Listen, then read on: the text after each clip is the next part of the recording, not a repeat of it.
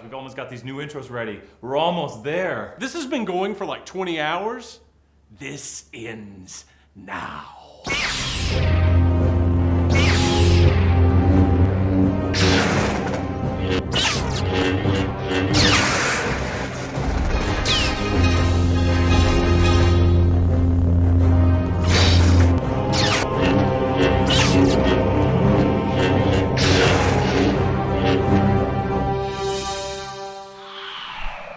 Hey, how's everyone doing? Are we doing well? I'm going to turn on my headphones there a little bit, but it looks like we got Campbell here, we got Nicole here, we got Carson here, we got Andrew here, we got Mary Beth here, we got Ashley here, Harmony here, Ditto here, Troopty, Gabrielle, Abby, Olivia, Haley. Good to see everyone here, and maybe enjoy dime good laughs while I work. That's awesome right there. Good to see you, Catherine Parker.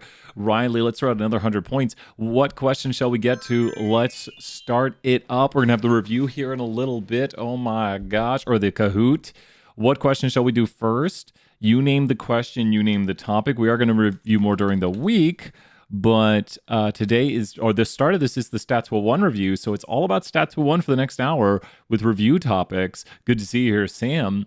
But throw those topics out. Let's start it up. Good to see we got like 70 people here. That is so awesome. I saw 70 people were watching, but we might lose people when we start 320, who knows. But you can hang out. You can win other Kahoots. We'll always have a winner from the 201, 324, 74, 475 Kahoots, like for those classes. So if you win a Kahoot, you can win another Kahoot. You could be like, you know what, I'm going to win that. Chapter 13, what do we need to know? Let's do some confidence rolls for some proportions. Let's jump into it. Okay, chapter 13 is the very start of the material. Do you remember how many points we have? Do we need to... Oh, yeah, I'll have that at the very end of the semester. Yes. I'll be able to look that up, but I'll have you put that in. Is there... No, I wish, Campbell. I wish there was. Chapter 13, confidence intervals for proportions. So once again, MuBot can tell you all where to go at any time to look over the material for the test. It's going to be the test on the last couple of chapters. How to interpret jump out. Yeah, we can do some jump output next. You got it. So a lot of good practice right here, especially if you're looking for practice questions. Who's been to this page? This is a really good page for us to go to first. Because if you're looking over like chi-squared output, you'll get to see how to read chi-squared output, interpret values. And I know some test questions look a lot like this, where it shows you output and it has something blanked out. So this is really great. Thank you, Killer, there, 100 points. Live on the page, yep. And it's got all the review questions. So if you're wondering chi-squared output or confidence rules for two means, go over the output here, explain the output, but we'll do some of those today. So let's hop back to our first question, which is confidence intervals for proportions. Thank you so much. Practice sounds helpful, and the review's going to be really helpful too. I know it's on the test, and there's some good questions on the Kahoot. So what do we need to do? We need to start by asking a question that is a what kind of variable? Yeah, we can do some chi-squared, you bet. What kind of variable are we going to ask about for confidence intervals for the proportions? Like, I'm going to ask this type of variable. These are very important things that are very basic when you're doing confidence intervals with proportion. Kelsey knows we're asking a categorical question, which is going to lead to proportions. So whenever we're dealing with proportions, we must have that this variable up here is categorical, and that's going to lead us right here down a pathway of doing the following equation of p hat plus or minus z star p hat square root p hat times q hat over n square root. There we go. P times Q over N square root. Great job, McKenna. Great to see you here. Let's throw another 100 points to class.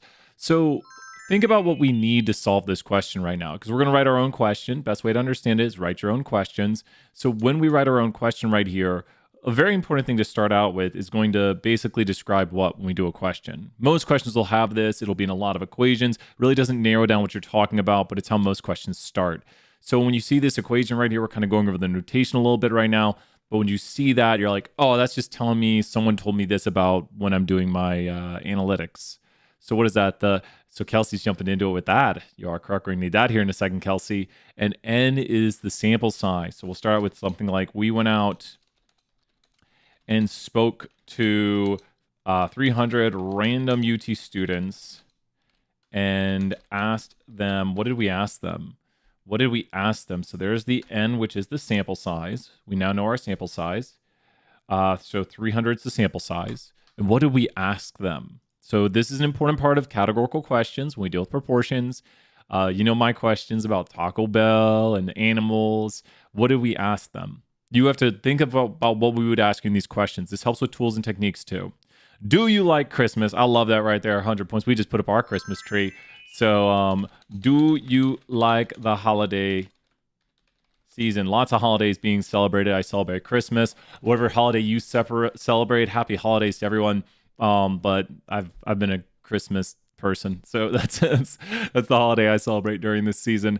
So do you celebrate the holiday season? So is there a holiday you celebrate? I just want to say, during this break, is there something you're going to celebrate? And we're like, oh yeah, I celebrate Kwanzaa, I celebrate Hanukkah. You never know. Different people, different holidays. So you find out something about your friends. So when we say out of the 300, we find out that 270 celebrate a holiday. We invite the remaining 30 back to our place to celebrate with us. Holiday spirit right there. You do get the equation sheet for the exam. Yep. Make sure it's on the review page. Check out the review page. Equation sheet's on there. You can write it down or print it out. So I'm mixing it up right here. What proportion of UT does not sell? What is your best estimate? What is your best estimate for the proportion of UT that doesn't celebrate a holiday? What is your best estimate? Use a 95% confidence roll with Z, and we would give it to you. Z equal to what? Kayla is the best. 100 points, Kayla. With Z equals to what? This is something we don't actually memorize. We'd give it to you, but it's the classic. Almost this, but it's not quite due to 68, 95 with a Z equal to what? This is how we write questions. We just think, okay, we ask a question like this. I'm on top chat. That's why I got rolled by close Kelsey, another 100 points. 1.96, 2.96 would be very close to a 99.7. 1.96 is what we use in statistics for a 95% confidence roll. Misspoke. We would give you these things on the test. And definitely look at the practice test to see how questions can be generated. Now, really what it comes down to when you're solving this is a lot of this is going to be plug and chug. The star on the Z represents you get to pick it. Please ask questions if you have it at any point. Like we'll slow down, we will speed up. It's all about you right here. And we're going to do the Kahoot coming up after this. We'll have more reviews during the week. I plan on doing some more to go over more topics. So this one's kind of individual stuff with 1 hour. You see it in today's schedule, pretty busy. But we are stuck right now because I don't have these values. What are these values going to be? Can anyone solve for these values right now? P hat stands for the sample proportion. Like from your sample, this proportion have the value of interest. 1.96 would be given to you on the exam, McKenna. Great question, McKenna. Another 100 points, McKenna. 1.96 would be given to you, and it's due to the 68-95 rule. We would use like David M. Lane applet. So we would give it to you on the exam though. And people are solving very quickly for P hat, but be careful. I tricked you. I was a little tricky. I was a little tricky right here. I was a little tricky. There, Jack Cuphead right there. Great question. Now people are switching it. Jack asked, what is a success? Success is arbitrary. Success just means we're interested in it. That's like, what is a success? Success just means it's the thing we're interested in. And so it kind of is leading you down the conditions, if we wanted to check them, of the success failure. And we actually see there's at least 10 successes. There was 30 successes, which is not celebrating a holiday, apparently. We could switch it, though. What is the E looking one? It might be my handwriting. Oh, wow. That's a Q. That's a Q right there. That's my bad handwriting. Sorry about that. That is a Q. That is Q hat. My bad handwriting right there. So that's P hat and Q hat. They're complements of each other. Just bad handwriting by Brian. So people are doing a great job at finding the successes over the sample. We have here that X over N equals P hat. X is the 30 successes. So that's the 30 successes. And N is the 300 trials. And as soon as you find out that P hat is equal to 0.1, then what are you instantaneously going to do? Who knows the P hat Q hat game that when you say, oh, P hat is 0.10, then you would say, well, then I instantaneously know. And someone's like, oh, whoa, that's all it is. Then Q hat is 0.9. So play the game with me. This is a good review for anyone who doesn't know it, and then it's just in your mind for forever. Great job, all the people saying Q hat is that and people remembering. So if you didn't know it, you ready? If P hat is 0.7, I'm going to write these down here on the bottom in orange. If P hat is 0.7, what's Q hat? If P hat is 0.7, this is just theoretical, just practice so that we know it when we get to the test like this. Like we're just like, boom, Andrew right there, gotten it, 100 points, Andrew, great job. We have that. If P hat is 0.6, what is Q hat? And this is when you get tested. You're just like, oh, Q hat's this. It's just 1 minus it. So we want to just be like instantaneous knowledge when we get to the test that we know Q hat is 1 minus. How about, I always trick people with this one. Ooh, I mean, it's not impossible, but usually there's an error. Now double check on your calculator because there's usually decimals on the test. Great job. Another 100 points. Getting it. Get those points today. 0.89. Got some accuracy right there. Tyler with the 0. So 0.89. Just make sure to do 1 minus. If you're wondering what people are doing, they're doing 1 minus. And this is what Q hat is equal to. That's a Q. So Q hat is 1 minus P hat right there. And that's what we're getting up here in this portion. There's P hat and there's Q hat. They're just complements of each other. Good review of previous topics. And so we're going to put in our Z of 1.96 given by the question. Please ask questions if you have them. Then next, we're going to put in the sample size of 300 and everything's kind of highlighted as you look at the question. So what do I usually solve when I solve this? I usually solve for this first. What is this called? Tell me 2 letters that this abbreviates to. Great to see you, Nate. What does this abbreviate to in notation? Like I usually like to call it 2 letters, like by notation. ME, Benjamin, 100 points for everyone. The margin of error. People checking out their points. The margin of error. So that's like you're like, I don't know, about off by this much. I think we overcomplicate these things. And this is the standard. That portion alone is the standard error. That's the standard error. This is the critical value that gives the level of confidence. All of this together makes up the margin of error. Everything, the critical value for the level of confidence times the standard error is the margin of error. So we don't have to look at anything with the t-applet. Correct. We would give you, or we could give you pictures of things to look at, but you won't be looking stuff up. You won't be looking through tables of stuff. Ashley, great question right there. That might be right, Kayla. Kayla, great work right there. We'll check out in a moment. Kayla, 100 points. So, whoops. I hit the class is over button, but I didn't do anything.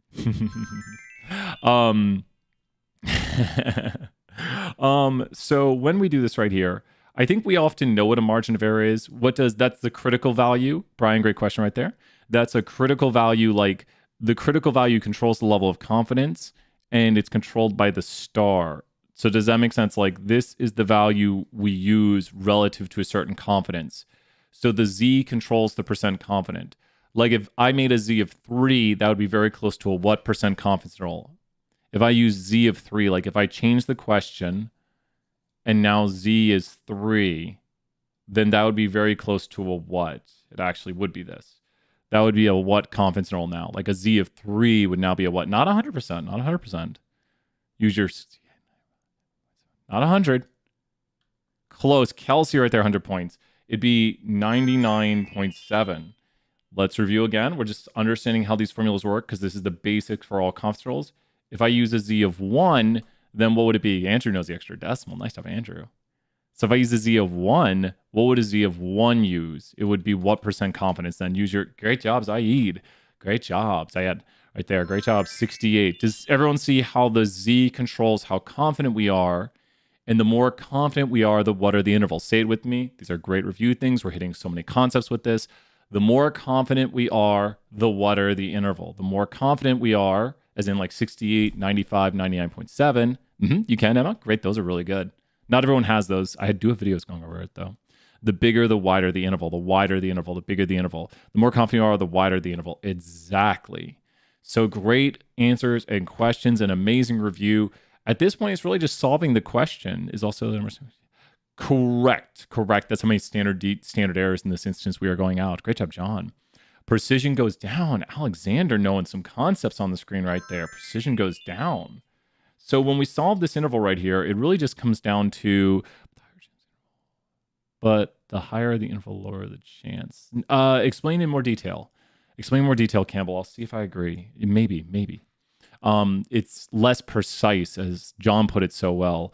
Or someone said, Alexander said it's less precise, which is very correct, which means a precise interval is very tight. A very confidence interval is less precise. So we're just solving the equation. I'll just speak on that. I'm just solving mathematics right now. This is the standard error. And we changed it to a 68%. Rock knows. It doesn't matter. We're just solving an interval right here to show what it is. Now, I do want to point out Kayla did the 1.96. We're going to check Kayla's answer. And I think, Kayla, this confirms you are correct because, and I'm changing this back. I know we've changed it a lot, but just understanding what that changes is very important. It changes the level of confidence. What have I just solved for right here? Just repeat it. Give me those two letters again. And this, I think, from what I can see, confirms Kayla got the right answer. We have just solved the what of this interval. And you should be able to find the upper pretty easily because you're just, you're changing this right here, if you know what I'm saying. So I'd like for everyone to type on the screen for me the upper portion of this interval. Great job. Margin of error. So type for me the upper value on the interval. Like add that to that. Like just look at the screen and type it as you would. I can add it, but try doing it right there. Kayla sees it. And does everyone see you're just going and just saying 0.10 plus this, which is just going to add up. We lost it. It was 0.0339 and 0.10 plus this. And that, what is going on? 0.10 plus 0.339. There we go. And then the lower part of the interval is 0.10 minus 0.0339. And the 0.339 is found by solving this equation right here. Solve it slowly, solve it carefully. Don't have a haunted computer like me. But this is the upper and lower. So great job, everyone right there. The upper port or the lower portion of the interval is 0.066. And then the upper of the interval is 134. We did a little bit of rounding right there. Tess will tell you how much to round to. So with this, we can tell I am 95% confident the true proportion of students who don't celebrate any holiday during the season is contained in the interval 6.6% to 13.4%. So yeah, something, parentheses, exponents, all the good stuff right there, Taylor. So are there questions on this? We're going to switch topics here. We can probably do about 2 or 3 more topics, definitely. But this was over confidence intervals and had a lot of the basics of what confidence intervals have as components. Because I want to point out, if you are doing a confidence interval for the mean, you would get the same sort of formula, but with different components. You would have the t, and guess what? Your confidence interval for the mean right here is going to have the same margin of error area and have a confidence or a critical value and a standard error right here, standard error term. Yeah, you want to do some chi-squareds? Let's hop topics and do some chi-squareds. I've been trying to keep up with all the chapters in every video, but we'll have a bunch of chapters on this one. There is exam on the multiple choice. How do you know when to add and subtract? Melanie, great question. For confidence intervals, you will add and subtract, solve the margin of error, and then add and subtract. Like so, solve the whole component over there on the right side, and then wait till the end. So that whole component on the right side was like 0.334, I think, and then add and subtract that to 10. So you want to solve the margin of error and then solve. People are saying chi-squared next. You got it. Let's hop to the main screen, throw all those questions on the screen. Let's do some chi-squared. So with the chi-squared, a little chill music while we get some chi-squared going on right here. Our new music. Load up some jump. We got jump 16 now. What are we doing? So much great stuff. So we're going to come up with our own question. I need you to give me 2 questions. I need you to ask me 2 questions that would be chi-squaredable. So let's hop to the main screen and do some chi-squared. I need 2 questions that we could ask students that we could then do a chi-squared analysis. Let's do this. John asked the big question, how do we know when to use it? Well, we need to collect question 1. What are we going to ask students? And this is, when do we use the chi-squared? So we need to ask the students 2 questions. Do I have the background music on? You might not be hearing that. What 2 questions are we going to ask? What 2 questions? So age can do it. I don't love it. We can do you live on campus and are you employed? Now, age is possible if you use what? Kelsey points it out. You could do it with age, but you would have to do it this way. And I don't like making age into this. So Emma, 100 points right there and everyone helping out. But I don't like doing it. Do you think UT should add more parking and do you live on campus? Let's do that one. Hot topic of the day, Savannah. The answer is yes. So I'm going to do Savannah's choice right there. And you'd have to do age group. You can't do age by itself, like as we would collect age, because age is what? This points to part of the thing with chi-squareds. You could do that, Kayla points out, because age by itself is what? Like, why would age not work for the chi-squared test of independence? Because age is not this. And John points it out, another 100 points. Kayla and John right there. Age is chi-squared is two categorical variables, and age is quantitative. So when you do the chi-squared test of independence, you have a condition, name that condition in the chat, that says we need two categorical variables. What is the name of the condition that says we need two categorical variables when doing the chi-squared? Take these notes, be like, chi-squared test of independence has a condition called count data. Count data. Kelsey right there gets it. Great job. And Sherry, count data condition, which means we have two categorical variables. And here's what it looks like to think of the count data condition. We have on or off campus. And then we have add parking. So we're going to have on-campus students, off-campus students, and should we add parking? So think about this. We say UT has a new idea to add parking. Let's call it the count. So what is the count? If I put right here 125 like that, what does that mean? That this is a count of individuals. Good to see you here, Aubrey. If I say that that's a count of individuals, what does that mean? That we count those individuals in that group? Just think about what it means to count individuals. Like, you're like, okay, we got that group of you say you're on campus and we should add parking. Yes. How many? And yes, exactly right there. Emma says, how many people think we should add parking who are on campus? Does that make sense? Kind of the sample size. It's how many are in the group. So it wouldn't be the sample size, but it would be how many are in each group. 125 people are on campus and want more parking. Exactly. And that's what count data is. It's like there are this many counted in this group. So I'm trying to think. So yeah, I think it would, it's so hard to say which way it would go. I don't know. We'll see which way this goes. Then we got off campus, and let's go here. I don't know which way this is going to go. I kind of made it interesting. So we'll see. We'll see which way this goes. So you can see here the counts for each group. It looks like we surveyed like close to 400-ish. Yeah, something about 400 was sample size. So this would, lead to a chi-squared. Why does this create chi-squared again? Why does this create chi-squared again? Just explain to me, why are we doing chi-squared, which is so important. John was asked, like, when do we use the chi-squared? So we would do what right here? When do we use the chi-squared? What's going on? Two categorical variables. That's count data, which means two categorical variables. Since we have two categorical variables, and we're going to assume that they're independent of each other, so we don't really have like an independence rule. That is just the null hypothesis. So take a moment right here, and as I run the result, because you won't have to run it, but we want to see if students living on or off campus explains if we should add more parking, and here's the result. Let's take a look. Now, I made it too close. Sure, we'll just go with it then. Don't look at the p-value. I already know what it's going to be. You might be able to figure it out too. So I made it too close. What is the null hypothesis for this test? And there's a really easy way to remember the null hypothesis. Great job with the answers right there. The easy way to remember the null hypothesis for the chi-squared test of independence is when you have on or off campus and add parking, you would say on or off campus, like people being on or off campus, is what on their views on adding parking. Just put a word between here. Go between these two and just think about the chi-squared test of independence. And you're saying it perfectly, that always say the parking is independent on if they live on or off campus. Like people's views on adding parking is independent.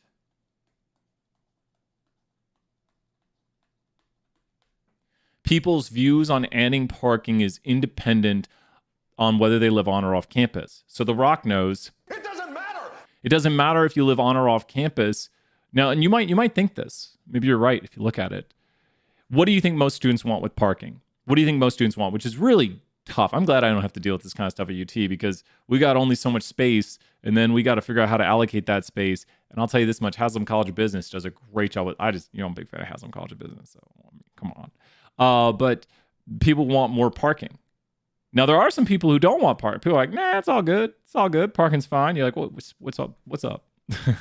Let me see right here. More. I'm gonna go on a limb. I'm gonna make Benjamin a mod. Sorry, Ben. Mubot got you there.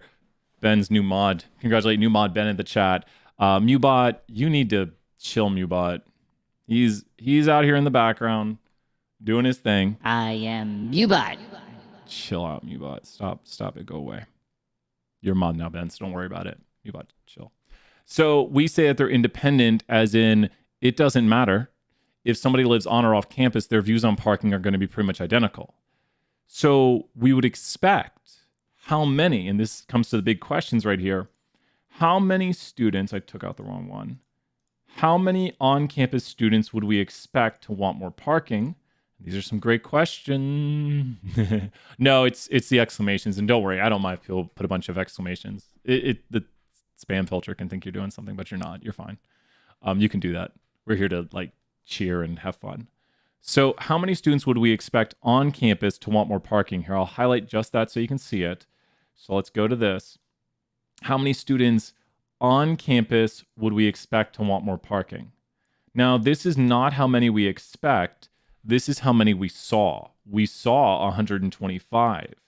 But how many of those students would we expect? So take a moment right here and find out how many on-campus students would we expect to want more parking? Let me type that in the chat so people can see it. Maybe. I doubt. Oh, is it that it? How many on-campus students would we expect to want more parking? I think I see some right answers in the chat. I see one right answer for certain.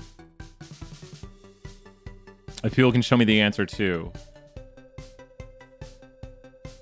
So the answer here, I'm going to start showing it. Be writing this down. Try to solve it with me if you haven't.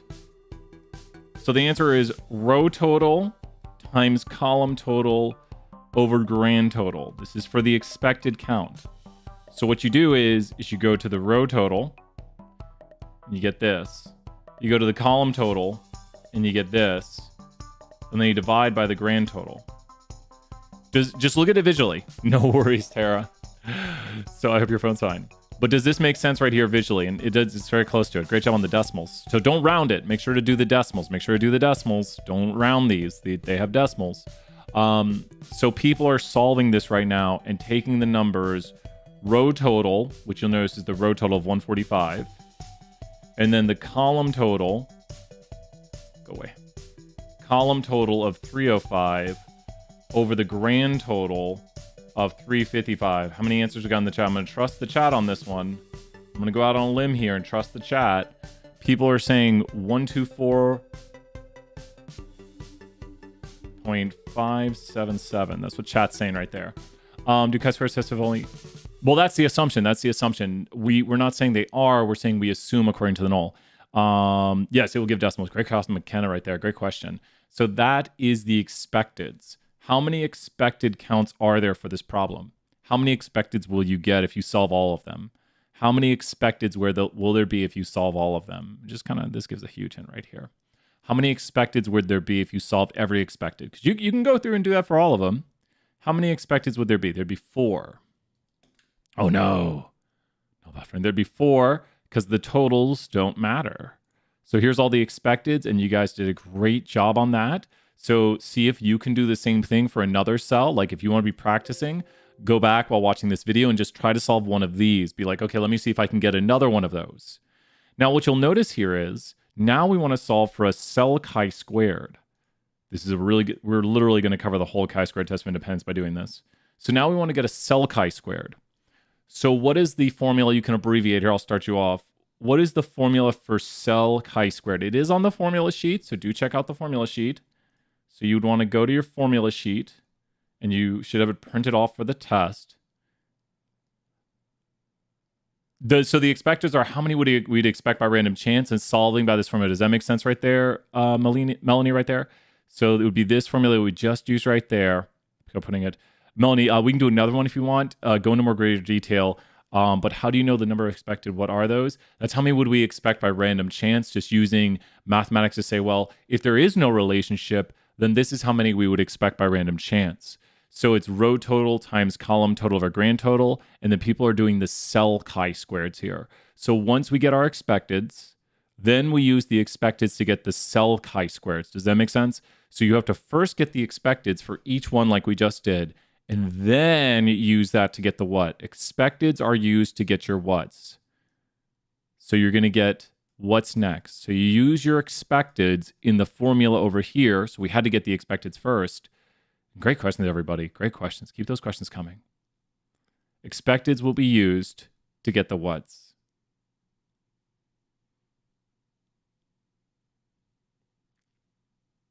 Someone's like, I think I know, but they don't want to say it.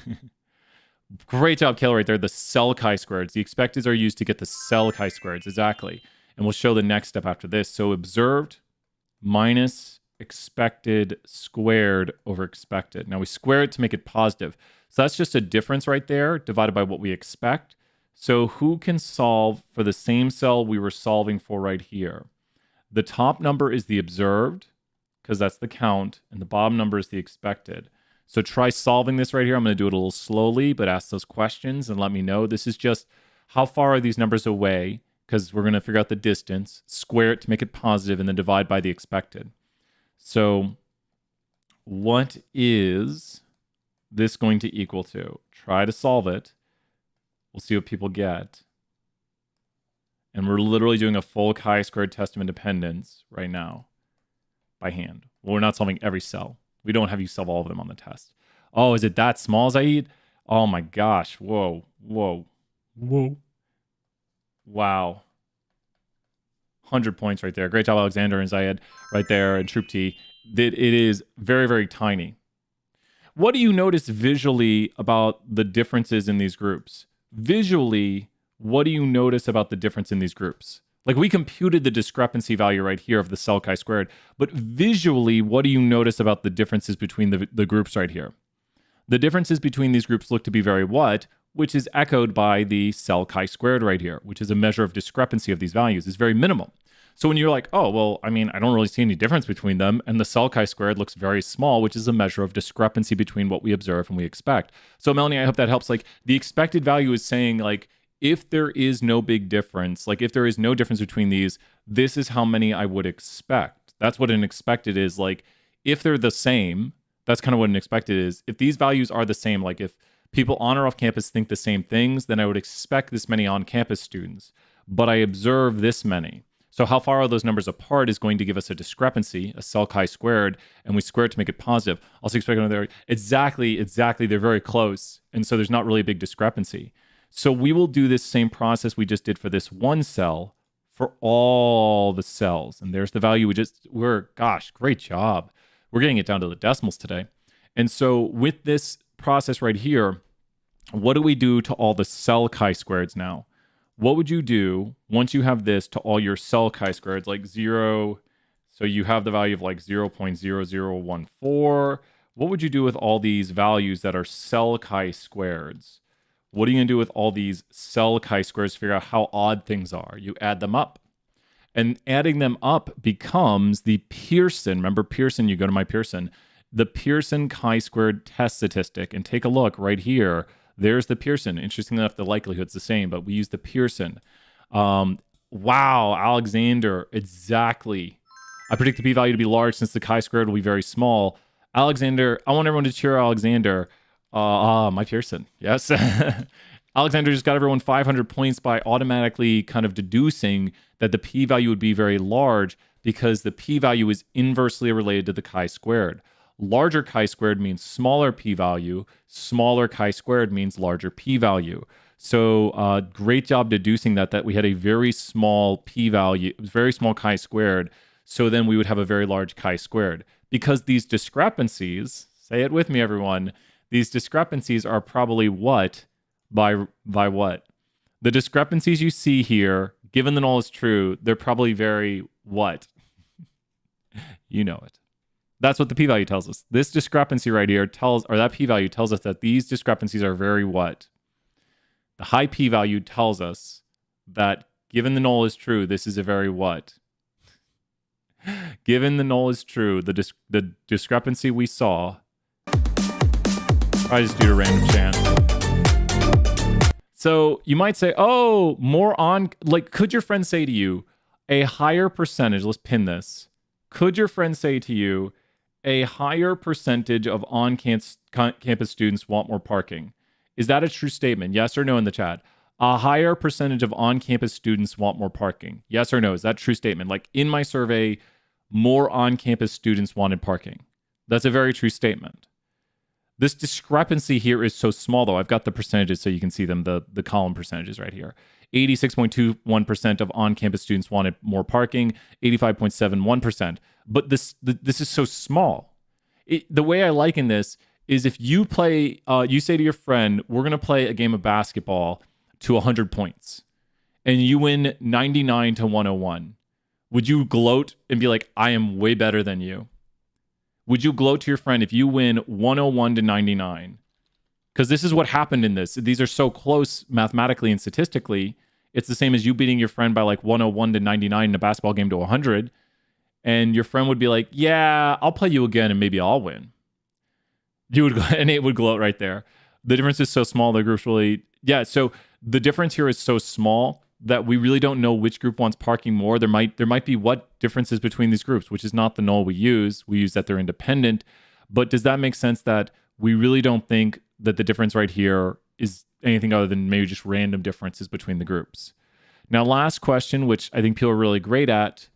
Please say with me, Brian, you've asked a what by what question. This is another question we should know instantaneously for these, and we've almost covered everything with chi-squared with this.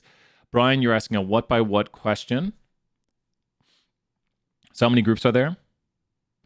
You will be right, correct. Well, it's a categorical question, but a 2 by 2. Does that make sense? This is a 2 by 2 question because we have 2 answers to on or off campus, and we have 2 answers to do you want more parking? So what formula can we use right now, which is just easier to do than to look at the formula?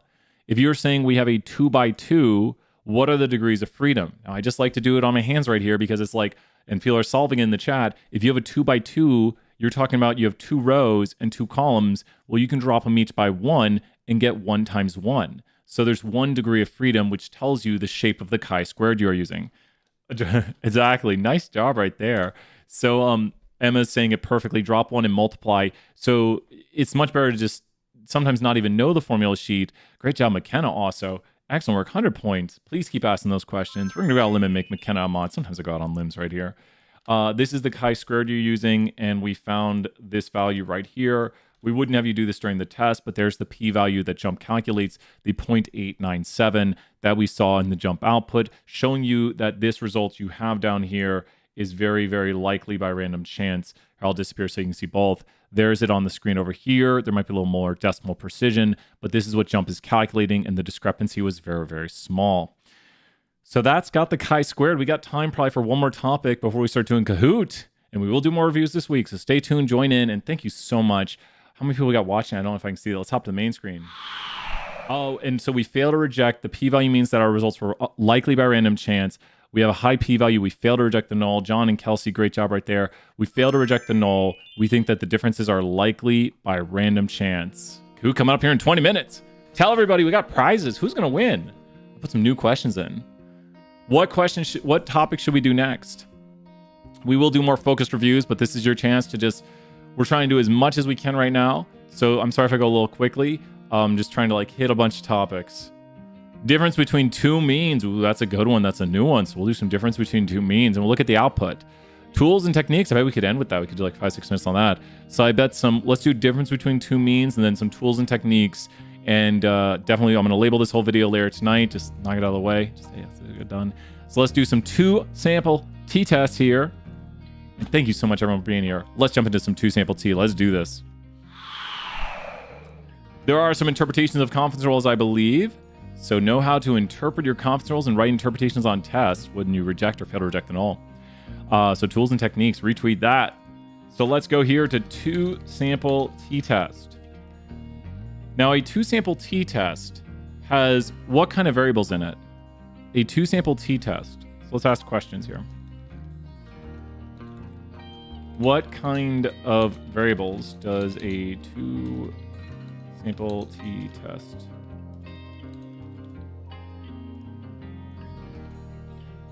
Not quite. Logan gets it right there. 100 points to Logan. No worries if you got it wrong. We're here to get wrong answers before the test, to get right answers on the test. I want to throw out 500 points to whoever got that question wrong. If you got that question wrong, I want you to thank someone who got that question wrong. I know that sounds crazy, but a two-sample t-test does not use two quantitative variables. I like asking that question because if we had two quantitative variables, what would we be doing?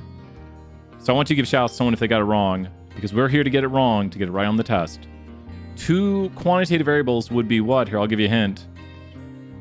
This is not the right answer, but a two quantitative variables would look something like this.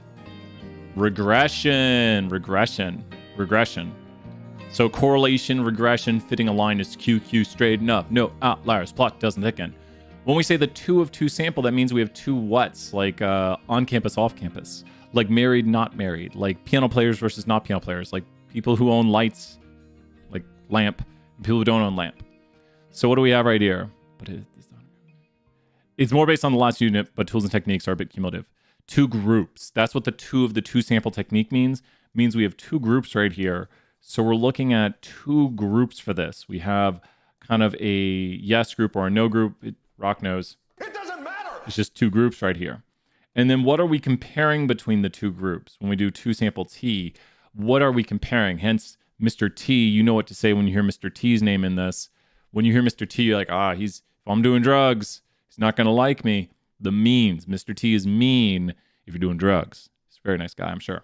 But so we have the two sample T test. And when you hear T, think we're dealing with quantitative variables, means. Mr. T, mean.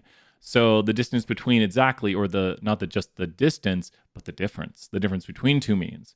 So we're actually concerned about this quantity right here. Now I know that's medians. We'll put little stars. Sometimes people put the stars little symmetric distributions, but the means between the groups, the difference between the means, exactly. So what conditions do we have for this? Let's do that. So what conditions do we have for this? Let's start from the beginning, a very good place to start. And I'm going to get something I want right here. Why don't you tell me condition 1 right there? Get some condition 1 up and going while I go and grab a graphic we're going to use right here, probably later in the review today too. So people should know. Don't want to let this play too long. I want to get yeah, I got to watch out. I'm going to be doing a full stream today. I don't want to get copyright claimed on the full stream. Oh, no copyright claim. No. Okay. Please take a screenshot of this if you don't have it. So here we are. Wrote this out a while ago. I think it's one of the best ways to view it. And here are all the conditions. So people should start off with random. Did we randomly sample? Now, why do I have these first two conditions here in black? Why do I have these first two conditions in black? And people are doing a great job reviewing. Seeing a lot of right answers in the chat right now. Why are these first two conditions black when you're like, random, we randomly sampled? In 10%, less than 10%, use them every time. Random also means like independent.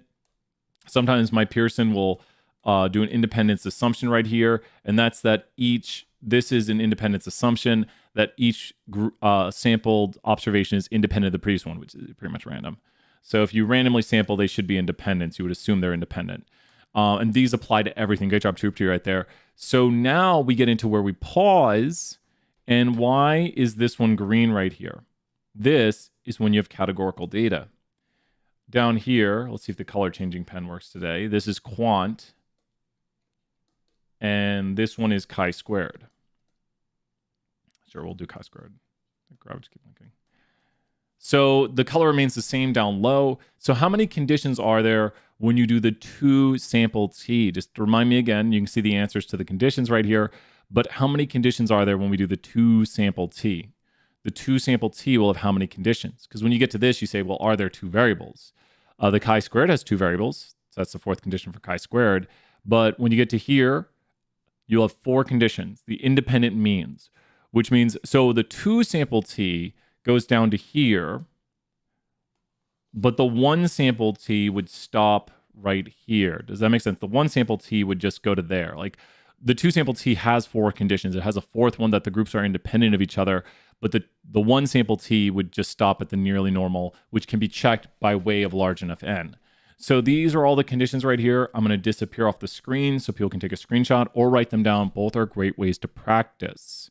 So have these written down. Know that the success failure means we need at least 10 success failures for categorical data for proportions. Nearly normal means we need to What chapter has this topic 2 sample t? Chapter 17. Chapter 17. Nearly normal means the shape of the data needs to be nearly normal. Can be checked multiple ways. Cannot be checked with a bar chart or pie chart. Do pause. And then the independent means both groups are independent of each other. Expected cell count is we have at least 5 expected cell counts. And count data means both are categorical. Write these down right here and know just where to pause and to figure out what you're doing. Good stuff. Okay, let's take a look at some jump output on this. So probably the best way is to know the jump output with the time we have. I'm going to take like a 4-minute break between this and the Kahoot. So let's see right here. We've got, what question should we ask people? We need 2 questions. Help me out right here, people. You got this. 2 questions. What 2 questions? Because this is to see, this is like tools and techniques now. When would we use the 2 sample t? I need to ask people 2 questions, and this will come up with 2 sample t data. So what could I collect data on right now to do a 2 sample t test? This is the great stuff. This is the application of what you're learning. Been to jail. We could ask that. That'd be one thing to collect on. I mean, be an interesting conversation on that. Like, hey, have you been to jail? And they're like, why do you want to know? I'm like, we could do cats versus dogs. So Kennedy, we could analyze favorite pets. Why don't we do cats versus dog people and compare their GPAs? So cat versus dog. So we'd ask somebody, are you a cat person or a dog person? Sorry, bunny people. I'm a bunny person. But we're going to ask people, are you a cat person or a dog person? And wonder how random this is. God, how'd that get in there? I did it again. Oh, why do they got to be reverse of each other? Like tack as an oven. Oh my God. Oh, there we got our sample. I don't like the vat of acid episode on Rick and Morty. The bunnies. They're being so cute. How many turkey sandwiches have you eaten since Thanksgiving? I've only had like 2. I've got ham. Love ham. Let's go for GPA right here. GPA of cat versus dog students.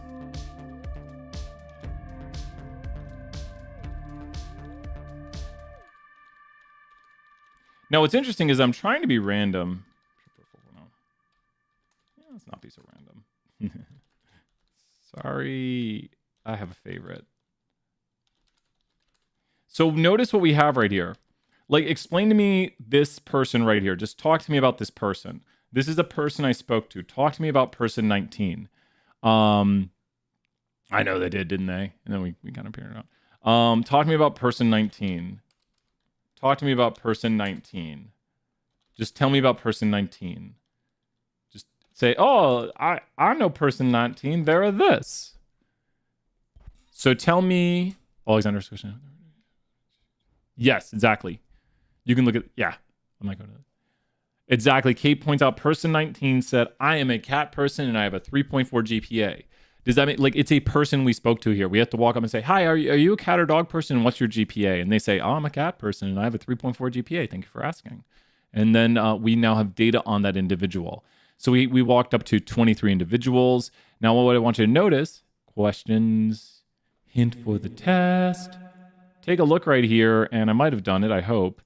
Are both groups the same size? There were 11, good, it can't be, 11 dog people and 12 cat people. Not the same size. You don't have to have the same size group. And it looks like there might be a difference. So let's take a look right here and run the 2 sample t-test. Ooh, there is. Sure, we'll go with this one right here. And actually, it's rather interesting with what we can do with this. So what does this value mean right here? Very important value to know how to interpret. Let me highlight it. I'm going to grab the output and highlight it. What does this value mean right here? What does this value mean? Correct. They don't have to be the same size, right? So you're right. It means... not that there are more dog people. You're on the right track. The difference, exactly. And Kate says it, but what do you mean by that? Yeah, Savannah. Great job, Savannah. So in our sample, and why the difference is positive, we observed dog people having a higher GPA of this amount. Our sample means showed a difference of GPAs between dog and cat people of about 0.44, with dog people having the higher GPA. The difference between dogs and cats and our people in our sample was a GPA difference of 0.44. And that's from our sample specifically.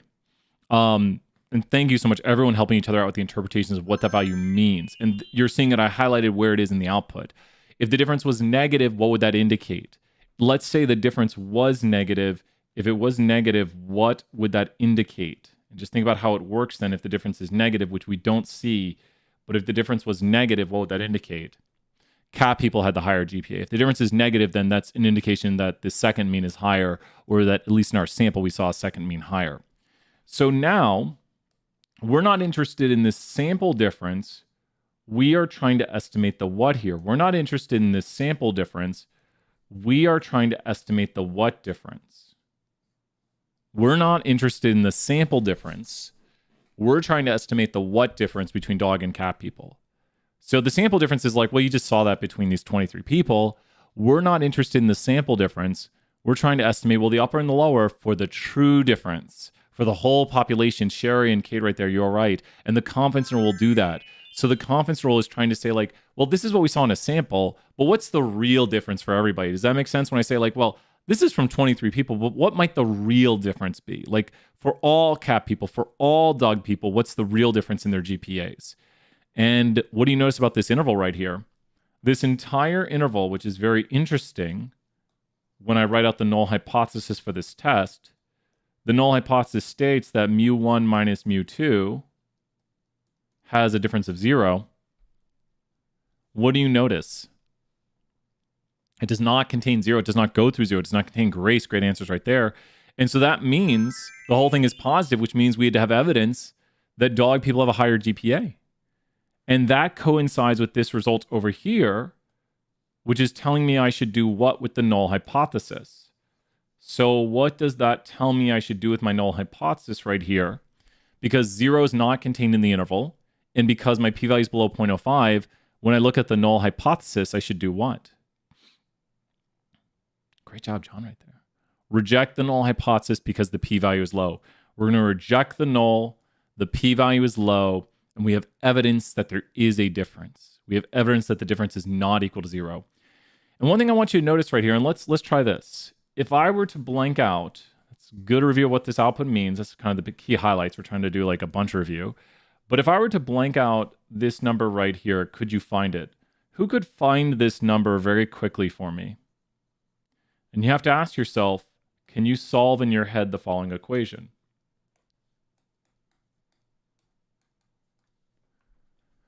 How can you get that number right there pretty quickly? Not quite the upper minus the lower. That'd be this, that's the length of the interval. Upper minus would be length.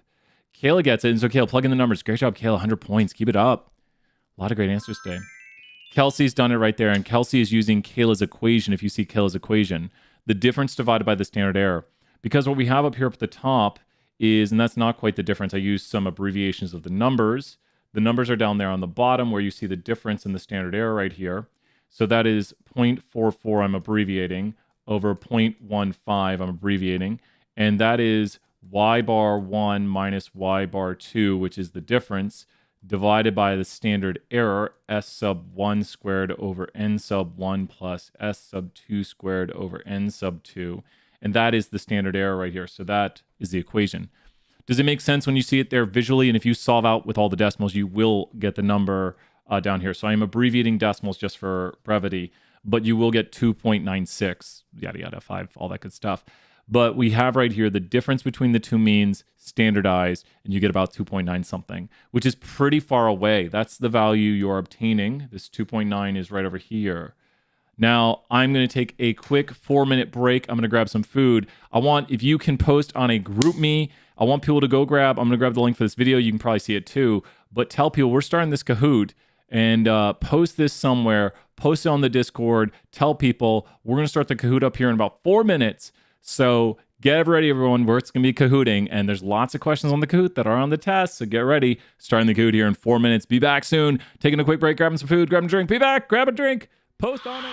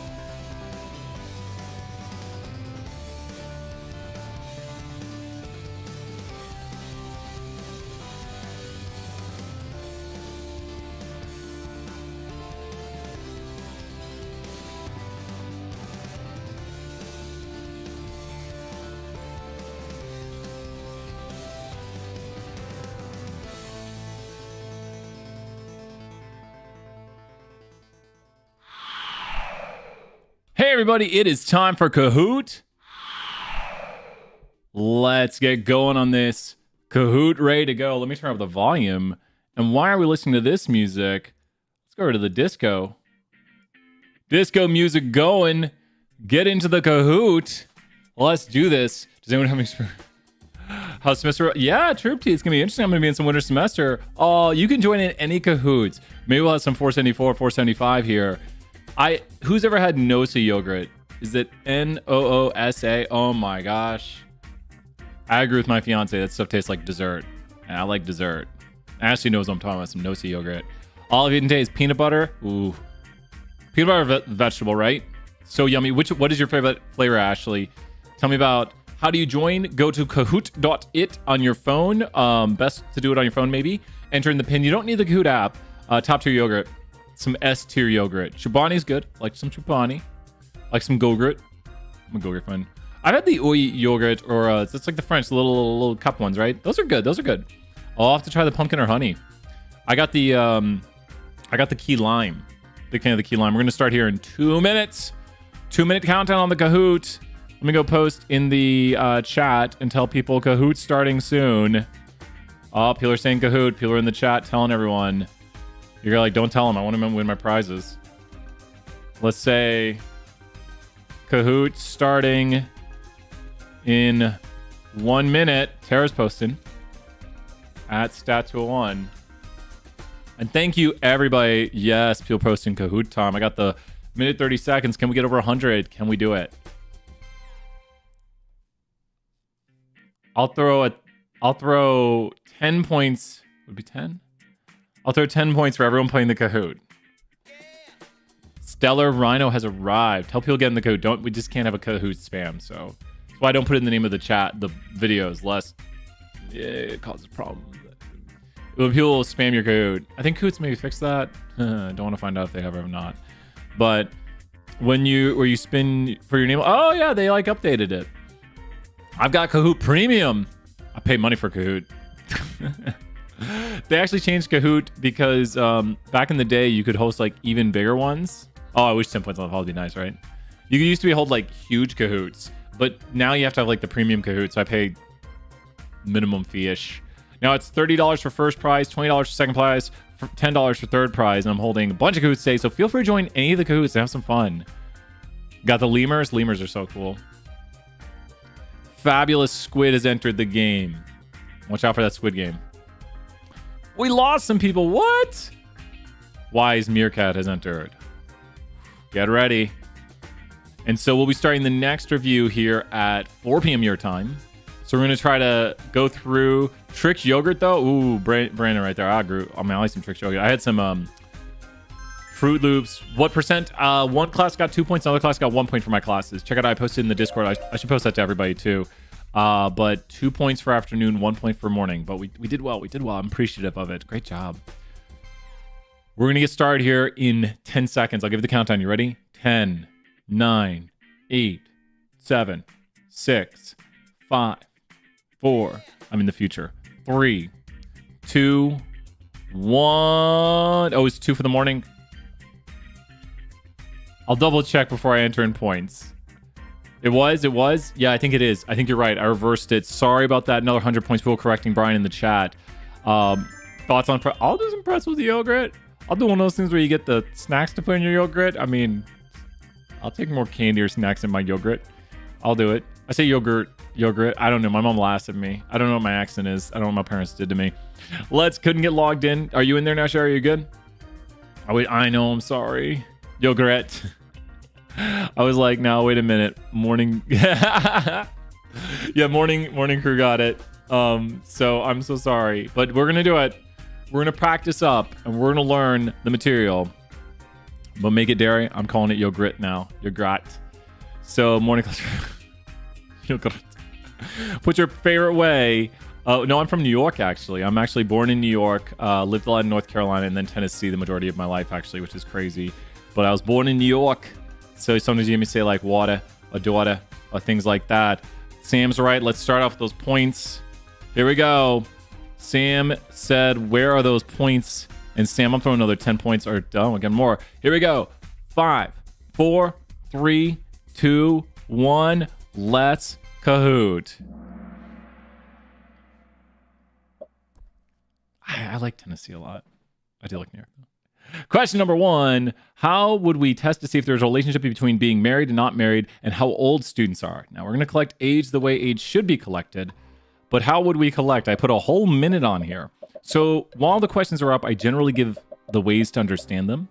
This is like a tools and techniques question right here. So we have married versus non-married. Can people put in the chat right now, married or not married is a what type of question? Like, what kind of data am I collecting right here? What is the variable type? It all goes back to variable type. Married versus not married is categorical. Now, how old a student is, I know there's age groups, but I don't do that age group stuff. 100 points, fire chat. So, cat, yeah. Age is a what? Quantitative. So what do you think we'll compare between the two groups? We'll have the married people, and we'll have the non-married people, and we'll compare the what's between the two groups. The means. So there's two groups, and Mr. T is mean. How many people got it? So that's the answer right there. It's a 2-sample t-test. An amazing job. Wow. I'm just going to keep throwing 100 points. If we can get over 50, I'm going to give you 100 points for every. So if you're, this is posted later. Good to see you here. Jackster right there. It will be posted. It's going to be live afterwards. Great to see you here. Thank you so much for swinging by. But I will give 100 points as long as we get 50% higher on every question. So don't worry, play along. You know, I throw lots of points. So hang out, get it done. Who's in the lead though? Who's in the lead? Cute B? Oh, such a cool little boy.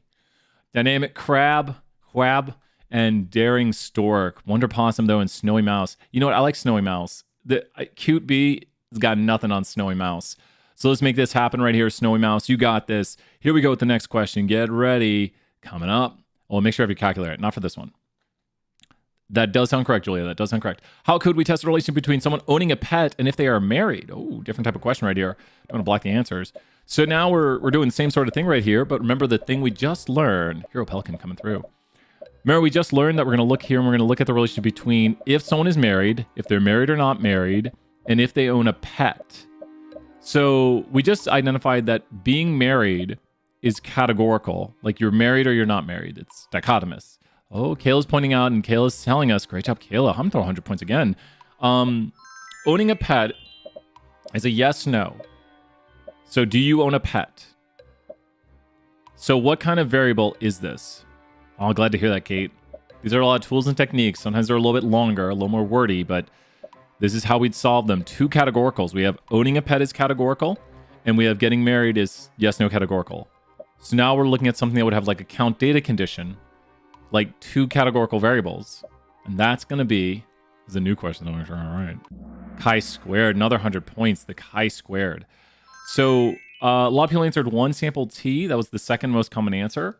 1 sample T is when we just have what? Can anyone explain, like if I did something like, let's look at how old people are, that'd be a 1 sample T. Or if I said, let's look at how tall people are, that'd be a 1 sample T.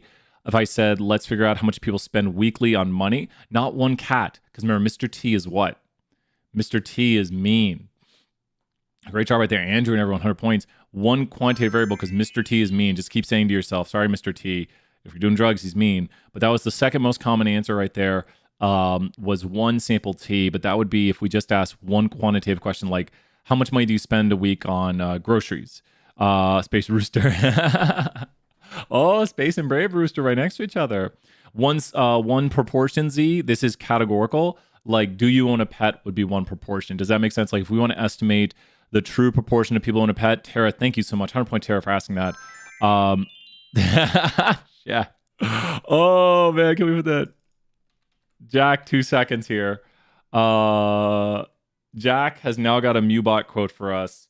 You may not know it, but we have Mewbot quotes. Jack has Mewbot quote 118. So check out quote 118 from Jack right there. Mewbot quote. That is a quote now. Jack has Mewbot quote 118. Jack, 100 points right there. So the opposite of a 1... Well, they're not really opposites. They're just different. Just make sure you understand the chi-squared is 2 categorical. The 2 sample T is a categorical quantitative like we just did. And then the 1 proportion Z is 1 categorical. And the 1 sample T is 1 quantitative. So once again, 2 categorical variables, categorical quantitative.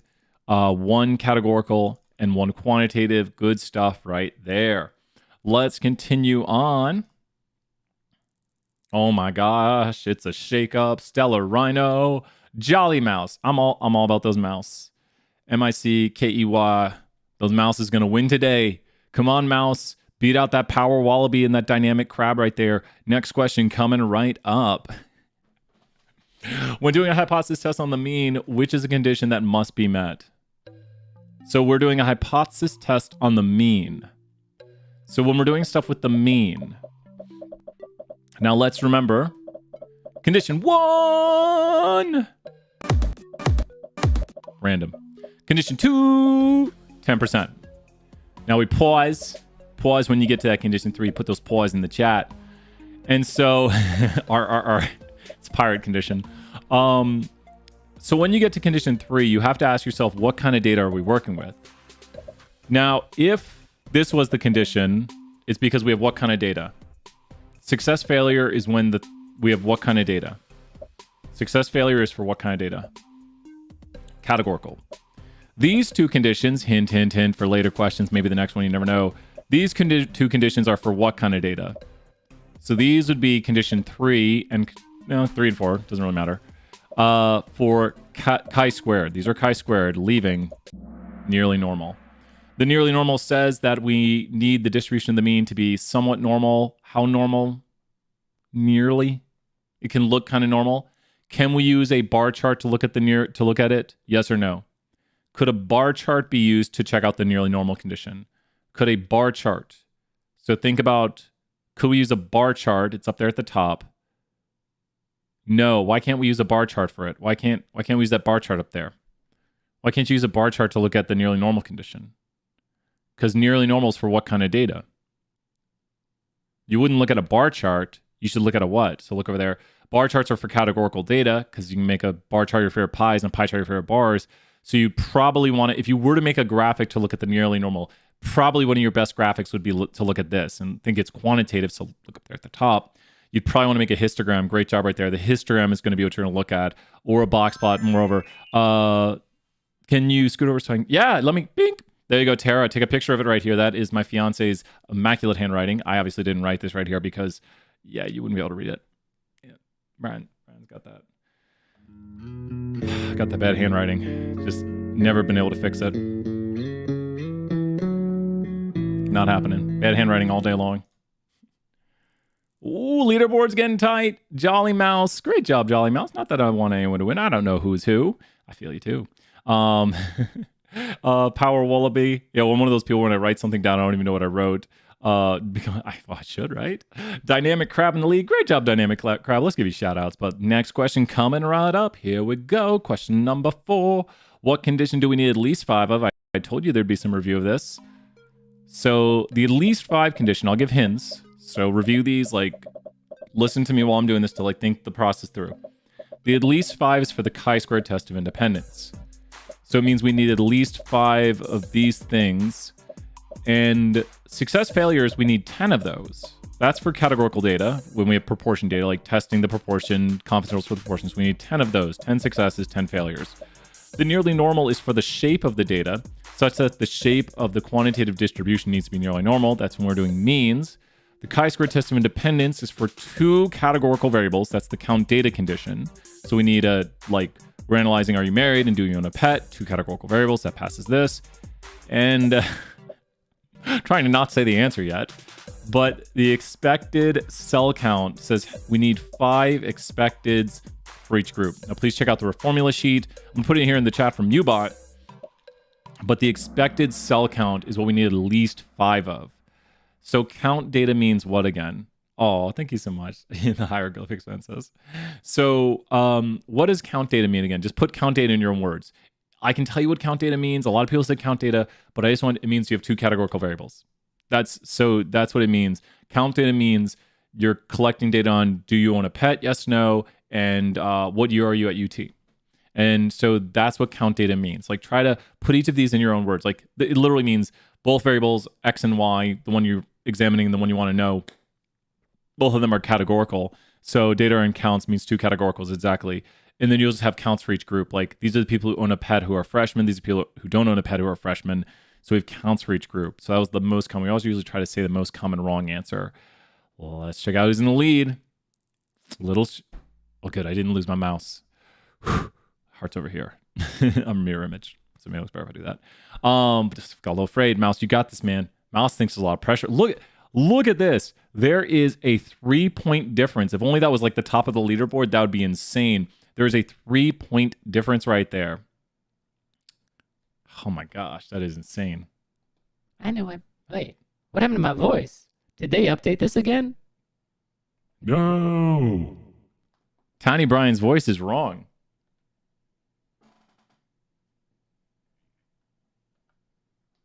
Hey. No, wait. Okay, I don't know. We'll have to fix this in post. Tiny Brian might not be announcing the end of the stream. Who knows? Don't let your things update. Oh, next question. Which of the following must be met for the chi-square test of independence? You got this. You know this. We should know this pretty good now. I like to put some review in here. But which of the following must be met? Tiny Brian's going to come back and help out with this. Tiny Brian. No.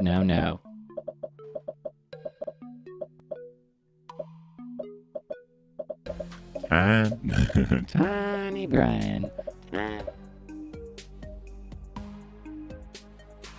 What did they do to this? Oh, God. What did they do to my voice? I'm going to have to fix that. Hit the wrong one. No! So the chi-square test of independence has how many conditions? Repeat with me. The chi-square test of independence has how many conditions? How many does the chi-squared have? He'll come back. I'll fix him. It sounded like 4. Random. 10%. Then we need to have at least 5 expected cell counts. And we need to have count data. Woo! Woo! Someone help Tiny Brian. He's not doing too well. He took up smoking. Tiny Brian, you should never smoke, man. Don't smoke. It's bad for your health, man. I have no idea what happened with that. Oh. 2 seconds. Test one. No, I'm going to worry about that later. I have no idea what it did to my voices. Well, let's find out who's in the lead right here. Expected cell count. What? I blinked. Expected cell count is for chi-squared test of independence. Do we still have the graphic up? Expected cell count is for chi-squared test of independence. So expected cell count means we need at least 5 expected cell counts. Emma, does that answer your question? Parrot's okay. He's still around. He's over here on Tiny Brian. He's there. So expected cell count means we need at least 5 expected cell count, and the count data means we have to have 2 categorical variables. Definitely, hopefully ask those questions. Let me know. Because we're going to have some fun and review.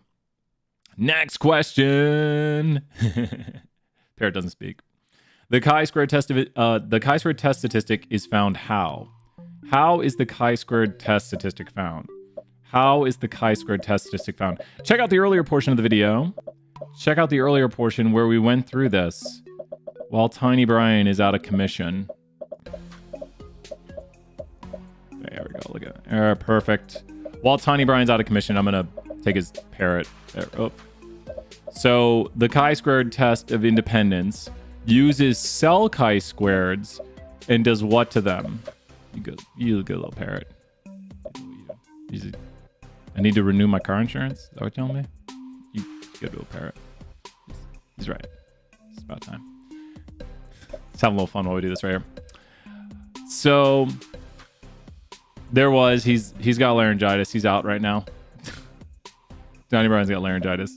I am blocking wrong answers. Sorry if you want to read these answers. They are wrong answers. The answer is we sum the cell chi-squares. Now, please check out earlier. Yeah, that's what you want to talk to me about, Sherry. So who remembers just a little while ago, check out the earlier part of the video, and I highly suggest this. We went through it here in Jump, and we did a full chi-squared. Did anyone from earlier in the video get a good bit of help doing this where we went through the contingency table and we added up all the chi-squareds? So make sure to do this right here. and add up right there. My fiance is more into TikTok than I am. I totally blew that joke. She's like, yeah, come on, man. So great job. As Brian tries to be cool. Okay, so we sum up the cell chi-squareds, and that gives the chi-squared test statistic. Also, does anyone see a hint on their formula sheet? This isn't going to mess anything up, is it? Does anyone see a hint on the formula sheet? Go over to the formula sheet, and what do you see right here?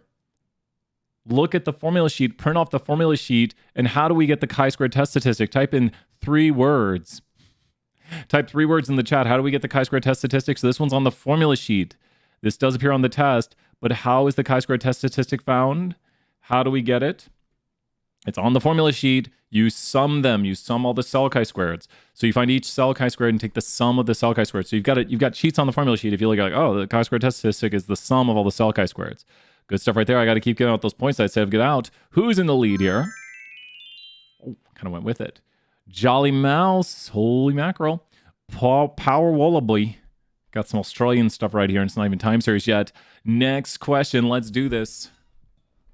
What is your decision regarding the null? Now, there are answers here that we never say. You could narrow this down to 2 choices pretty quickly. Now, the Pearson has your p-value. That's a good way to remember. This is the sum of all the cell chi-squareds. That value right there is if you added up each cell chi-squared, you get 0.338. And the Pearson test has your p-value. Now, what is the bad word we never say in this class? You just don't be saying that word in the chat. It's the bad word. Bad. So what's the word we don't say? What's that word we don't say? Yeah, there. Kate knows. Kate knows to asterisk that out. Oh, no, Sherry. Oh, God, that word hurts. Ring chart. Ring chart's bad also. Don't say except. Oh, I said it. Shouldn't have said it. That A word. When I said, what's a bad word we don't say? A student likes to tell. I was like, no, don't do that. Don't do that. Oof. Yeah, so much cussing in the tower now saying that that A word. That except word. No, don't say that. We only reject or fail to reject the null. When do we reject the null? Or that's all not meaning. When do we reject the null? Tell me. Reject the null when the p-value is what? Reject when the p-value is this, reject the null. When the p-value is low, reject the null. When the p-value is high, just let it fly. Just let it be. Is that the song? I don't know. Not let it be. When the p-value is high, just let it fly. What do you mean by let it fly? Just let it be. Just don't do anything to it. When the p-value is low, reject the null. Tanya right there, great stuff right there, saying lower than alpha, which is what we mean by low. I'm sorry for mispronouncing names. Tanya, great job right there. Excellent answers. Great job. Let's see who's in the lead right here.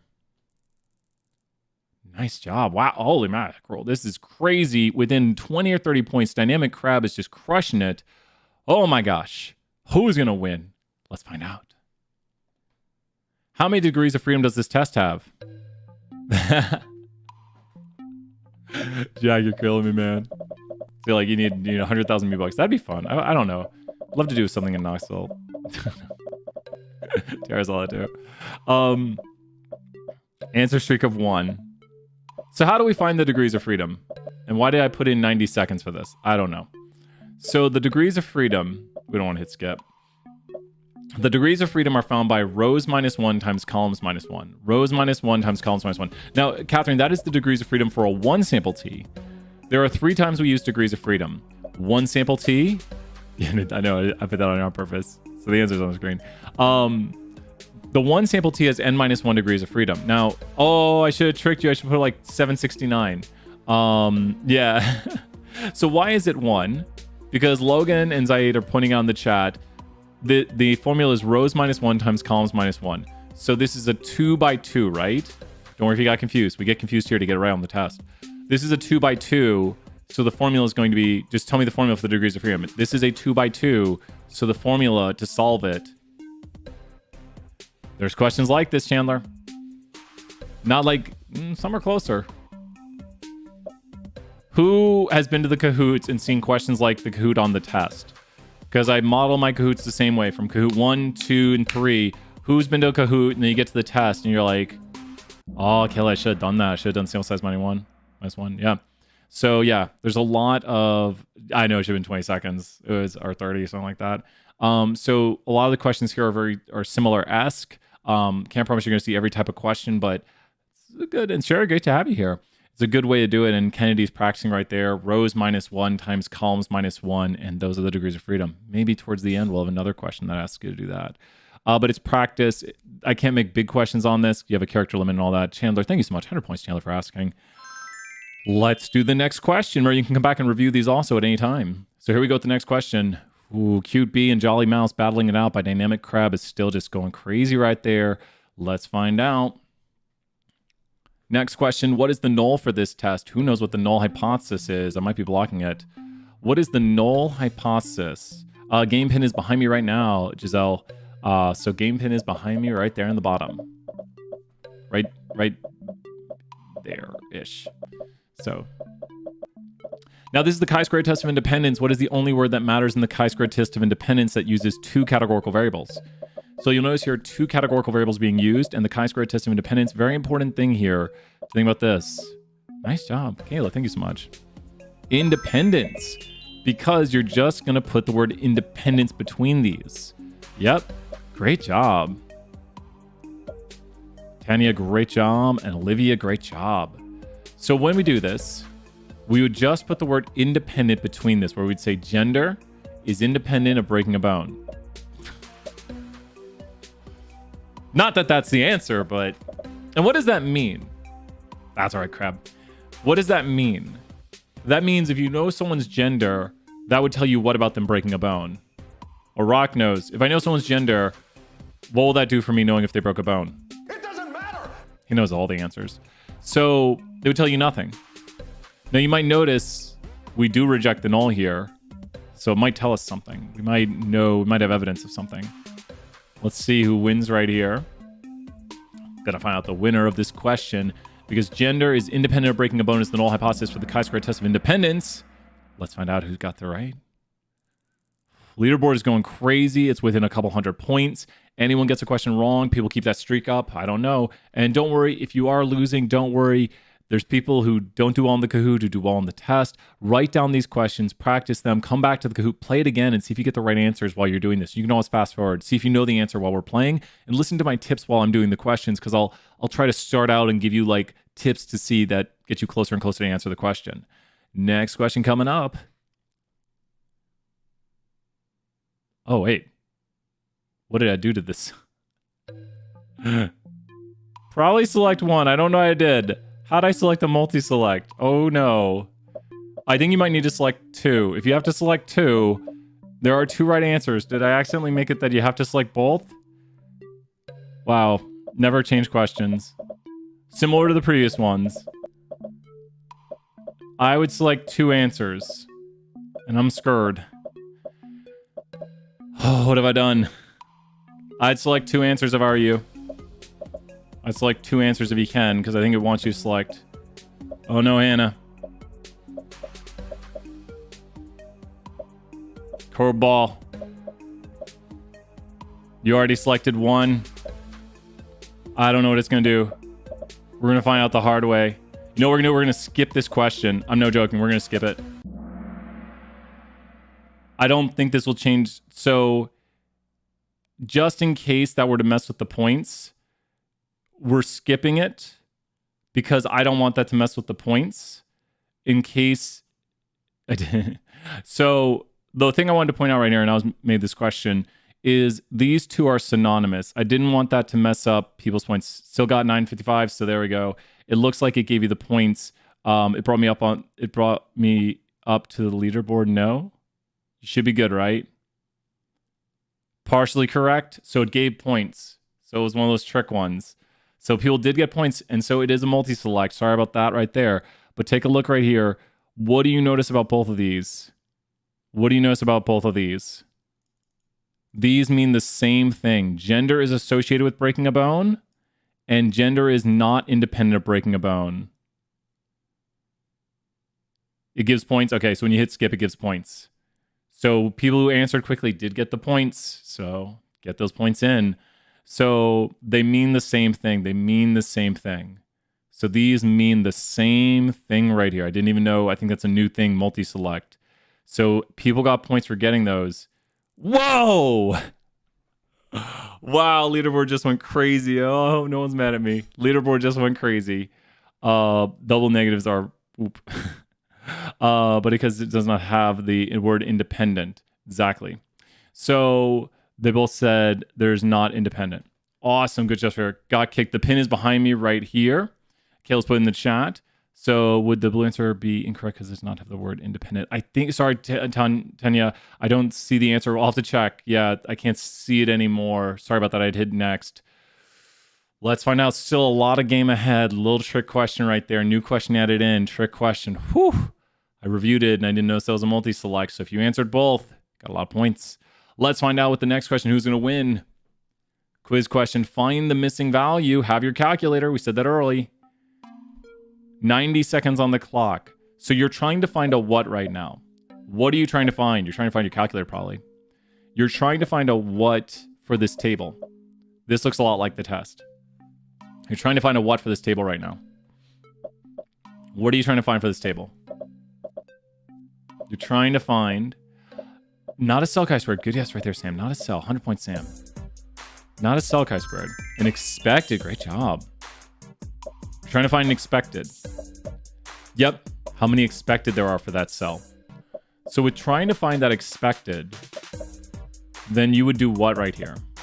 Let me be right back. 2 seconds, right back.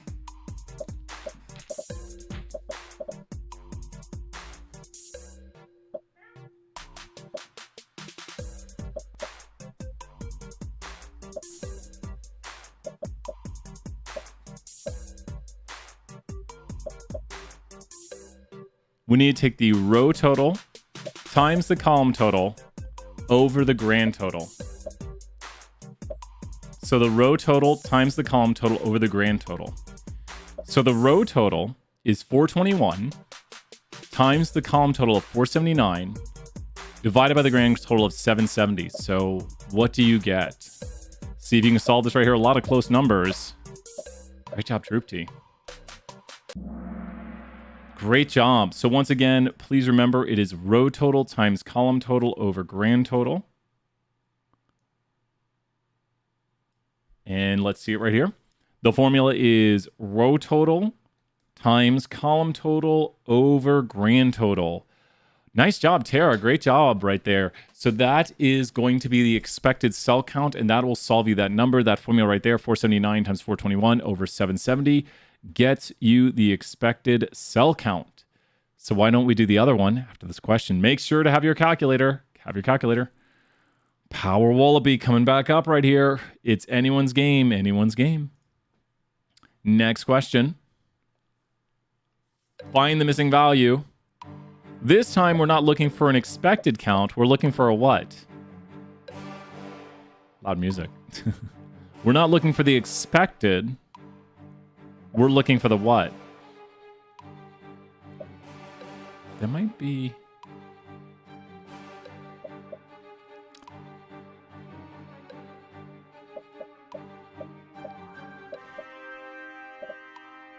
Doing the other formula. Chi-squared, the cell chi-squared. Aubrey, check the mathematics on that one real quick. So now the formula is... I know the music's intense, right?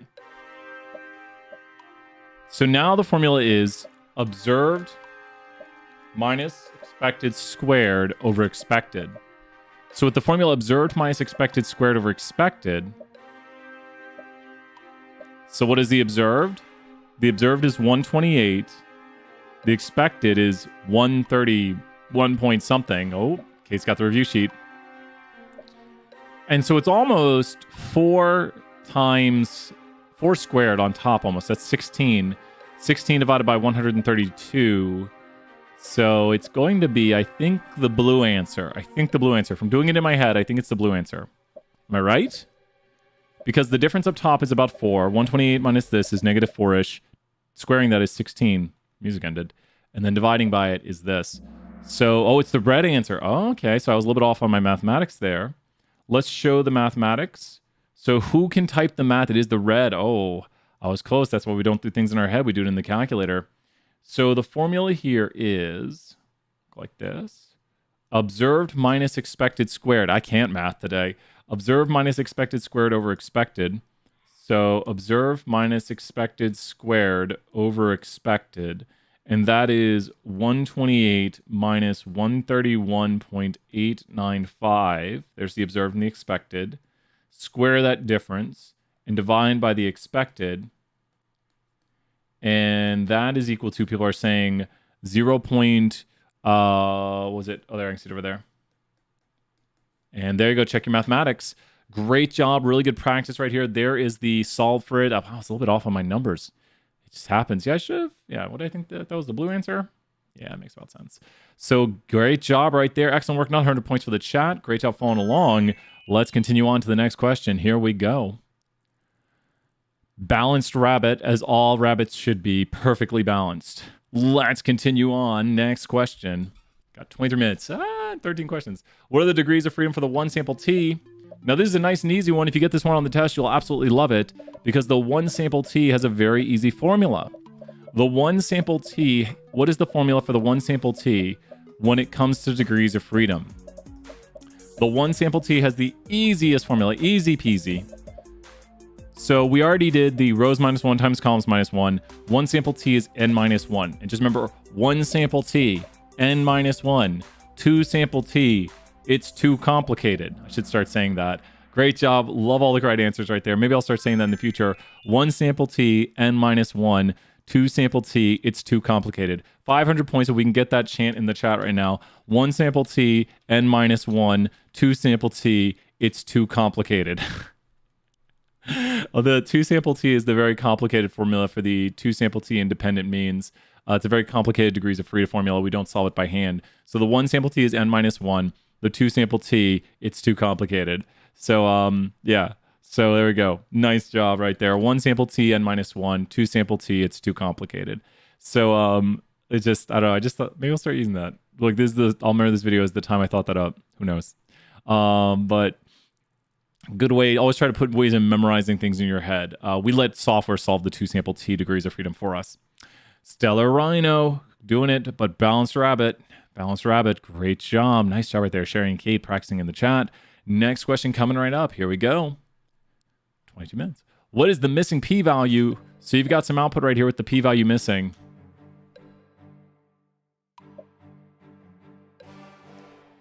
So now, when you think about your tests, take a look at this right here. We have the does not equals test. We have the greater than test and the less than test. Now, there are maybe some decimals you're not seeing. But when you do the less than test and the greater than test, what would these two tests add up to? The less than test and the greater than test should add up to what? The less than test and the greater than test should add up to what? 1. Michael, great job right there. And also, the does not equals is what of the smaller test? The does not equals test is what of the smaller test? So this is the does not equals test right here. That's the does not equals. And if you took the smaller, it'd be what of it? The way p-values work. So this is the does not equals, and this would be a smaller p-value right here for the less than test. The does not equals test is what of the smaller of the two tests? Nice. The does not equals is double. Double, Jack. Great job, Jack. Jack, just crushing it with all the right answers today. Keep it up. Or the smaller test is half of the does not equals. So Olivia, great job right there too. And so, which one of these looks like it would fit those components? And the answer is the red answer. Just sends the music on us. So once again, this is this answer because we could subtract. You can just go from 1 and do 1 minus. And there's just some extra decimals we don't see. And there's the answer right there. Great job, Jack and Liv right there. Thank you, Kennedy. 100 points cheering people on. That's what we do here. I love it. Everyone answering and getting practice. That's what we're here to do. If you didn't know it, please ask those questions. Be like, how are you solving this? And then we can explain. I try to explain when we're doing the question. Leaderboard. Balanced Rabbit just destroying out there. We love rabbits here. Promise this is not a setup. Let's find out with the next question who's going to win. Find the missing p-value. Do you remember those p-values? Let's see who's quick. Only 60 seconds on this one. So if you want to find the does not equals test, what is it of the two tests? How would you find? So great question right there. When we're doing p-values, I'm going to try to bring up. If you have a p-value up here, have it so I can draw on it. When you do the does not equals test, it takes this area right here, which is this, and reflects it over on the other side. Now, it's so small you can barely see it. So if I were to tell you the less than test had a p-value of 12%, like this is just a hypothetical, what would the does not equals test have? So the less than test is 12%. What would the does not equals test have as a p-value? So think about just this example I have on the screen with a different example. What would the does not equals test have if the less than was 12%? The does not equals would be what percent? We'll see the answer to this one on the screen. So it was double that value there. But let's say that was 12%, then what would the does not equals test be? Because it just reflects it on the other side. So it's basically just mirror images it. It's like, okay, we're just going to take this image and flip it over to the other side. And it's double because of that, Benjamin. Yep, and it'd be 24%. So in this hypothetical question that I wrote right here, if the less than, really? If the less than was 12%, it'd be 24. Does that make sense? So it just reflects it on the other side of the curve. So you just double the smaller of the two p-values, and that's what you would get. What would the greater than p-value be here real briefly? So what would this percent be for the greater than, which is like everything from here over? We don't really have it shaded right now. What would the greater than be? The greater than test would have a p-value of what? Oh, no. Great job, Benjamin. The greater than test would have a p-value of what? 88%, because the less than and the greater than have to add up to 1. Those add up to 1, and then the does not equals is double the smallest. So really good practice right there. Same sort of theme to the question with p-values we can kind of see versus those which are tiny. Like Tiny Brian, who's got laryngitis currently. So now we have Balanced Rabbit still in the lead. Next question. We're going to go to leaderboard quickly because we got review starting up here in 17 minutes for next class. So let's go to the next question right here. What is the missing T ratio? Now we did this during the review. Who can remember how to get the T ratio? Now the T ratio can be found on the formula sheet, how to get it. So here's review 4. Here's review 3. And the T ratio is the difference divided by the standard error. So the difference divided by the standard error is the T ratio. That's kind of the answer. So what you're doing right here is you're taking how far are the two numbers away and then turning that into a standardized metric of distance. People can put the answer if they want in the chat. I'm trying to think about how to say it and not say it. We're solving the formula right now. Let me ask you, if I say y bar 1 minus y bar 2, what am I talking about? If I say y bar 1 minus y bar 2, I've just found a what? Like y bar is a mean and y bar 2 is a mean. Y bar 1 and y bar 2 are means, and subtracting them gets their what? Taylor, great answer in the chat. Y bar 1 and y bar 2, subtracting them would find a what? In our samples. The difference between the two sample means. And then we would divide that difference by the standard error, and you can literally see the formula here. If you haven't found the answer yet, it is literally just the difference divided by the standard error. And the best way to remember this output is you're literally taking these numbers here, dividing them to get the T ratio. And this is y bar 1 root s sub 1 squared plus s sub 2 squared over n sub 1. And so Kayla has put the answer in the chat.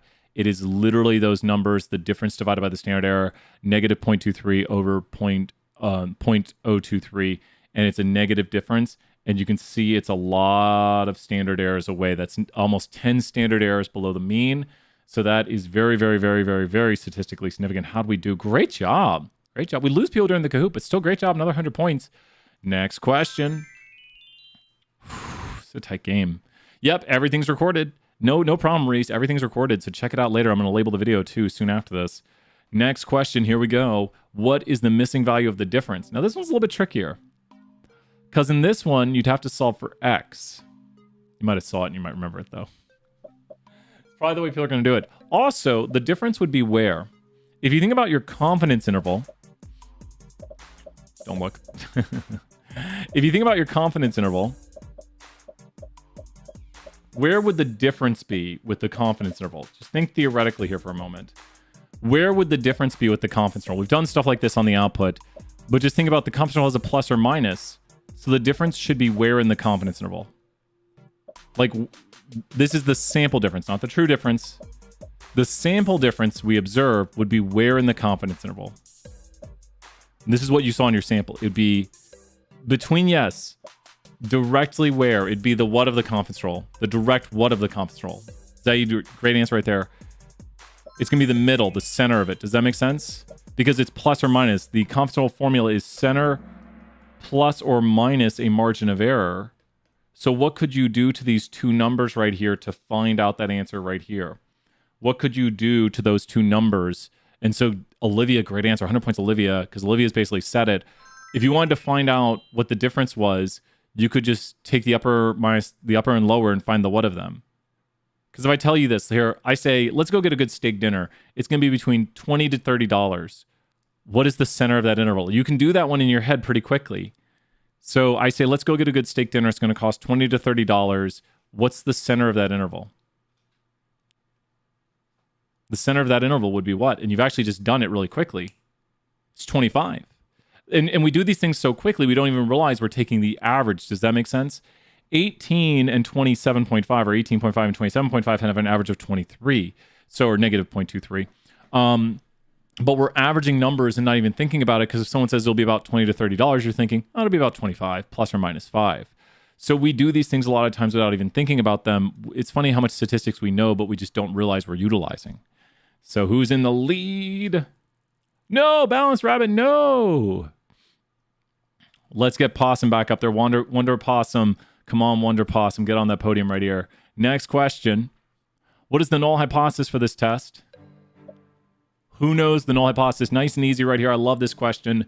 This is maybe one of the easier ones, because whenever you hear the null, put that thing in the chat. I don't know why this is not a 30-second question. So whenever you hear the null, I think that does work. I think you did it that way using the output. And Nate's got it right there. Chat's just going fire right now with the equals. The color red. It's supposed to randomize them. Did I not randomize the answers? It's supposed to randomize them. Wait, don't go. Everyone in the chat. Wait, you can appear. There's no camera.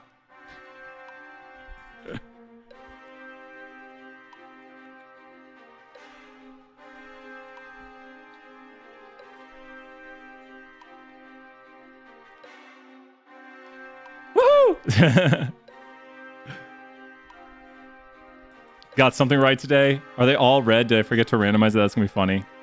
It's been triangle every time? Oh, crap. How did I not hit randomize answers? Wow. That's gonna be rather interesting. Watch me have not put a triangle for a later one. It could just be random chance. What's the probability? No, I feel bad for feeling green now. Null has the equal sign. Null has the equal sign. No, pick it. I don't know. Maybe I changed it up. We'll find out. Let's continue on to the next question, because we're going to start on the next review here soon. What is the alternative hypothesis? Not saying red's the answer. What is the alternative hypothesis for the two-sided test? Some were blue. Oh, so watch out. Can't say you're going to get it right if you quickly answer red every time. Wonder if I didn't hit randomize. Oof. So the two-sided test has a what alternative? A two-sided test has alternative. Yeah. Oh, I'm going to hit randomize on the next one. 201 massively wins next Kahoot. All 201ers are on the podium.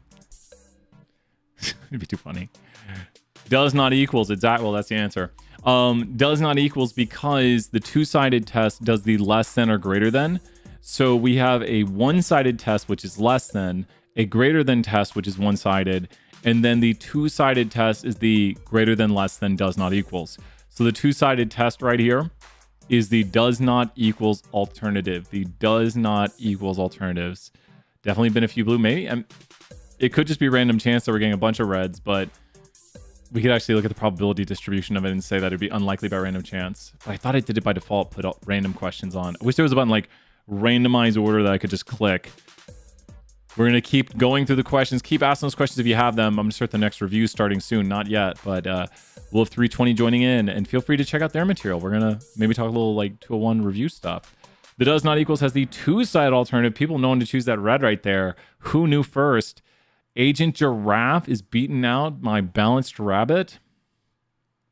Not on this stream. Let's find out if it's red again with the next question here. Interpret the difference. So we were doing this during the review. Oh, man. Watch it. People are probably like reading one answer and checking. So when you see the difference, if the difference is positive, which mean is higher? If the difference is positive, which mean was higher? So try answering this as we talk about this. If the difference is positive, which mean was higher? If the difference is positive, which mean was higher? The first one. But the difference here is negative, and we're looking at GPAs. Since the difference is negative, then in our sample, good point, Savannah. In our sample, we see that females had a higher mean than males by this amount in our sample. I should have said sample on this. But positive first is higher, second negative second is higher. Kate put in great review in the chat. Remember her to review and practice. So if it is positive, then that's evidence the first mean is higher. If it's negative, the evidence the second mean is higher. And negative difference, we have evidence the mean for females is higher than the mean for males by that much. Oh, what happened to giraffe right there? Did they misclick? I don't know. Possum is on the podium. Let's continue on. A few more questions. Story time. What is the type 1 error? So listen into the story. You're walking through the woods and you see a bunch of brush right here. And if you're walking through the woods and you see this, what's your first thing to think about all those things you see right there? You're thinking right answer, but if you see all those things right there, what do you think first off? What do you think? You think, you know what? All that stuff right there, probably what's? You're going to think they're all snakes? You're like, every one of those is a snake. That's your null hypothesis. Everything in the woods is a snake? No. I think to myself, it's twigs till you have what? I think to myself, it's a twig till I have what? It's a snake. So think about this. For it to be a snake, you would need what? Snake. For it to be a snake, you would need what? It's a snake. Fangs would be evidence. You'd need evidence. So you'd need evidence it's a snake. So that makes the evidence the alternative-based claim. So you need proof or evidence, right? Like if it starts moving, that's good evidence, maybe proof. Like if you see it open its mouth, you're like, that's pretty good evidence it's not a twig anymore. I reject that it's a twig. It just opened its mouth. Twig don't have mouth. So with this right here, we talk about a type 1 error. In a type 1 error, the null is what? Put one letter in the chat. In a type 1 error, the null is what? Type 1 error, this is good stuff right here, Emma. In a type 1 error, the null is true. So a definition of a type 1 error is when the null is true and we what it. So the definition of a type 1 error is when the null is true, type 1 error, the null is true, and we what it.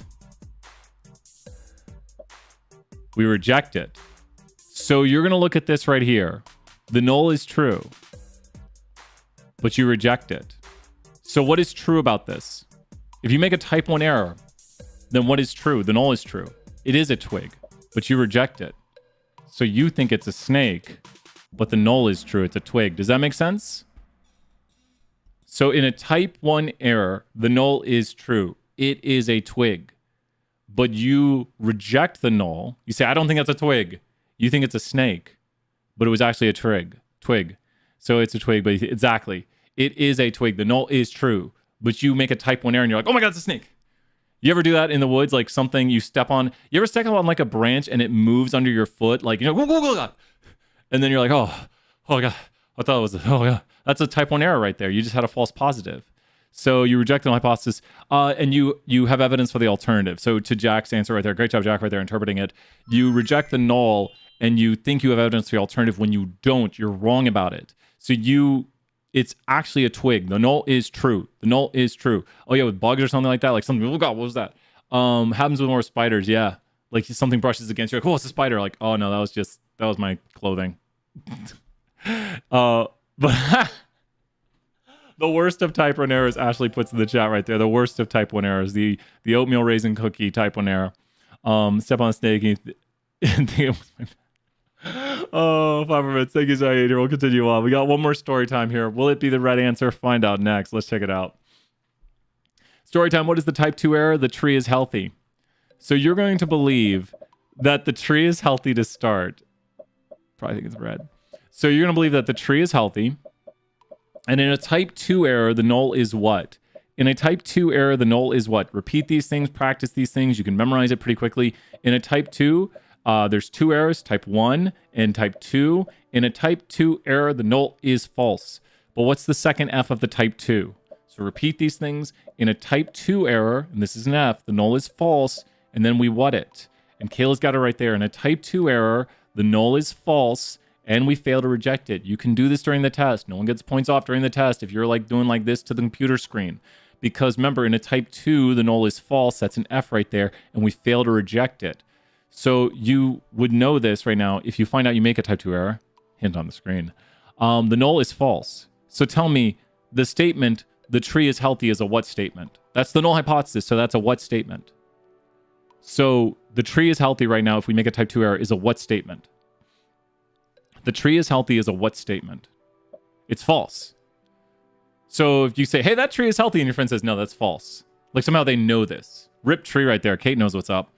So, but what are you doing to that null hypothesis? By saying you fail to reject it, you're doing what? We got some nice calming music here. By saying you fail to reject it, what do? Does this voice still work? You're going to fail to reject the null hypothesis. What does that mean you do? If you don't reject it, that means you stay with it. You won't say you have evidence of anything. We don't accept things. We basically believe it.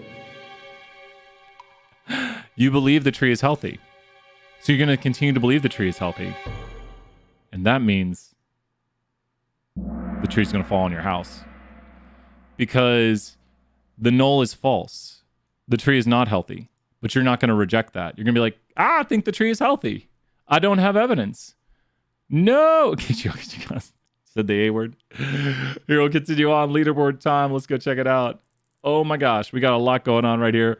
Man, no, Tara, you're fine. Good review stuff. 3 more questions, I believe. Here, we'll continue on. Next one. 4 more questions. When doing a 2-sample t-test, the variables will be what? This is a review from earlier. I'm not blocking any right answers. So if we have when do we use 2 quantitative variables? We said this earlier. Answer machine go brr. When we have 2 quantitative variables, what technique are we using? 2 quantitative variables is what technique? 2 quantitative variables is what technique? Is regression. 2 categorical variables is what technique? 2 categoricals is chi-squared. 1 categorical and 1 identifier. We don't do that here. We don't do stuff with identifiers. No. You don't throw that out. 320 will probably start in about 4 or 5 minutes. So if you're here for 320, I'll be putting in a chat in the Discord. 320 will be starting about 4 or 5 minutes here. Thank you so much, everybody. When in doubt, answer red. And did it work this time? The answer is yes. There are 2 levels to the categorical variable, like something like on or off campus, and what is your GPA or something like that. So we could compare the groups and compare the means of both groups.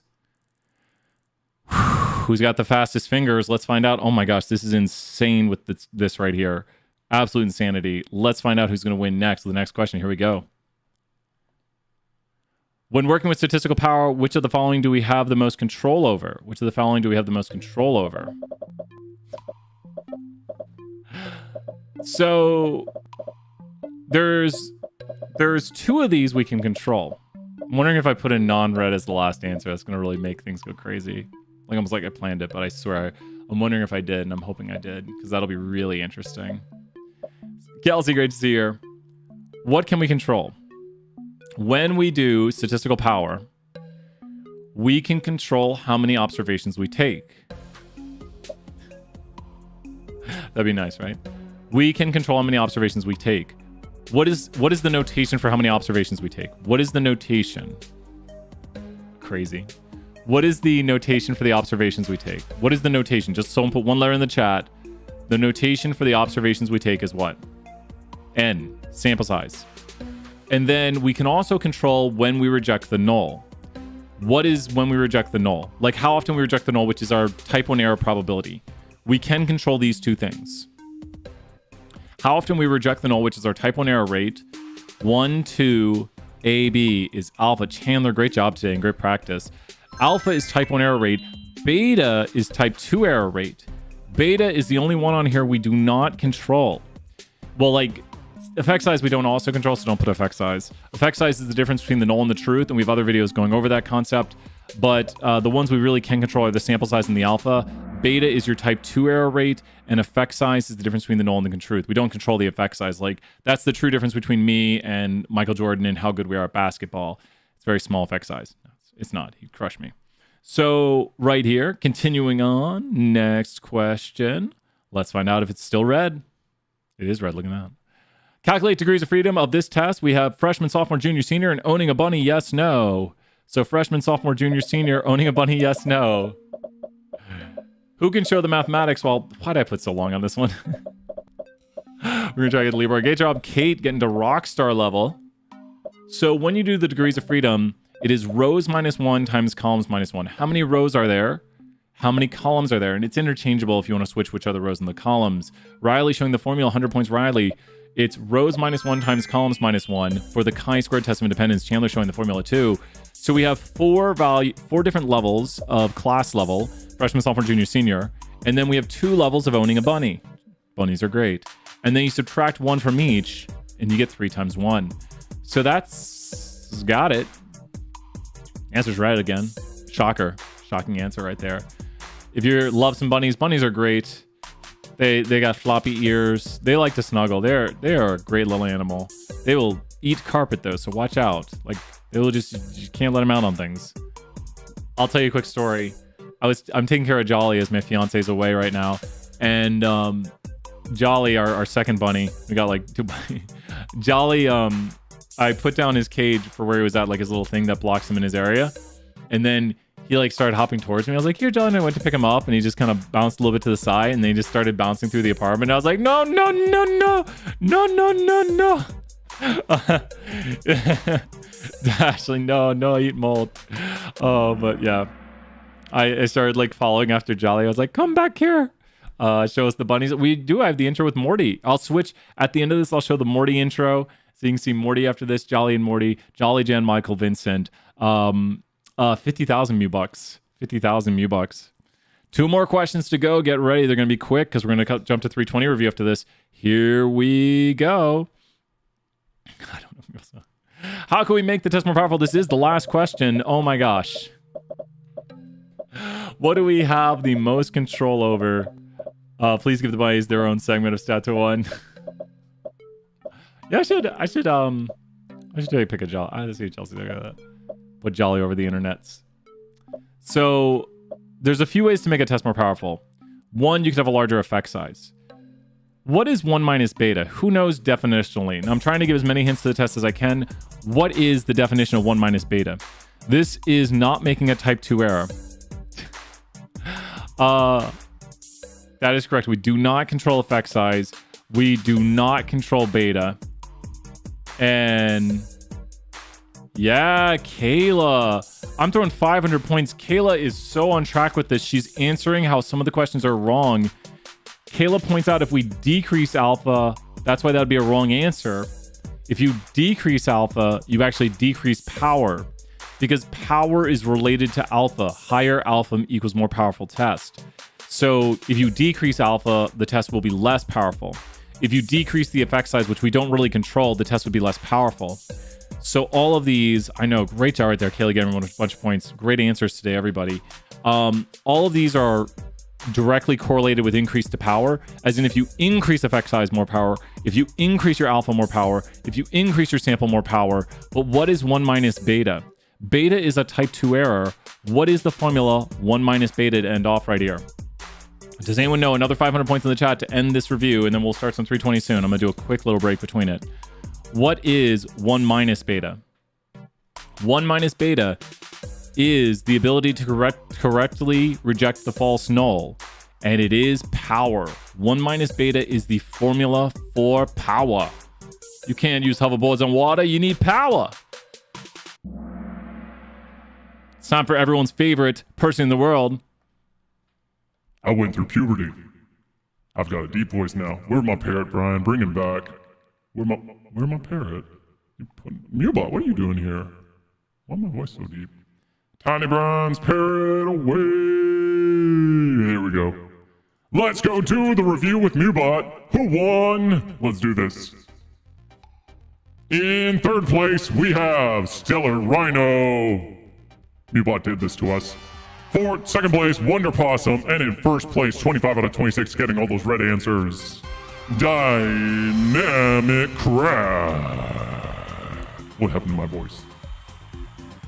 Tiny Brian, you're still on the screen, man. Oh, Mewbot went away. What's going on? You got a parrot on my arm. Well, with that, we're going to do some 320 coming up here. I'm going to take a 2-minute break. With that, you were asking for the bunnies. Guess what? You get some bunnies. Where's the bunny opening? Bunny opening, and be back in 2 minutes. If you're here for 320, I'm going to put an announcement. But bunny opening, and then we'll be back in 2 minutes. See you soon, everybody. Review, and we will be reviewing this week. Bye for now. Bye.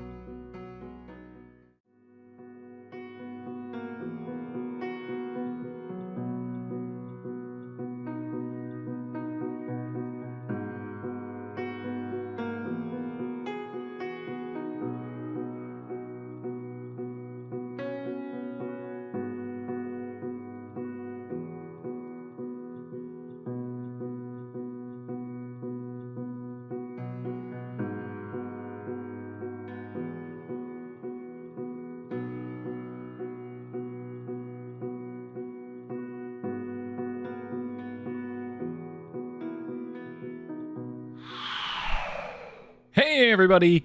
Oh, awesome. We got Kayla here and Ashley talking about maybe 320. Glad to hear that. Who we got here? I'm thinking about staying for 320 just to get start on next semester. Yeah. Awesome. Well, let's start it up right here. We got Veda. We got a bunch of people here. We got Sonia. It's 320 time, Daniel says. Well, it is your time here. It's our time down here. What question are we going to start with?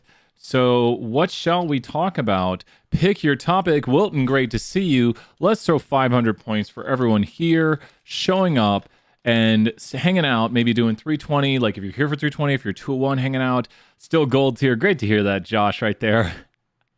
Yes, let's get some more points. Got like, I'm trying to think what this is called. It is such a good thing. Let me go show you if I can find it online. I need to find what the name of it is. What is the name of it?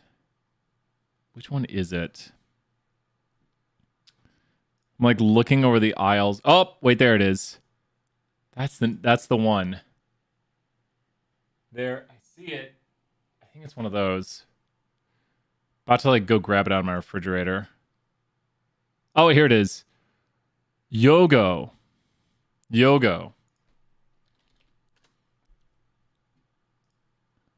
So good. No, that's not it. Let's go show it here. These things are so good, and I think they're just full of sugar. Am I the only one who has ever had this? And let's start handling the questions. Do you make the 474 video as well? Yeah, we do 474, and we got the Discord and everything. All that good stuff right here. Let's look. Can you help us review polynomial models? So this is what I got right here as my drink of today. These are, has anyone ever had these besides me? They are so incredibly good, but probably just full of sugar. But hey, sugar's awesome. Keeps us running, right? So let's go ahead and take a look. Let's see. We got some polynomial models. Also, what is the difference between GLM and LM and drop one? Okay, let's do this. Let's put all the questions in here, and we're probably going to do some definition stuff at the end before the Kahoot. First question is, what is difference between GLM and LM? Question 2 is drop one output. Question 3, polynomial models. Oh, I got some good stuff with that. And question 4, high quality. I know, right? Weak versus strong relationship versus strong like interactions. Maybe it'd be good. It's like hot in here today. It's like just see more. It's got like little yogurt bites in there or something. So good. And so let's take a look right here. Please drop all those questions in the chat. We're going to try to do as many as we can. So what is the difference between GLM and LM? So when we do LM, what does LM stand for? What does LM stand for? Who knows what LM stands for? Key things we know. Oh, interpretations. We need to do that. So interpretations, let's make Michaela a mod too. And so what's interesting, so LM stands for linear model. And GLM stands for generalized linear model. Now, when we do a GLM, we get more options. The key difference right here is that a GLM just gives us more options. I'm going to put this to a second thing right here. So you could technically, don't do this. This will mess you up. Oh, an AIC? You bet. Let's do some AIC. Thank you so much. We'll keep adding stuff. So this is our first thing right here. You could technically do the following. Don't do this. Don't do this. Now be very careful. I'm going to ask a trick question right here. Be careful. We're going to where we always go, survey 10. So here's my first question of the day. Worth 100 points. Is Brian... Now don't look at it yet. I would not do this on the test. I don't think we should. I think it's a little bit not fair. My gosh. Is Brian currently doing logistic or is Brian doing linear regression? Now be careful. This is a trick question. Model hierarchy, you bet. Is Brian currently doing logistic or linear regression? Be very careful. David got it. And I'll explain why. So, wow. Who put that? Max. Wow, Max. Max has said it perfectly. The default method for the generalized linear models are Gaussian. We can change it, though. So we don't usually use it this way. So this code right here, which I've written, which I wouldn't do it this way. And the reason you don't do it this way is because the way Dr. Petrie wrote his package is it thinks you're trying to do logistic. Logistic because it thinks you are trying to do logistic. What did it fail to find over here for logistic? And I'll explain what logistic is in a moment, especially if 201's watching in. What did it fail to find for logistic? And it just couldn't really make this plot because it saw it was a GLM and it thought, oh, you're trying to do logistic, but we're not.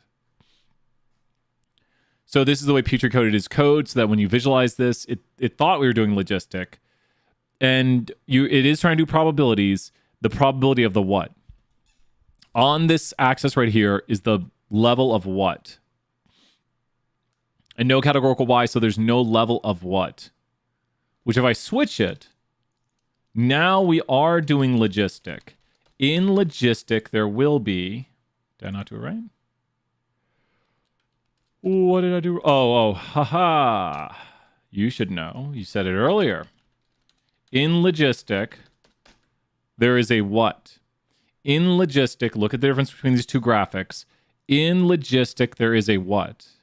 So what is appearing right here? The thing we are predicting known as the what? So this one does not have this because it's not logistic. This one does have it. Logistic has a level of interest. How do we know what the level of interest is?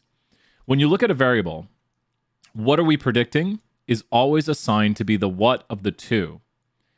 In logistic, the level of interest will be the one that is what? In logistic, the level of interest will always be the one that's what? So logistic, level of interest, last. In logistic, the level of interest is last. Have these notes written down, practice them. It's just pretty arbitrary because we'll go to the other one. Last alphabetical order. In logistic, the level of interest is last. Does that make sense? Write it down if you don't have it down yet. In logistic, the level of interest is last. What does it mean to say... What does it mean to say it's the level of interest? It means when this model says if someone weighs 200 pounds, we would predict a 90% or so probability that they are male. But if someone weighs 100 pounds, we would predict about a 5% probability they're male. So we'd predict they're not male. And at around this point right here, we predict somebody is more likely male than not male. So what do we have right here? The difference between logistic or GLM and LM. Well, GLM can be used for a lot of things, but we mainly use GLM for what? We mainly use for what? We mainly use GLM for what? Like the big point of using GLM is to construct what models for us? Logistic. I do want to point out that you can use it for things that are not logistic. There are more options. We've been using it to make our logistic models. It's the generalized form. We use LM for linear models, which is just regular old regression. So if you really want to do a regular regression, just a good old like regression, you go here and just go LM, and LM does not have a family option, but we could do like height and weight. And now take a look. Now we get the relationship of height and weight. And I don't know, Kayla, please hang out. I want to make sure this is the end of the semester of 320. So imagine there's a lot here that's like, what? But can anyone explain what this format is? This Y or this, something tilde something. Like this makes a formula right here. And this is your what variable and this is your what variable. Look at the graphic. And so this is your what variable and this is your what variable. How does this formula work? Your Y and your X, Y by X.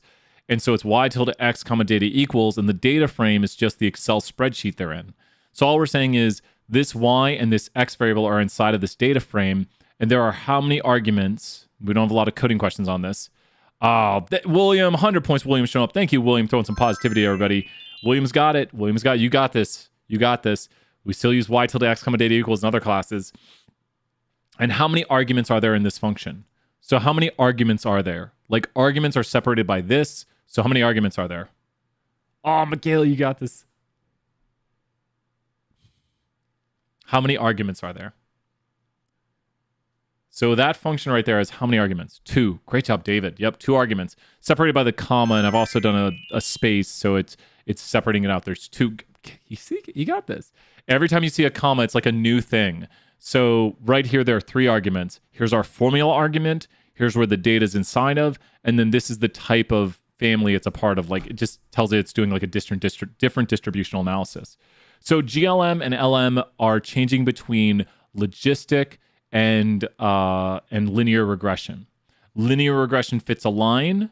Logistic fits a what curve? What's the key name for the logistic curve? And look at the shape of it to give you a hint. It tells you the first letter of the shape. Logistic fits a what curve?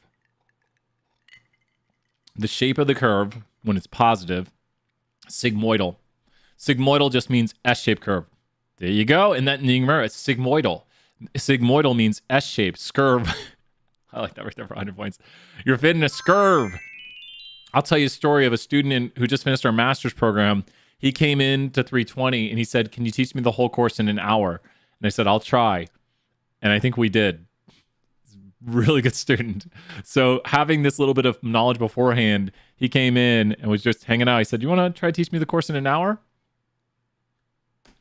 So I said, "This is what logistic does." One of the things we mentioned, it fits an S-shaped curve.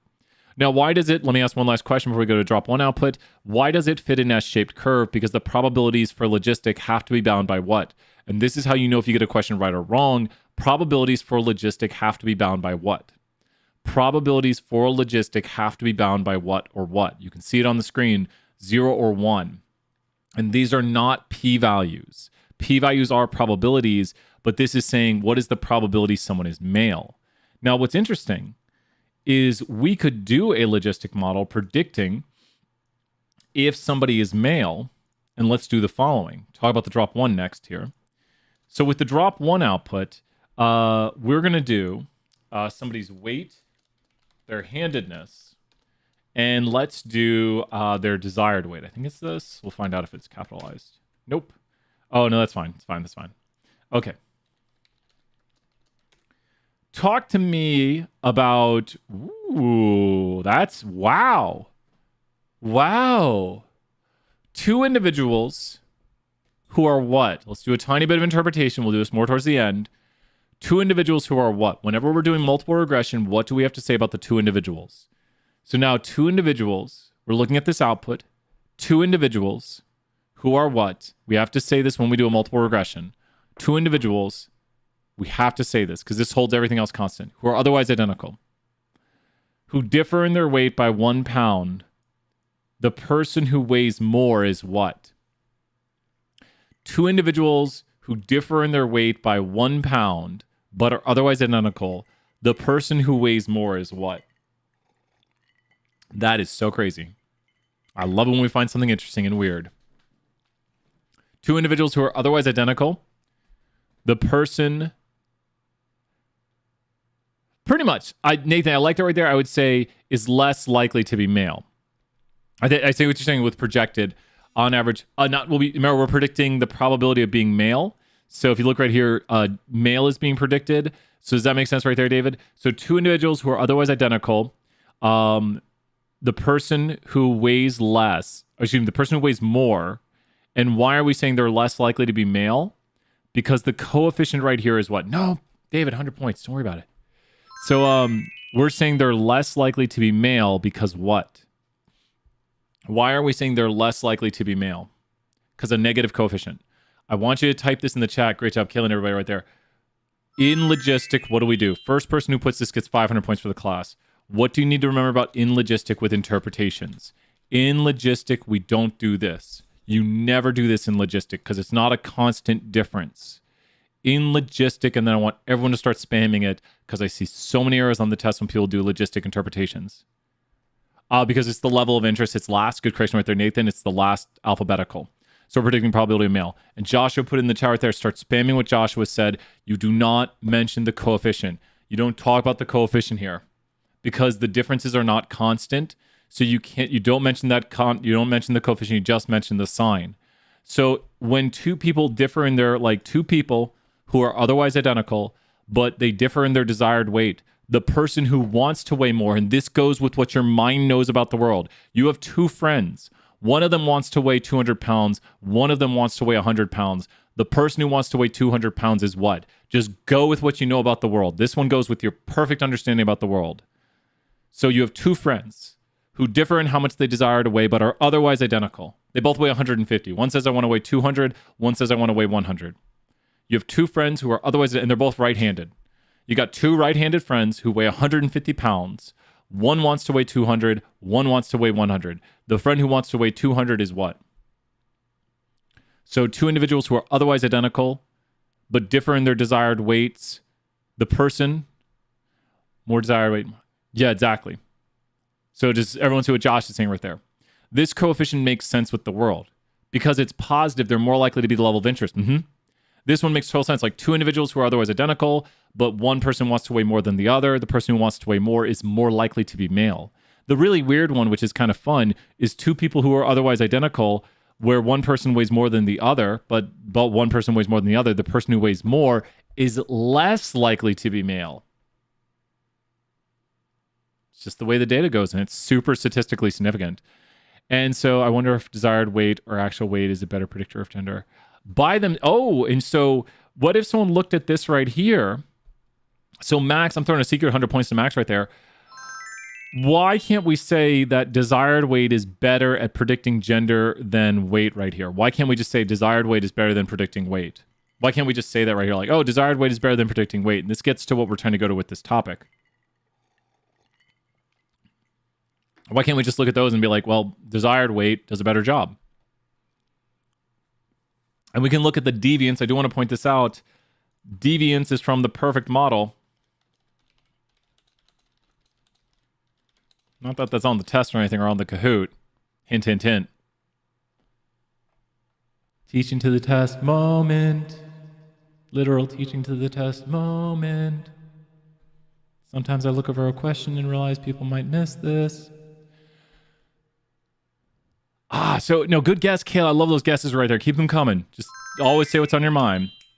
Because they're in the same... How could we isolate which of those is better in and of themselves? So both are significant in the multiple regression, which means they do what? Since they are both significant in the multiple regression, that means that weight and desired weight do what in this model? So weight and desired weight in the multiple regression do what? Weight and desired weight do what in the multiple model? Bring new information. Weight and desired weight bring new information in the multiple model. If you really wanted to see which was a better predictor or more significant, you would have to go here and make a model with just weight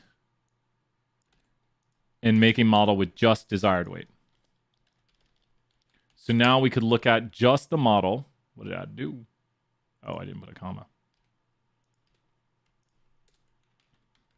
So there's that model. Ooh, what am I doing? Gender, weight. Oh, gender. Oh my God.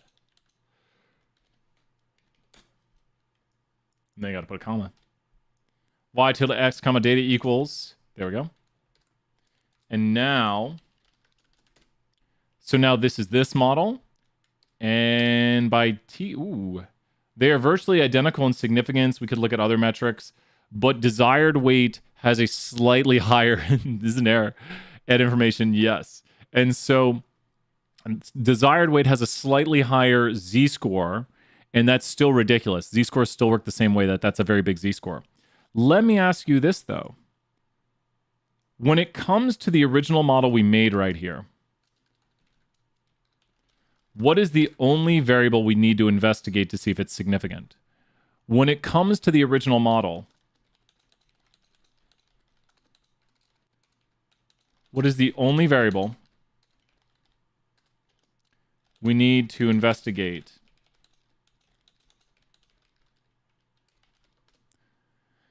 Handedness, and why? So this goes to some more advanced topics. Why do we need to investigate handedness? You're right. Why do we need to investigate handedness? Why? And you notice how I wrote handedness right here? Why does handedness look this way? Why does... And wait. What? That's... Okay, you're either left or right-handed, right?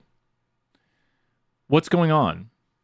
It has multiple levels, right? How many levels are there? There's two... Some things. You're right, Veda. You're on the right track. There's not two levels, but I know what you're saying. I know what you're saying. And Hunter's on the right track. So there's not two levels to handedness. There's actually three. Where did that third level go? Where did the third level for handedness go? And this is where we do something different than levels of interest. This is indicators and reference levels. Great job. People are saying it before I can. I love it. So the reference level is the one that comes first alphabetical. So there is actually ambidextrous. So you know what's really interesting?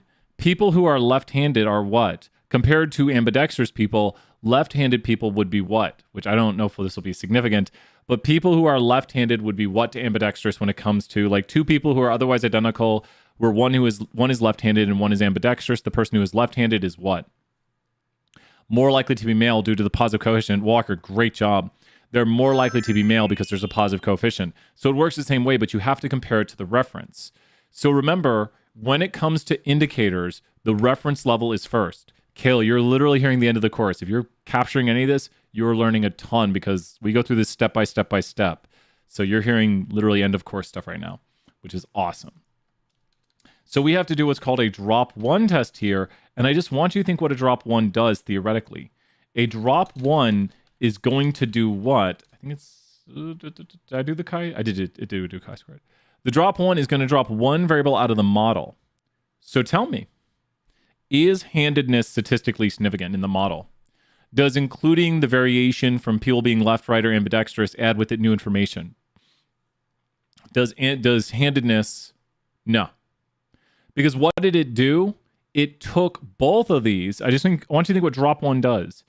It took both of these, which are 2, and it did what when it dropped 1 to them? It takes one of these variables, which handedness is a variable, which makes 2 indicators, and it does what? It just think what drop 1 does. If you're dropping it out of the model, I'm saying the answer. It just takes it out of the model and sees, is it significant? Now, it should be noted this is doing a partial F, which is when we compare two models. It's comparing a model with the variable to a model without the variable and seeing if the variables bring with them new information. And the answer is no. Handedness does not bring new information. It dropped it. It said, out of the model you go. And you see, we can literally do this by going right here. This is the hard way of doing it, but we can do it with some copy paste. We can go here to model complex with all our variables. And we can go here to model simple. And guess what we're going to do? Just tell me what I'm doing right now to handedness. What did I do to handedness? This is the long way of doing it, which I would not suggest doing. But what did I do to handedness right there? Just tell me, just like the command we ran a second ago, what did I do to handedness? It takes out the variable as a whole. It removes it completely. We dropped it. And take a look. Do we get the p-value? You're not going to show me the p-value? We still get the same thing, but it runs it over here. And you see this value right here of 1.54. I don't know why this doesn't give me the p-value, but it's the same discrepancy right there, or deviance. So it is running the same test and getting the same result. I had to do it manually, where I manually took it out of the model. And so when you have indicators, they create a reference. Joshua, does that make sense? Can drop one take out an indicator or the reference levels? If you don't have any indicators, then the variable? It doesn't matter. Because there's no indicators to compare. So there's no variation from that variable. Does that make sense, Josh? I hope that answers. But the reference level kind of exists because there's an indicator, because the indicator has difference from the reference. So helping out with the take-home moment. When you have standard errors in a model, like this standard error right here is the difference or the uncertainty of the difference between right-handed people and ambidextrous people. Does that make sense? This standard error right here is the difference between ambidextrous people and right-handed people. That is the standard error, the uncertainty between these two. So that would be drop one are just unneeded if there's something that we don't have that has multiple components. Like it just depends. The need for the drop one right here was to look at handedness. So handedness is where we need to look at drop one. Does that make sense? Well, it'll drop one of everything. So it drops everything and takes a look at the effect of anything in the model. Does that make sense? Like every variable will be dropped, but some things have to drop multiple components. So handedness has 3 levels, thus creating 2 indicators. So when we drop handedness, it'll drop those 2 indicators. Because the significance of this right here is not the significance of the variable. Key moment right here. That significance right there is not the significance of the variable. That is its significant difference from what? That significance right there is not the significance of the variable. That is not the significance of handedness left. I mean, it is, but it's not handedness. And what does it mean to be handedness left is significant? The significance of an indicator is its significant difference from its what? From its reference level, and the reference is arbitrary. So reference levels can have differences from other levels, but we really don't care about these p-values. We care about exactly. So Wilton and Max put it perfectly right there. We care about the overall impact usually of the variable itself. So we remove out all of handedness and we compare a model with handedness to a model without handedness. And we can see right here that that difference is not very large. Whew. It's just hot in Texas. And so excellent questions right there on when we were dealing with the drop one. Next question was polynomial models. Ooh, I love some polynomial output. So here's what's really cool. In 201, we fit just a regular. This is such a good, I know one of these test questions exist. I was looking over all the tests yesterday. Oh, Coleman! Coleman, 100 points for Coleman showing up right there. So glad to see you again, Coleman. Oh, that's so awesome, Coleman. So glad to have you here. Coleman, everyone give shouts to Coleman right there. Appreciate it, man. Do we have Mubot back then? I think we did. He's been around a while now. Started at the start of the year, he appeared. Just appeared randomly one day. So let's take a look right here. Let's do choose order. So what can we fit if we're predicting height and weight? What do we usually fit if we're predicting height and weight? We usually fit a what with height and weight? So when we predict height from weight, we usually fit a what? Oh, thank you, William, right there. You guys are so positive. I love it. We usually fit a line right there. So if you watch me, I'll be like, we usually fit a what? We usually fit a LM, a line. You're right. So we fit a line. But there's no reason that line can't bend a little. Why not let that line bend? Does this make sense right here that we could fit a line or we could fit a parabola? Or we could fit a third order. What happens as we keep increasing the polynomial order from a line to a parabola to a third order to a fourth order? What happens as we keep allowing, this? Just think about it theoretically. What happens as we do this? What happens? Wow. Sure, whatever. Let's try to go to 20. Oh, maybe. You're on the right track, Kevin, and it starts to bend more. Bendy, bendy. It can bend through the data more, right? It can kind of like go through the data. So you might think, and as I thought when I did statistics, why not just go to the highest, right? So why would we not just go to the highest right here, like the best possible? And this is some really good concepts right here. We'll talk about this. This is a lot of crazy output. We could still do it. This is probably one of the hardest ways to ask this question. I wouldn't do this as a test question like this. So what would always go up? Wilton crushing it right there with some 474 terms. And Veda, great job too. So AIC might go up. What will always go up? And Max is correct about AIC punishing extra predictors. Everyone, I'm so proud. I am so proud of all this knowledge. I think the review things I started doing this semester were a big help. I know we didn't have a lot of office hours. I had office hours, but I think they're using the reviews, and I really think that was a huge help. Like, I learned something this semester, like those focused reviews. I'm going to probably try to incorporate them more next semester. I learned a lot. Did anyone learn a lot from my review things where I just went through and did the activities? Because they got a lot of views, and people's knowledge seems to be on point. So I'm trying to learn the best way to teach. I'm still learning after over a decade. So I appreciate you guys utilizing those, because it seems like a lot of people have some really great knowledge and literally repeating back to me things right here. So I'm very thankful.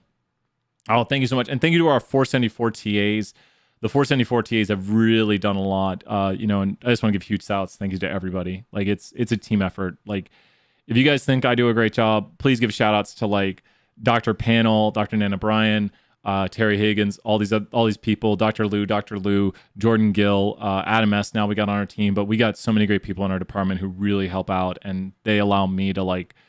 Sometimes I don't do everything because Dr. Nana Bryan was helping out huge with the test for 320, and I've reviewed everything. It looks great, so huge shout outs. Give a shout out to Nana Bryan, especially in her class. I think it's her first semester teaching 320. Huge help, just top tier. So Dr. Panel too. Anyways, love my team. Huge helps because it's not just me doing this stuff. They're helping so much too. Like, so huge help out. Yeah, Nana is awesome. And so what do we do right here? Let me ask you this question. You ready? Why not just use R squared? So why not just use R squared? Why not just use R squared? Why not just go with r squared? You know what r squared, it's the percent of variation in y explained by the variation x. Why not just go with r squared? Yeah, I'll do it right after, you bet. I'll save this. Why not just go with r squared? Use r squared. Ah, thank you, Michaela. Thanks to our leadership, Dr. Galbraith. Mike. So why not just go with r squared? We're not using r squared, but why? Why not go with r squared? It's a big important thing. We have to know why we're doing this stuff. Why not just use r squared? It's percent of variation y explained by the variation x. What will r squared do every time we increase the polynomial order? R squared will always do this when you add more x's. X's like to explain. R squared will always what? R squared will always go up. As long as it explains something, which is usually, unless you have like no known possibilities, R squared goes up. So what will always win? Models with more what's. Because if you add these, R squared goes up. So when you compare models, models with more what's will always be your better models if you use R squared. Models with more what's. You just toss them all in, variables, x's, right? So you say, what's the best model? Just put all the x's in. Well, then that's always going to be your best model. So what do we do? Don't say the full thing yet, but what do we do to r squared to fix this problem? We what are r squared, and that's the way to remember what this is. And I'll draw the formula for it. We what are r squared to fix this problem. We adjust it. Great job right there. Excellent work. We adjust it. So I want you to think about this. The formula for r squared adjusted, and like you might have to solve it on the test. Just putting it out there. But we might also give it to you, like literally show you it and explain what it is. I've been looking over the test. I think it's a very fair question. Why did I write R1?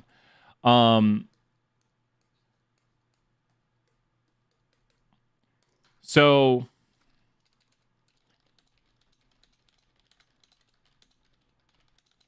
it is plug and chug. We give it to you and we explain what the things are. Wouldn't hurt to look over it in the notes. But it's r squared minus a penalty. That's what it should be conceptually.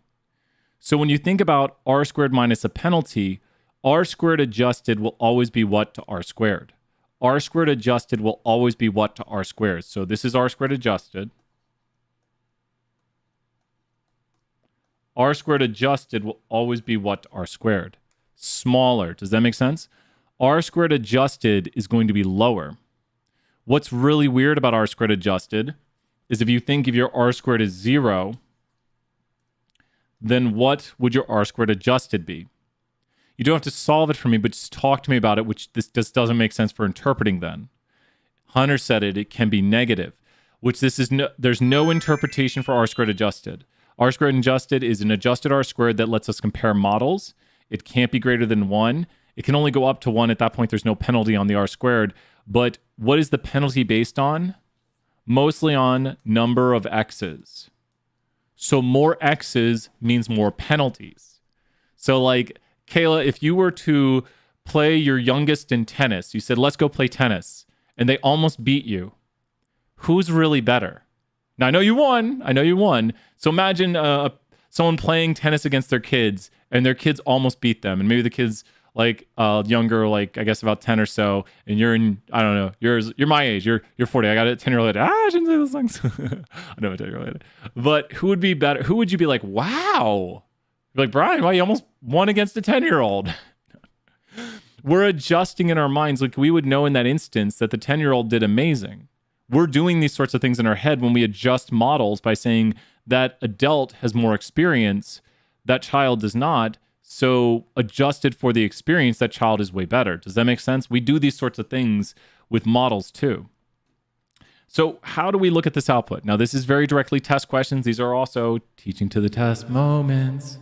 Step 1, who knows step 1 with this output? Who knows step 1?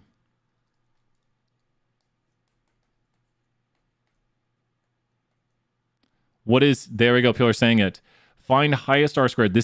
I made this a very big question. The test is usually easier. Highest r squared adjusted. I would write this down on your cheat sheet. Highest r squared adjusted. Okay, which one is that? I'm going to need your help with this. This is a bit ridiculous. I think I see it. You tell me. I think I see it. Which one is it?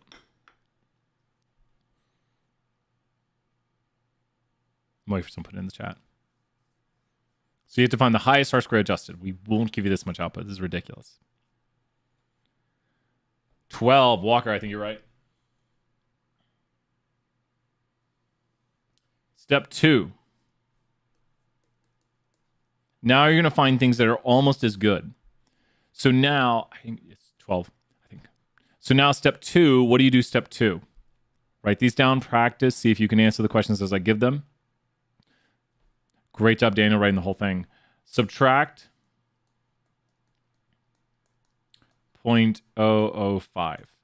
So that gives us very closely 0 or 0.439. I'm going to annotate minus 0.005 equals 0.434.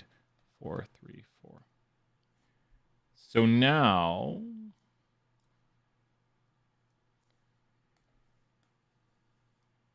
let me ask you this. Should any models here be considered? And why or why not? Should any model... that's just the standard we use. It's kind of Dr. Petrie's standard. It's models that are very similar. It's Dr. Petrie's standard of saying models that are basically virtually identical.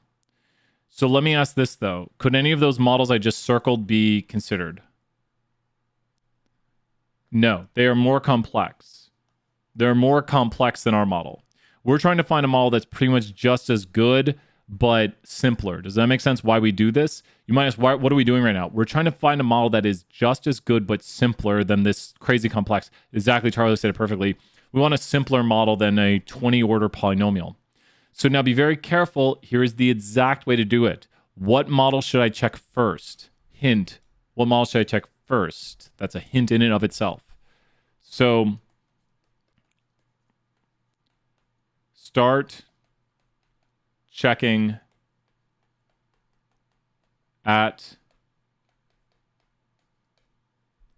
the first. Does the first meet our standard, yes or no? No. We're just looking at this value right here. Does the second? No. Does the third? No. Which of these will we use? What polynomial order meets our standard first? So what is the answer to the question for the model that is just as good as this model, basically? So what order polynomial does this suggest us using? We wouldn't put this much output. This is about way harder. Be careful. I believe it's 6. You can write code to do this for you. And that is the first one to meet it. There we go. Does that make... So don't look through the output for one that meets it. Start with the first and ask, does the first meet it? Does the second? Does the third? Does the fourth? Does the fifth? And as soon as you have one that meets it, that's the one you go with. You don't want to check any more after that because you already have a model that's good enough that is the simplest. Does this make more sense? These are the 3 steps to checking via the choose order. It's not like the whole test is over this. We also reviewed what R-squared adjusted means and how to find that. So good stuff right there. We might get to interpretations. I might put out a video on that because that's a little bit longer stuff. Let's see the next question. Weak versus strong interactions. I'm trying to think of a really good question right here. Watch this. So once again, teaching to the take-home moments. If we have something in here where we are trying to predict, let's go to LM, and we're trying to predict somebody's height based on their weight and handedness. Now, the hard way to do this, let's do this the hard way and then the easy way. Okay. Which handedness has the strongest relationship with somebody's weight predicting height? Which handedness has the strongest relationship with weight predicting somebody's height? Yeah, it'll be given on the test, Kevin. It'll be given, and you could... There's like one possible question or so because there's a lot of questions, but it shows it. Double check. This is a tricky one. Yeah. It'd probably take up a good bit of time to solve it. Like, it's just the plug and chug solve. And we do give it. Like, you don't have to memorize it. It is given on the question that has it. Not that I know what the test looks like. I just don't want there to be too many curveballs. There is one that asks you to solve for it. You just plug chug numbers. Good to go. The strongest relationship right here, I don't think is left. What is the coefficient of weight currently? Tell me the coefficient of weight currently.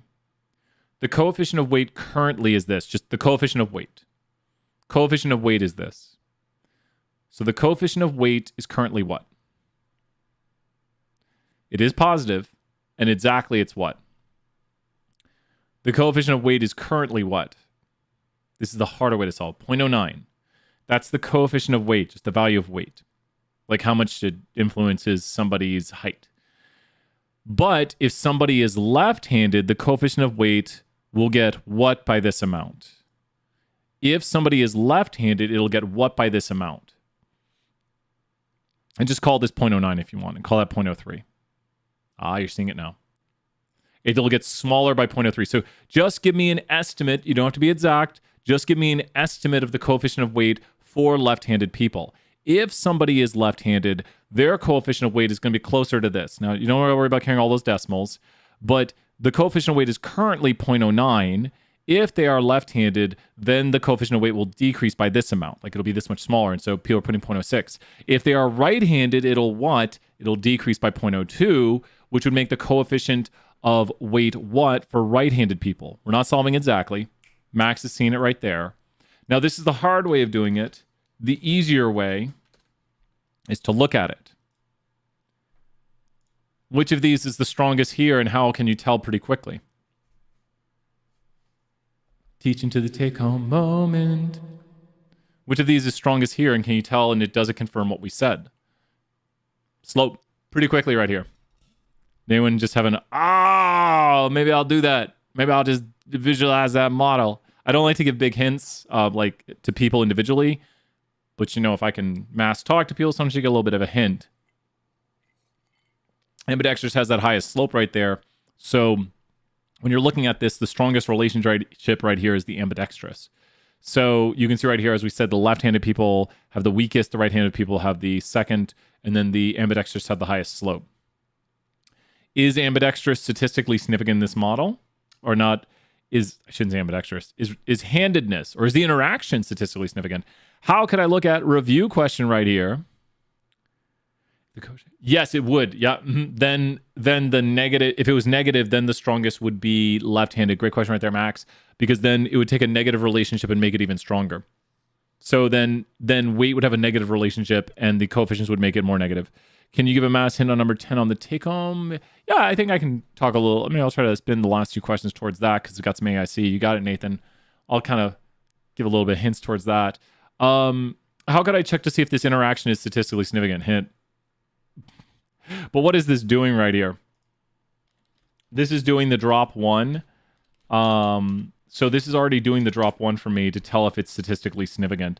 So is the interaction statistically significant? No, it's not. The visualization already does it. The drop one does it. And it removes out those two changes to weight based on exactly, Kale, 100 points. It does not bring with it, and we say it does not bring with it new information. And if, everyone tried this out, if those lines were perfectly parallel, what would the p-value of the interaction be?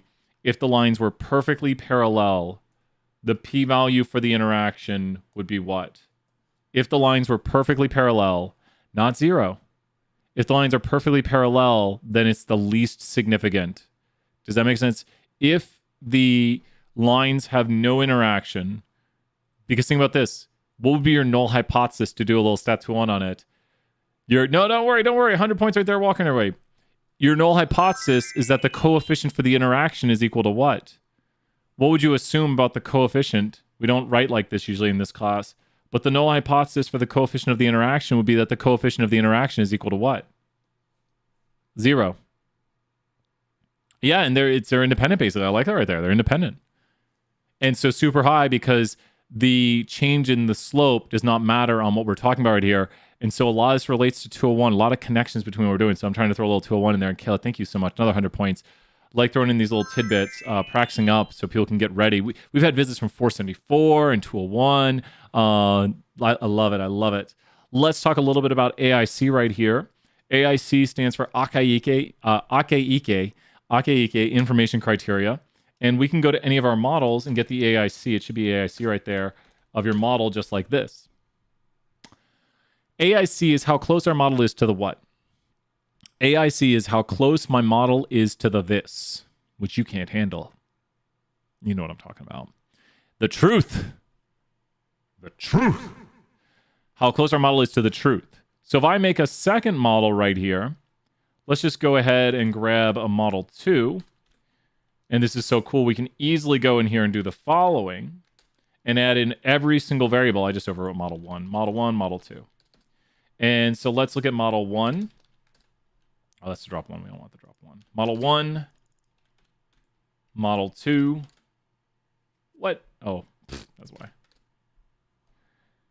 Ooh, interesting. Interesting.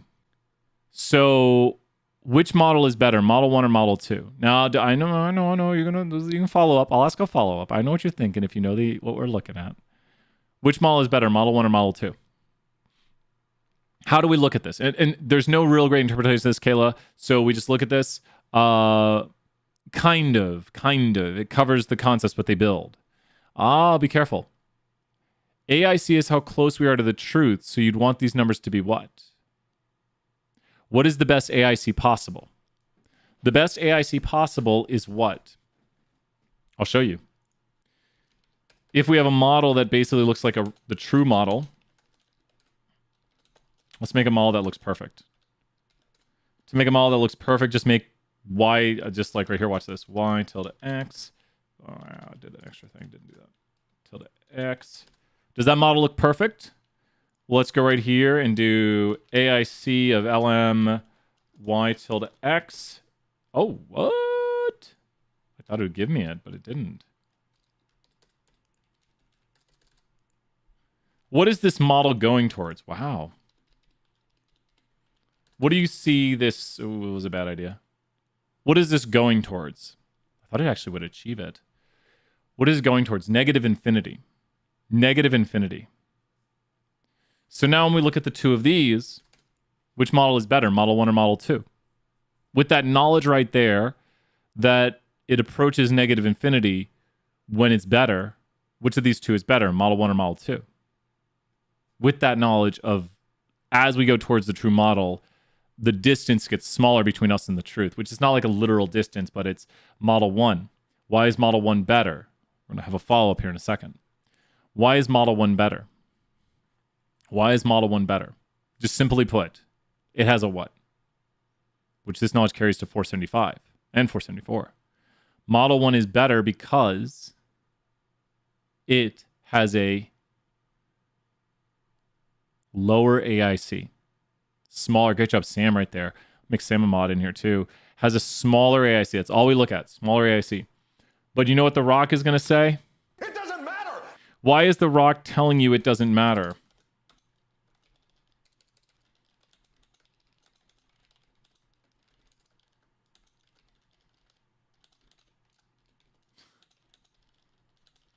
Why is the rock telling you it doesn't matter? Max is pointing it out. The difference is smaller than 2. And a difference of 2 is like...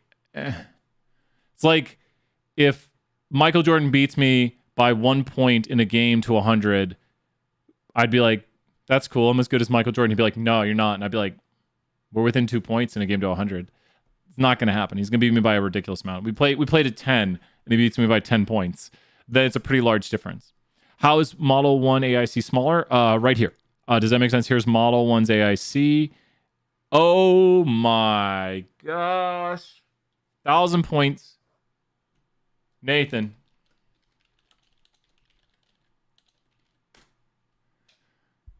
What? Brian can't read. I thought there was a 7. We'll start Kahoot here in 3 minutes, and I'll talk the last little bit here. No, Model 2 has a way lower AIC. Way lower. I thought there was a 7 right here. But Model 2 is a way. Yeah, my brain broke there too, apparently. My brain already broke. Model 2 is a way lower AIC. It's way closer to the truth. Now, here's something to note. Let's go over here and try one last thing with this. Sort of. Sometimes it's me. You guys gave me all those compliments. Now you got to take them back. So, I'm sorry. Let me point out something. When it comes to... I don't think this will work, and that's the reason I'm doing it.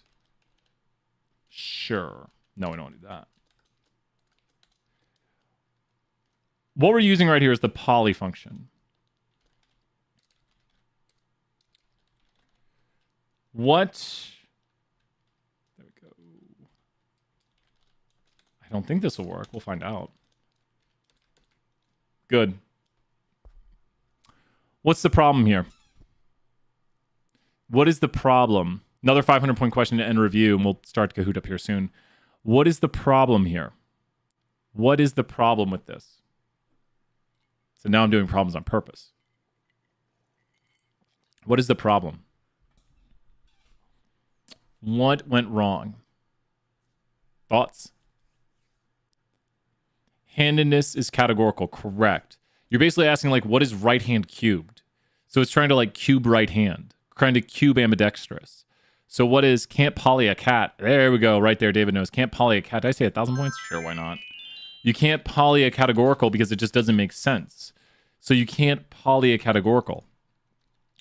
Kind of teaching to this moment right here. So you can't poly a categorical right there. We can run the AIC on this. There's the AIC. Ooh, that's not good. Wait, was that better? I don't know.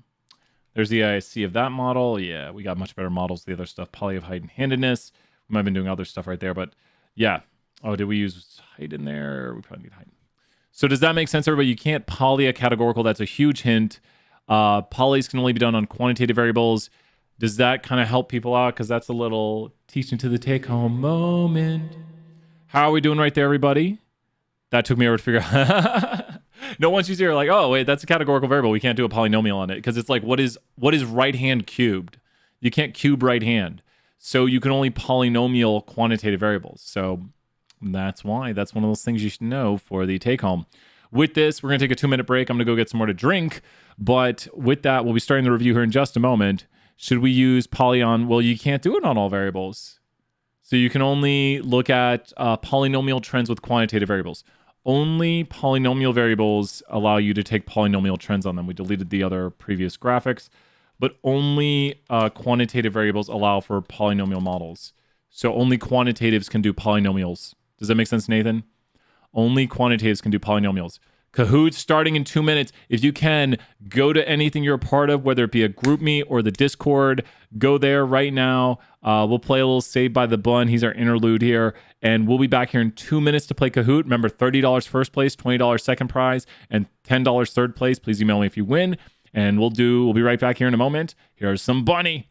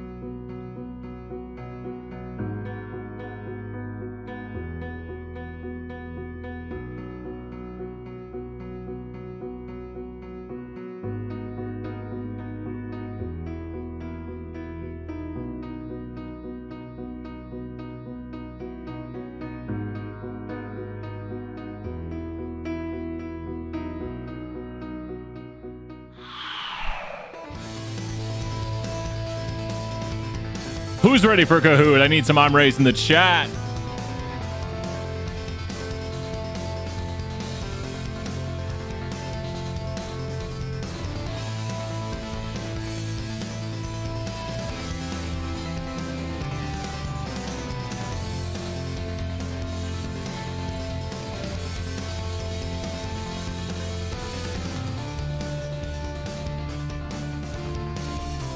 Everyone give some shout outs to William in the chat right there, giving so much positivity. We make some errors, but do not worry. We get knocked down, but we get up again. Nothing's ever going to keep me down. That's how we roll.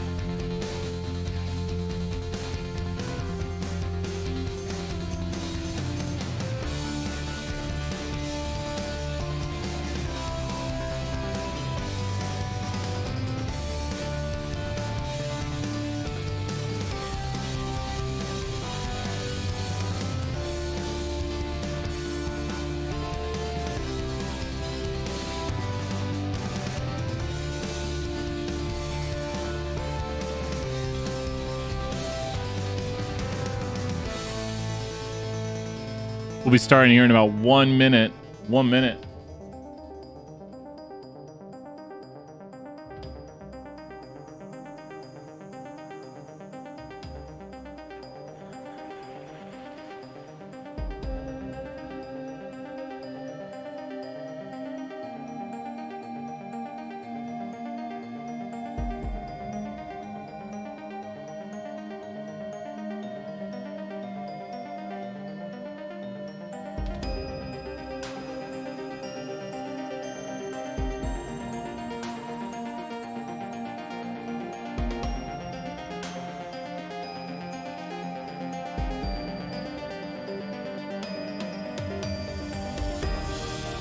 Kayla's here to win. Ooh, we got some big competition.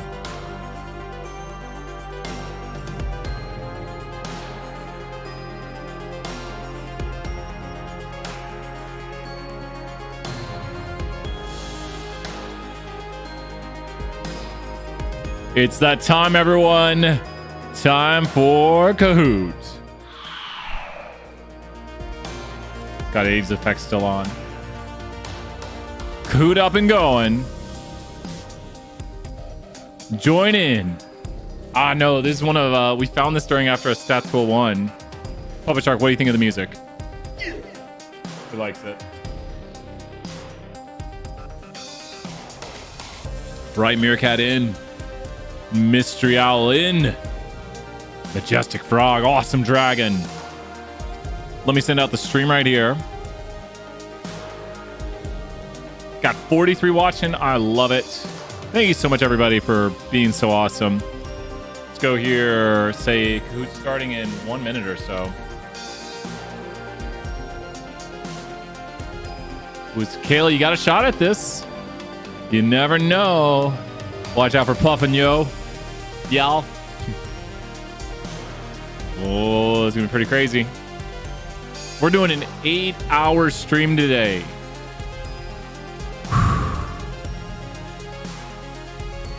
We're gonna start here in 1 minute. How long's the music got? 2 minutes. Music's got 2 minutes. End of song start. Any questions before we get started here? Dr. Nude, 11 out of 10 name right there. Gotta win. 8 hours straight. Thank you so much, Wilton. I was like, my fiance went on her travels. I was saying bye. Was it during your guys? No, it was during the last Kahoot she left. So I was like, I muted the microphone. I was like, come here. I don't know. But she left, and I was like, I'm Panda that soars above all. I can.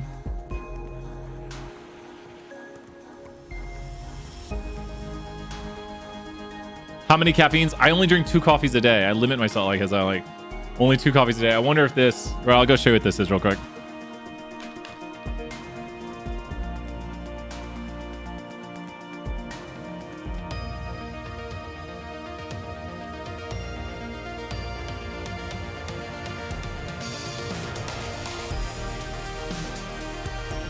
This is the yoga drink.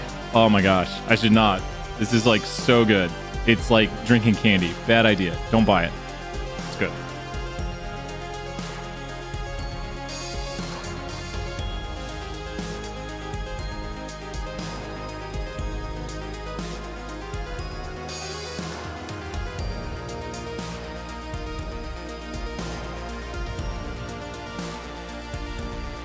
Got some Stat Nation in the chat. Got seconds left on the music. Oh, it's ending. Loads Amazon card. Okay. It's about that time. Starting in 5 seconds. Get in. Get some exercise running around. 5 seconds to go. 3, 2, 1. We don't listen to that. We listen to disco. Here we go, everyone. Let's do this.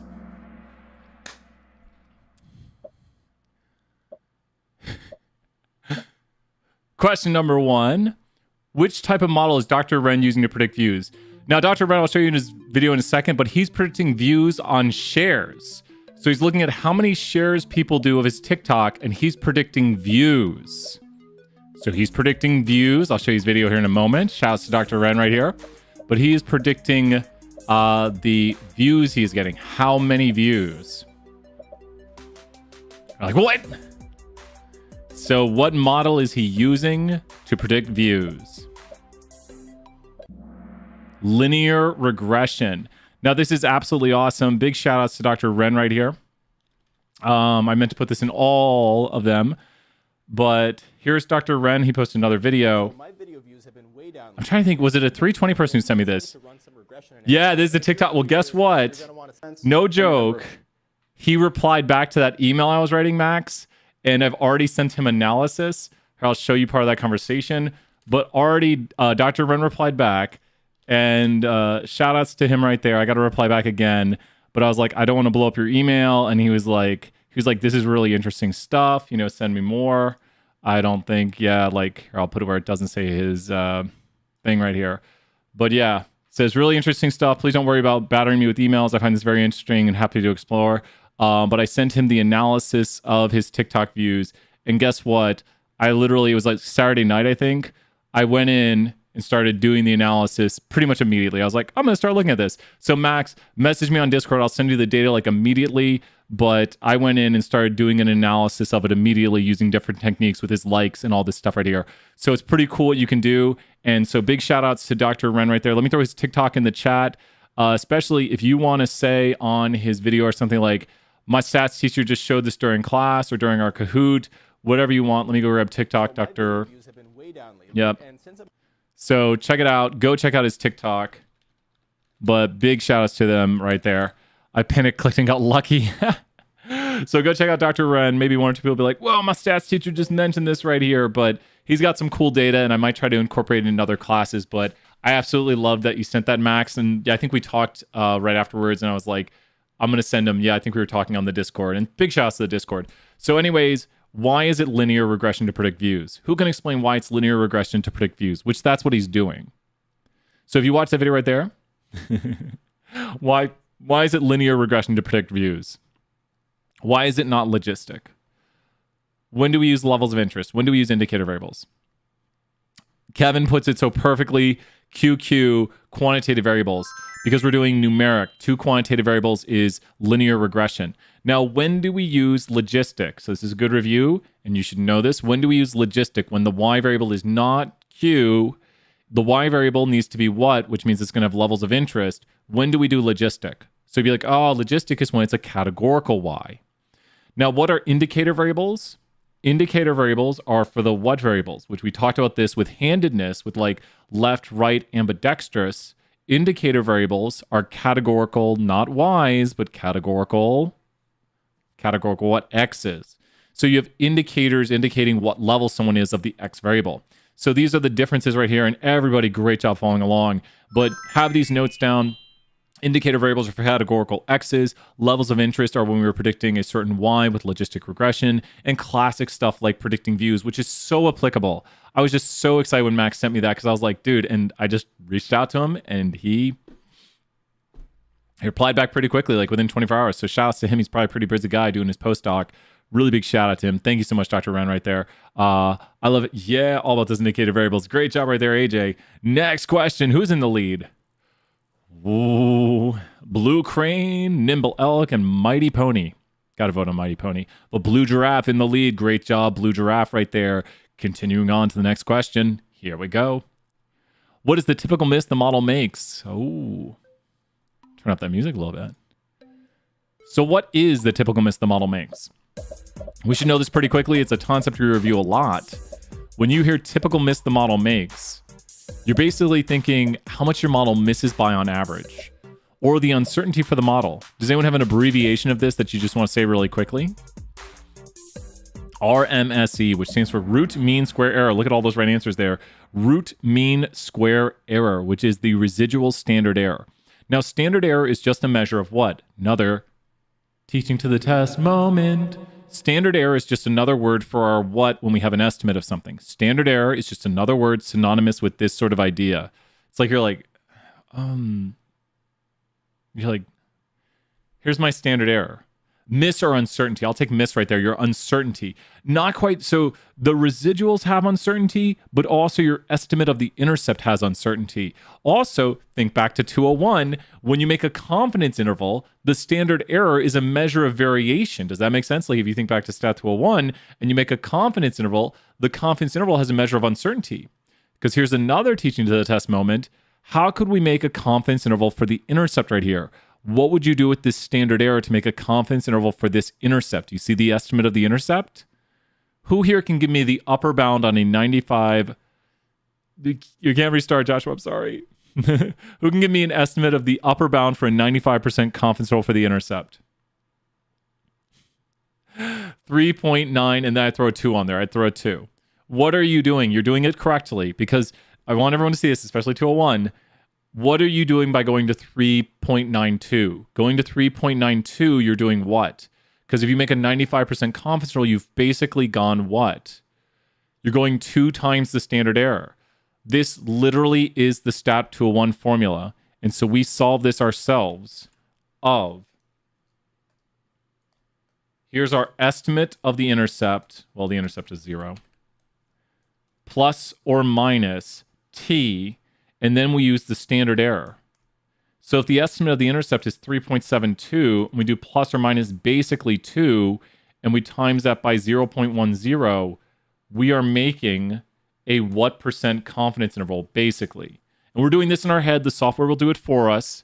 But by using 2 for the t, we're basically doing this. The software will do it for us, 95%.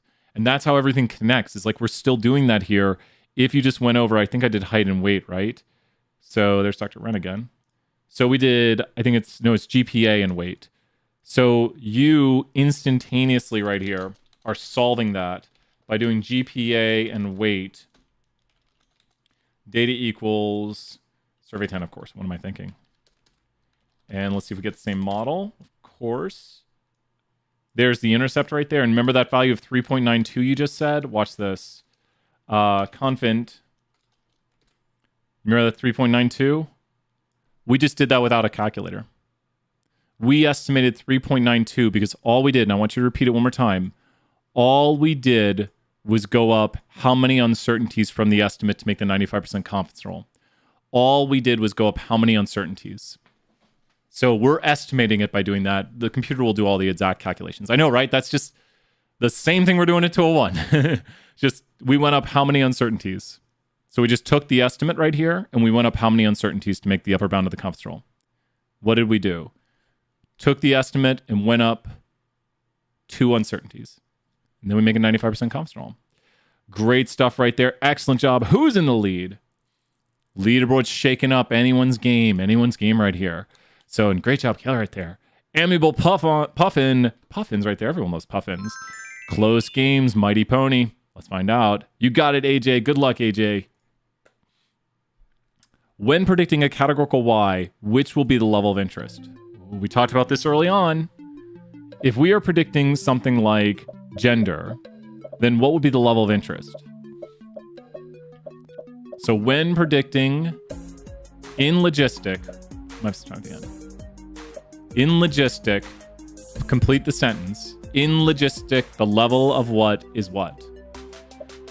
In logistic, the level of what is what? In logistic, the level of what is what? In logistic, the level of interest is last. In logistic, the level of interest is last. So let's say you're going to predict if someone does not purchase, no, or if someone purchases, yes. What would you predict? You'd be predicting the probability of what? Purchase no or purchase yes. Which of those would all your probabilities be assigned to? Like if I told you 90% probability, is that they don't purchase no or they do purchase yes? And it'd be yes. Not that we're interested in yes, but the algorithm just predicts for the one that's last. So you could figure out the probability. If they have a 90% probability of purchasing, what would be the probability they do not purchase? Kind of some quick math right here. So 90% probability of purchasing. What is the probability of not purchasing then? Which this is 2 on also. Complement, 10%. When the answer to this question be different for quantitative? Exactly. Well, here's the thing though. In quantitative, we don't have a level of interest. The level of interest is only in logistic. So when we have a quantitative, we are just predicting quantitative amounts. So when we do logistic, we will have a level of interest. When we are doing quantitative, we won't have a level of interest. Now, what is the first alphabetical? There were a few people who said first alphabetical, but they were probably thinking about X's when it comes to what? And take these notes if you don't have them. We're doing a lot of little bits of knowledge. But when you do the first alphabetical, you're probably thinking the reference level. And that is what things are compared to when you compare X's. So when we do reference levels, the first one is is alphabetically first. Like the reference level, is alphabetically first. So what is the reference month of the year? Little bits. What is the reference month of the year? What is the reference month of the year? If we have that in our model and we have month of the year, what will be the reference month of the year? Not February. Close. It's April, right? It's April. And why is it April? Why is it April? I love it. 100 points. Everyone's practicing. Why is it April? People are correct. It is April. It's first alphabetical. Does that make sense? What is the reference day of the week? I'm having to think. Oh my gosh. I can't think of it. What is the reference day of the week? Is it really? Yeah, okay, good. It is, right? It's Friday. Friday. Got to get down on Friday. Everybody's looking forward to the weekend. It's Friday, and why is it Friday? Why is it Friday? Why is it Friday? Why is it Friday? Once again, repeat with me. It's the reference level because... Excuse me. Yeah, it is the reference. Wow. It's the reference level, the best day of the week. Not only that, it's first alphabetical.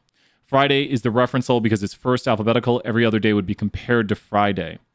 Continuing on here to the next, or seeing who's in the lead. Puffin is still in the lead right there. Let's see right who's going to win. Shiv, great to see you here. Next question. What is the proper interpretation of the slope? Ooh, you should see something here that jumps out to you. Oh, wait. I think everything's fine. No, they're fine. Don't worry. If they're not a mod, don't time people out. I'm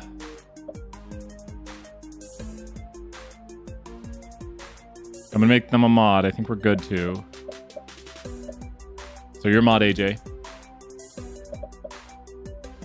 Only time people out if they say something out of line. Don't worry about it.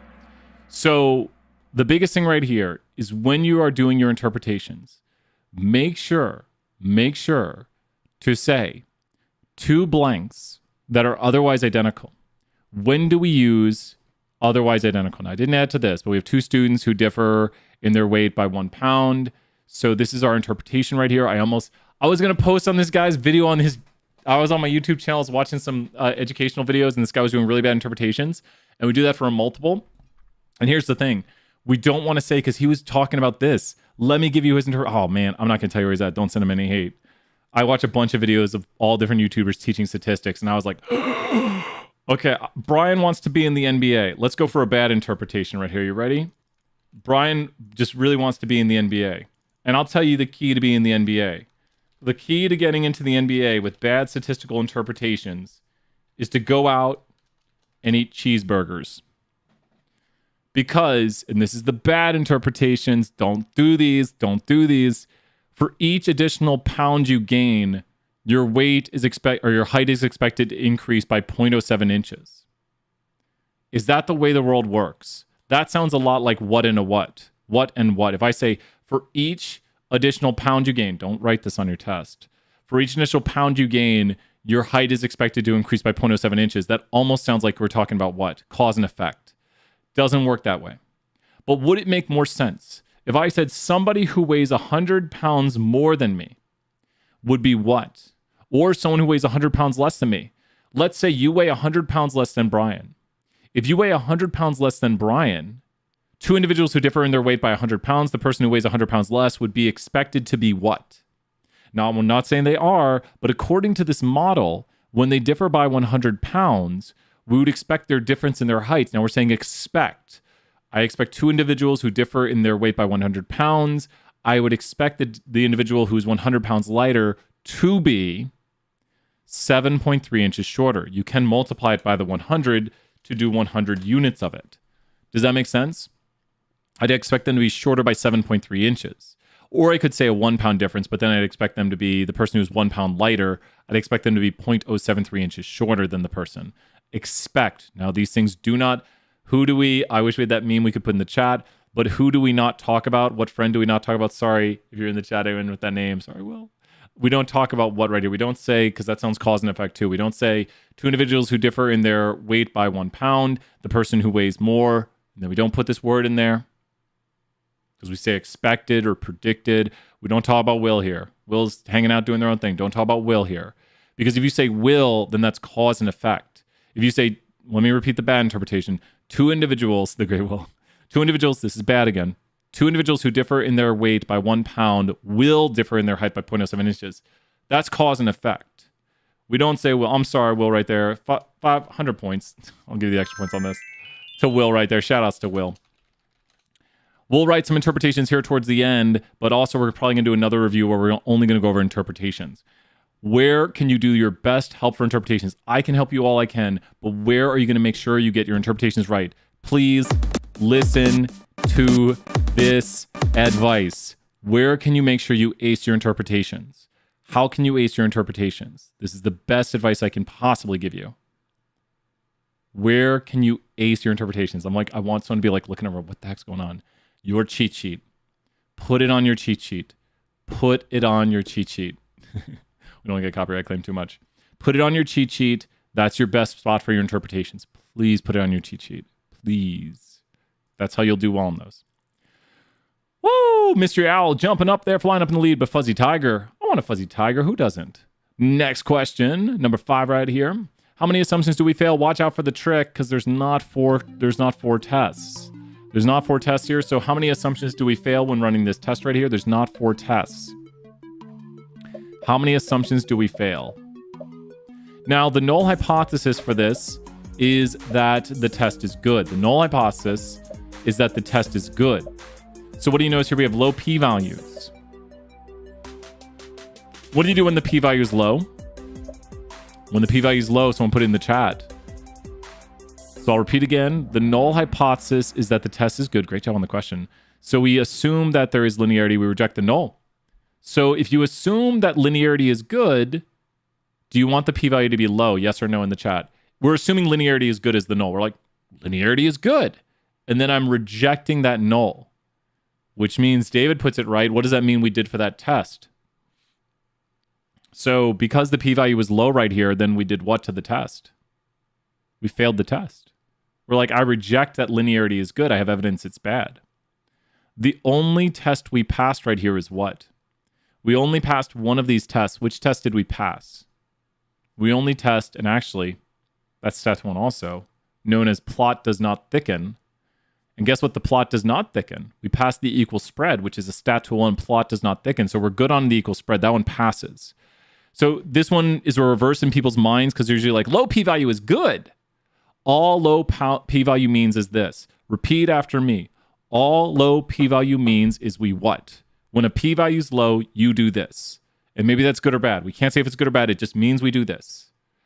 Ah, you fell for the trick. Yeah, there's the first one's just the one test on the linearity of the overall model. Yeah, so I put watch out. I'm sorry, Daniel. All you do is you reject the null.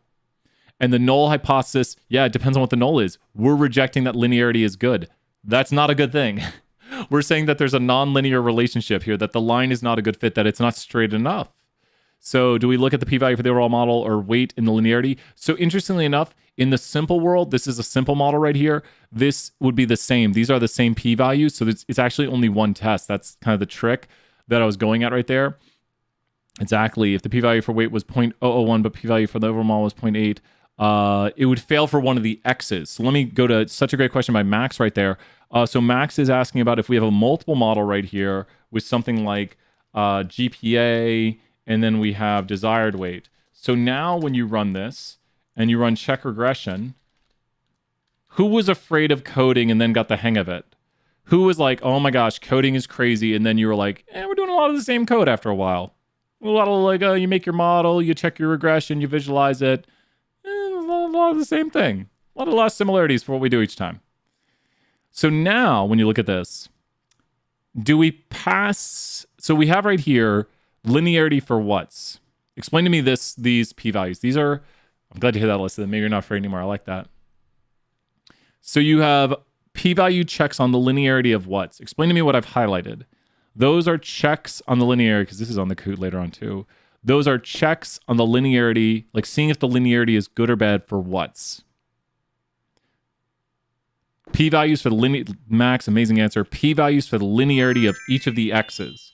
Remember how we just put those x's in the model? That's a p-value check on each of the x's. And how do our x's do? All of our x's do what on their linear relationship with height? All of the x's do what on their linear relationship with height? All of the x's what with their linear relationship height? They fail it. That's not good. Then we see the overall model, which is this over here, has a problem with linearity too, which we'd kind of look over here at it. We see a problem with the overall model. How's the equal spread look? Equal spread good or bad? Because p-value is high. Remember, the null is just that equal spread is good. Each of these can be the null for linearity, linearity for whatever is good, equal spread is good. And so we're good on this because we don't reject it. We don't reject the null hypothesis. We still believe it's good. How do we do on the normality of the residuals? And yeah, look at those residuals over here. Oh, good. No. Ugh, that's bad. QQ is bad. The QQ plot for normality is bad. Remember, the red line is when it follows the plot is good, and it has a large deviation down here. We especially see it with these low residuals. So this is really bad, and the p-value we highlighted just a second ago shows that we fail it. So we failed a lot of the assumptions right here. So not good, not good. And excellent work, everybody. And a lot of carryover topics. So there's the test. Who's in the lead? Oh, I love it. I love it. No es bueno. Es no bueno. Mystery Owl in the lead. What's going on with Mystery Owl right there? Do I still have my mystery music? I don't. Next question. True or false? If we fail the test with p-values, we can't. If we fail the test with p-values, we can't use the regression model. We just can't use it. Too bad. Sorry. Did we lose the histogram joke? It's in there somewhere, I bet. We should have added it if we didn't. If we didn't add it, I'll rewrite it. If we fail these assumptions, we can't. I love the binomial.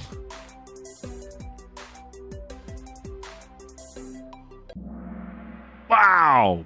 That's great. It's because why? Why is it we can still use the model? Just explain to me. Might help for a later question. Why can we still use the model? Aggressive feelings too. Why can we still use the model? You're saying, so Kevin's talking about we can fail the test, then we look at the sample size, then we look at the graphs. Because we need to investigate the graphs to see how badly we fail, because all models are wrong. Some are useful, and Natalie's pointing out too. If the sample size is large enough, and we'll go look at the code again, then what we do when there's a large enough sample size, this actually goes to statistical power, because if you have a very large sample size, you're likely to fail these tests because all models are wrong. So you're likely to fail conditions for very large sample sizes. Does that make sense? This literally goes to larger sample size, more power. Power is the ability to reject the false null. Since all models are wrong, we should be rejecting the null technically. And so we run into this issue that the model is probably wrong. And if we have enough data, we'll probably fail our assumptions. So as Natalie points out right there, we can then look at these plots and which one looks the worst to you. Plot 1, 2, or 3. And I'd say there's some pretty clear stuff to see in all of them, but one of them kind of jumps out here. And the p-value for it is kind of also. So plot 1, 2, or 3 looks the worst for you. Plot 1, 2, or 3. The normality, which is 3 right here. The normality, which is this one right here. So this one only investigates normality. Other hints for the test. So the normality. One also might have some issues down here with the linearity towards the end. I don't really see the equal spread was good. What am I saying? So equal spread was good. The linearity looks to have a little issue towards the end of the plot, which is the p-value of the overall model, which barely fails. But this plot right here really deviates at the end. That's a huge deviation of the normality right there. So not good, not good. And so it really depends. All models are wrong. Some are useful. So can we use our model? Maybe. Ooh, Sable. Eager Sable. Jumping up in the lead. Let's find out who wins. Fuzzy Tiger, you got this. Mr. Owl, you got this too. Quiz question 7. Which assumptions can be checked using a QQ plot? Almost like similar models right here. QQ plot. Which one is the QQ plot? Graph 1, 2, or 3. Drop it in the chat and then I'll mention. Which of these conditions can be checked right here using the QQ plot? And we often say it's a QQ plot for this. Which one is the QQ plot? 1, 2, or 3? And the code is QQ. If you're wondering, we can type QQ and get the plot itself. Maybe show that here in a second. But a QQ plot is called a QQ. And great job, Kevin, right there. 100 points. Thanks for answering, too. QQ plot for normality. And this is the QQ plot right here. And if the points are normal, it should do what? It should follow the red line. It should follow that red line. And they don't. Pretty clear to see we have a big violation of normality down here, probably due to these low residuals. And we look at the QQ plot for normality. Once again, this code inside of R with red class is just the QQ. We can probably go QQ on the residuals. We don't usually do it this way, but there's the QQ plot for my model, and you see the big violation of normality down here. If you did it for like a normal data, like random normal, and we generate like 1,000 numbers, then that follows the normal distribution. So this is what they should look like by random chance if they're normal. But if you have something that doesn't follow it, you'll see like a very large skew. So once again, follows the normal pattern, does not follow the normal pattern. The more it follows the red line, the better it is. And sometimes we have to make subjective calls. And this one has a huge problem. Does not follow that red line at all. Big violation of normality right there. And we're seeing, is it normal or not normal? Does it follow a bell-shaped curve? Next question, or who's in the lead? Tight leaderboard. Kayla, I want to know how you do. Even Kayla, just you playing. If you don't worry, if anyone comes in last, don't worry. But Kayla, just you playing is awesome. I want to see how well you do. It's really great to hear. Like, I'm excited. Let's find out. Next question. Quiz question. Which plot checks equal spread? Is it the first, the second, the third, or none of these that check the equal spread? We were talking about this earlier, so you need to know where to look. Got 20 minutes more. We got this. Then another review. Review. Which plot checks the equal spread? What do we not look at? We never look at this histogram. I just wish it didn't exist. It is the first plot. The first plot right here is where your equal spread is at. You're trying to see, and I really don't see much of an issue with this one. You're seeing if the points get wider. So I'll take a quick snapshot of it. When you're looking at the equal spread, we are literally, use the stat2 terminology, we are literally trying to see what? When we check the equal spread right here, we're doing what? When we talk about equal spread, heteroskedasticity, I do see a bit of an outlier here, but that's more going to show up down here. When we're looking at this right here, I don't see much of an issue. It looks more like there's an outlier issue than there is an equal spread issue. I mean, I don't know what the p-value is right now, but what's the stat2 terminology we use for this? So we're just seeing, is it what? We don't want what? We don't want the plot to thicken. Exactly. We want it to stay about the same thickness, or we want homoskedasticity, which means same thickness. So we want the predicted power to be the same because we don't want the model to be like suddenly stronger at one point, get really tight around the data, because then our metrics we use won't be consistent. Great job, people right there in the chat. So your spread right here is a measure of strength of the model. So it gets a little weaker as the model goes on. The model gets a little bit weaker because the points go further out. Is it enough of a change? I don't know. All models are wrong. Sometimes you're like, my model's fine. I don't know. I'm going to go on. Oh, no. Who'd we lose? We got Mighty Pony back, but Cute Lobster is nipping at the tail of Blue Crane and Eagle Saber flying high right there. I don't know if cranes fly, but Mystery Owl does, flies high above the rest. Will they win? Let's find out. Quiz question. Multi-select. Select multi. Select multi. Select multiple things. Select multiple things. Multi-collinearity does what? This is a multiple select. Multiple. Select multiples. You can get multiple points. We found this out last time. Last one. Select multiples. If you see that multi-select, select multiples. I don't want someone to lose here because they didn't select multiples. Oh, it's going to be so interesting. How'd I add these multi-selects? I don't even know. Multi-collinearity is shared variation in the x's. Is multi-collinearity a good thing? Do you want your x's to explain each other? Do you want your x's to explain each other? Multicollinearity is shared variation in the x's, and you don't want your x's to explain each other. But multicollinearity does not invalidate your model. It just makes higher whats. 3-letter words. Multicollinearity will just lead to higher whats. I could have put an extra thing in here. Multicollinearity leads to higher uncertainty measured by what for your... You're right, Kayla, that's exactly it. You don't want your x's to explain each other. Not AIC, another 3-letter acronym. Leads to more uncertainty measured by the increase to a factor of variance inflation. I was like, how do I say it? Great job, David and Kevin right there, more 100 points. Variance inflation, which is literally just standard error squared inflation. So multicollinearity leads to more uncertainties in your x's, which will make your confidence intervals wider because you're like, I don't know, this x is overlapping. If you have 5 friends who are like, hey, we should bring pizza to the party, and one says Papa John's, one says Domino's, one says Little Caesars, then you're like, that's 3 friends. You're like, I don't know which friend to invite. Snea, great to see you here. You're like, I don't know what friend to invite. They're all saying they're going to bring the same thing. We're overlapping in the variation. I need friends who are going to bring me some Hard Knocks pizza, best pizza in Knoxville.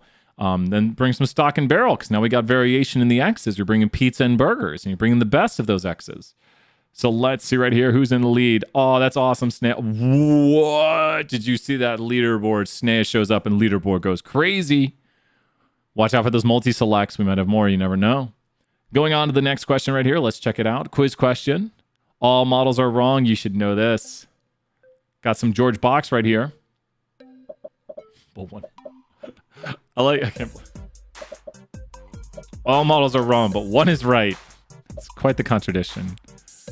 All models are wrong, so don't use them. Like, why is anyone learning statistics? But statistics, at least... Someone might hear me saying, but one is right. All models are wrong, but some are useful. I like telling the story here. Oh my gosh. I'll have to check out we'll look at my fantasy team after this. I like telling the story of the 2016 election when I started to notice how much Hillary was getting and how much she was predicted to get. So I'm noticing how many votes Hillary actually gets, or percent of votes Hillary actually gets. And then I'm noticing how many she was predicted to get. So what is Brian computing when he does this? Brian sees how many votes Hillary actually gets and how many she's predicted to get. I am computing a what when I look at this difference. So I see how many she actually got and how many she was predicted to get. So I'm computing a what? I'm computing the residual. Just the actual minus the predicted. And here's the thing.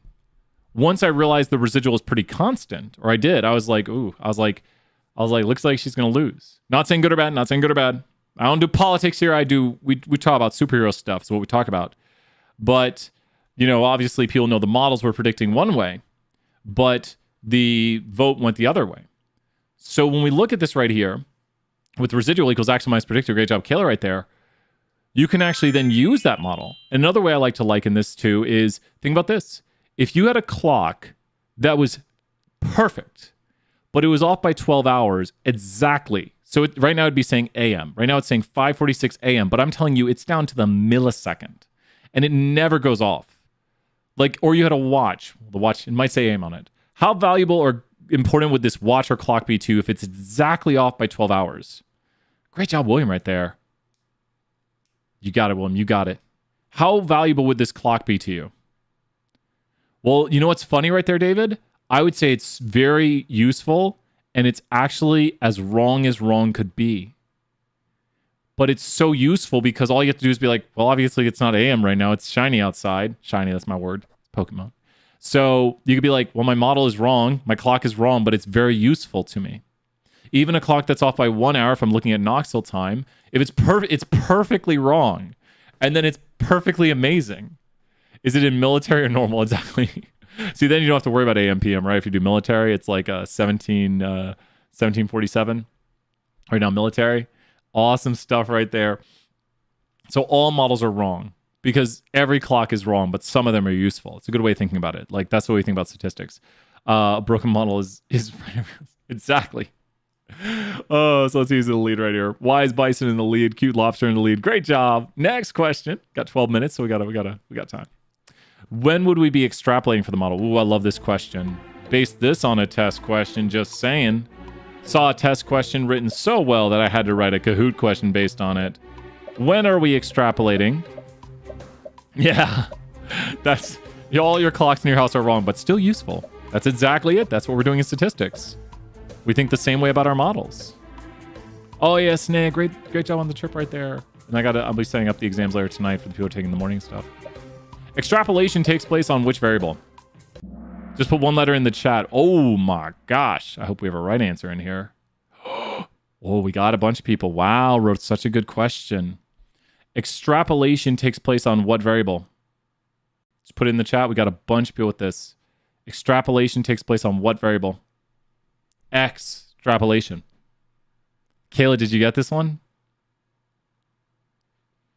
So the predictions are an extrapolation, but the X is what we extrapolate on. Does that make sense? We tricked a lot of people with this one. Good thing I'm glad I put it in the Kahoot. It's like maybe it's based on a test question. And I also chose an X that is what? Extrapolation takes place. Nice job. Extrapolation takes place when we're outside the bounds of the X. Oh, it's totally fine. So, sometimes it's like you get one right. That's fine. Hey, great job. And you're like, I know it. Extrapolation is on the X. Keep saying that to yourself. Extrapolation is on the X variable. It's on the X's. So we could go what? Below the value of the lowest X or above the value of the highest X. Does that make sense? When would we be extrapolating on the other side? Like, weight of 1 is extrapolating, but also where else? I didn't put it on here, but weight of what? Where else would we be extrapolating? Weight of 1 is an extrapolation, but where else? Just kind of throw another value. Where else would probably weight of 6? Does that make sense? Weight of 6 would also be an extrapolation because you're outside the bounds of the X's. Always remember I should have capitalized that X. Extrapolation is on the X variables. The trick to this question was HP is a Y variable. We do make predictions that are extrapolations, but we don't plug into the model Y values to extrapolate on them. We get Y values predicted from extrapolated X's that are outside the bounds of the scope of the X's, which means we are taking values outside the bounds of our X's. Oh no, Snea. I'm so proud and honored. Oh my God, look at the leaderboard. Who's going to win? Kayla, you could come back. You never know. Continuing on to the next one. Multi-select. Make sure to select multi-ones. Model hierarchy requires which of the following? Select multiple. Like, select multiple. Wink, wink, wink. Someone's like, wait, what? What is model hierarchy? This was asked during the review, so maybe got a lot of tips right here. Model hierarchy requires which of the following? Oh, this is going to be interesting after this. Oh, this is like the make or break on it. Oh, I think leaderboard's going to go nuts on this one. So, all of them. There's a question about model hierarchy right here. So people might not know it, but if you remove the intercept, you are removing model hierarchy. The intercept is a term in the model. That is true. Not a big fan of it. I don't think we put it on the test anywhere. I can't remember seeing it. But the intercept removal is removing model hierarchy. It's kind of setting it to 0. Polynomial terms, if you have something to like the 3rd degree polynomial, you must have the 2nd and the 1st degree polynomial terms. Interactions, if you have like experience times weight or experience times education, you have to have the 2 lower order terms. And then also, if you include indicators, you must include all the indicators for a categorical X. Like removing out, I didn't finish. That's all right. I know, right? That's why I was like, this is going to be crazy right here. Wow. Majestic Frog leapfrogging over everybody right there. Woo! That's a crazy question right there. Let's find out who's going to win. Maybe it was Kayla just like jumping over. I don't know. How do we select models based on AIC? This is a review from earlier. So remember, AIC is Akaike's information criteria. And so it's how close we are to the truth. So how do we select models based on AIC? Akaike's information criteria. Which is going to penalize us for adding extra things into the model that shouldn't be there. Not blocking the right answer. We take the lowest AIC. And then AIC can be, it's a great job right here. I'm not going to review too long on this one because everyone got it mostly. The AIC goes towards negative infinity. You meant to hit 0. Oh, no. That's all right. The lower the AIC, the better. AIC can be negative. So it approaches negative infinity as our model. There you go. Yeah. The lowest AIC can be, type it in the chat. I'll do it 500 points. I want people to type it. The lowest AIC can be is what? I just said it a second ago.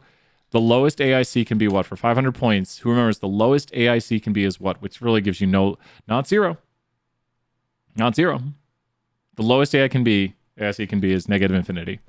Negative infinity. So it just keeps going lower and lower and lower. And there's no real interpretation. It's a model comparison. It's just like this model's better because it has a lower AIC. The difference is more than 2.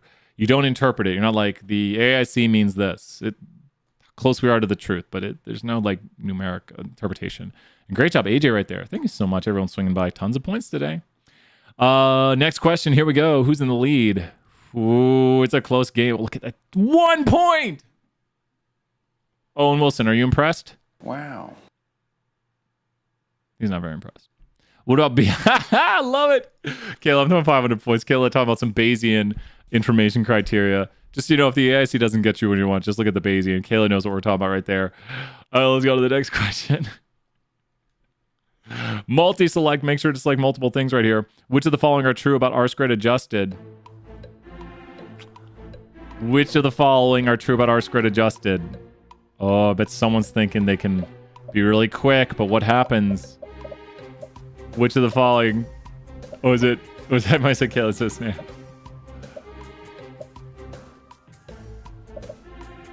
What is the highest R-squared can be? What is the highest R-squared can be? Who can put in the chat what is the highest R-squared can be? The highest R-squared can be is... Nah. The highest R-squared can be is 1. So R-squared adjusted is R-squared with a penalty. We wrote that a little bit earlier. So if it's R-squared with a penalty, then...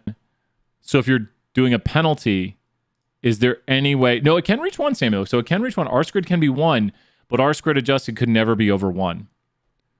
Ah, that's all right. R-squared adjusted can never be over 1. It can be negative. It compares multiple models. It's a fair way to compare multiple models. It has no interpretation too. I should have put that on here, but so many choices. R-squared adjusted really has no real interpretation. It's not mathematical to interpret it. Sometimes I'll say it's after we penalize, but since it's negative, you can't have negative variation explained. Woo! This is one of the craziest Kahoots I've ever seen. Someone left early, but I'm sure someone else did, but this is a crazy Kahoot. Who knows? Crazy Kahoot. That was horrible. Next question. Crazy Kahoot. Someone creates a regression using months of the year. How many indicators will there be? Someone creates a regression using months of the year. How many indicators will there be? Who knows the trick? Who knows the trick for figuring out how many indicators there are? So when we have months of the year, how many months of the year are there? Mebot will put an F in the chat. So when we do months of the year, there are how many months of the year? We were talking about this earlier. How many months of the year are there? There's 12 months of the year. So then there's how many reference levels? So I'm doing 12 right now. How many reference levels are there? How many reference levels are there? I'm doing 12. We were talking about this earlier. So how many reference levels are there? Mewbot, you gotta watch the questions, man. So if there's 12, there's one reference level, and that means how many indicators will there be? So there's 12 months of the year. One of them will be the reference level, which we will compare the other months to, meaning we'll need how many indicators? Don't worry, David. We need how many indicators? 11. And the reference month will be April because it comes first alphabetical. Review. Good practice right there. Mewbot knows to wake up. Gonna be crazy right here. Let's check out who's gonna win. 2 more questions. What does the following p-value represent? Oh, I love this question. I love this question. That's a low p-value right there. I love this question. Who knows what that p-value represents? There's only one... Alyssa, great question. There's only one reference. Yes, you are correct. When dealing with categorical X's, there's only one reference. The others will be indicators. Now, you might have thought it was blue. Ooh, we had a bunch of blue right there. So, what are we doing right here? What code does it run? We got a few more minutes. We got one more question after this, and then we're going to take a quick break and come back for 474. What was right here? I know, right? It's a good, tricky question. Because this is not coefficients from the model. This is not coefficients from a model. So we have coefficients from a model, and this would tell us that weight brings new information. This p-value tells us that the information from weight, after accounting for the other variables in the model, weight brings with it new information. But those weren't p-values from a model. Those were p-values on testing assumptions. So this p-value right here tells us what for weight? This p-value, because remember, it depends on the null, and that p-value for weight right here tells us, I know, right? Tricky questions. That p-value tells us right here that weight has a problem with its linear fit. We reject that there's a good linear fit. We have evidence of a problem with the linear fit. Thacker, great to see you. I think Thacker's swinging back by. So this tells us weight brings with it new information not accounted for by the other variables. And this p-value tells us that weight fails the assumption of linearity. So be very careful. It does depend on which test you're looking at. I think a lot of times people look at p-values and think, oh, it's a low p-value. It means this. Well, what test did we run right here? We ran a test of assumptions. So we assumed linearity was good and we rejected the linearity for weight.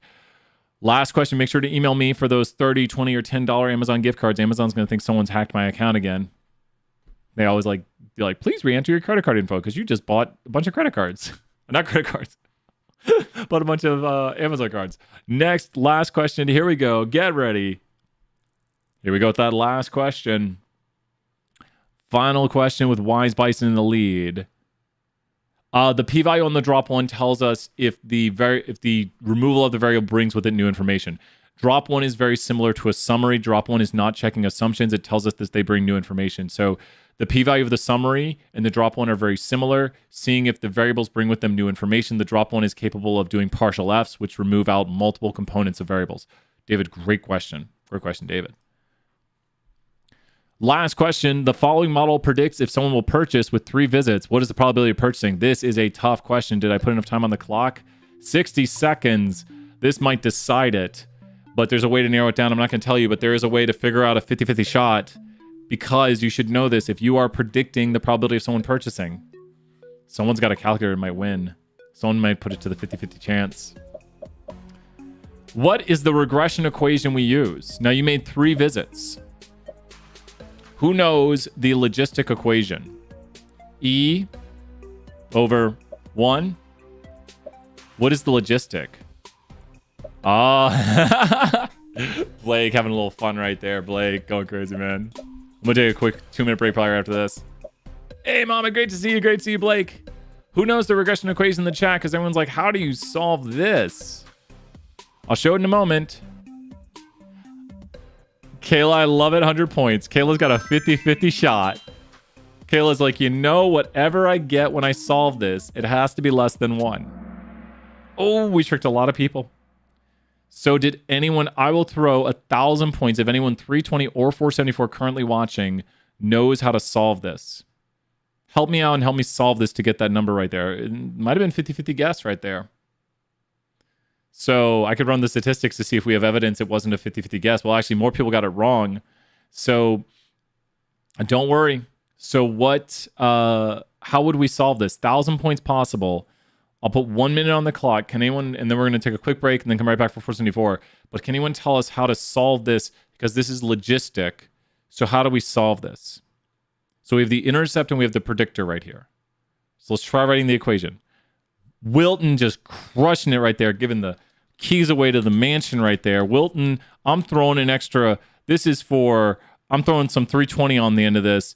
We're doing 1,320 points for Wilton right there, and Charlie showing how to do it. Yes, Wilton literally is putting here e raised to the regression equation over 1 plus e raised to the regression equation. Wilton, I'm guessing you got this.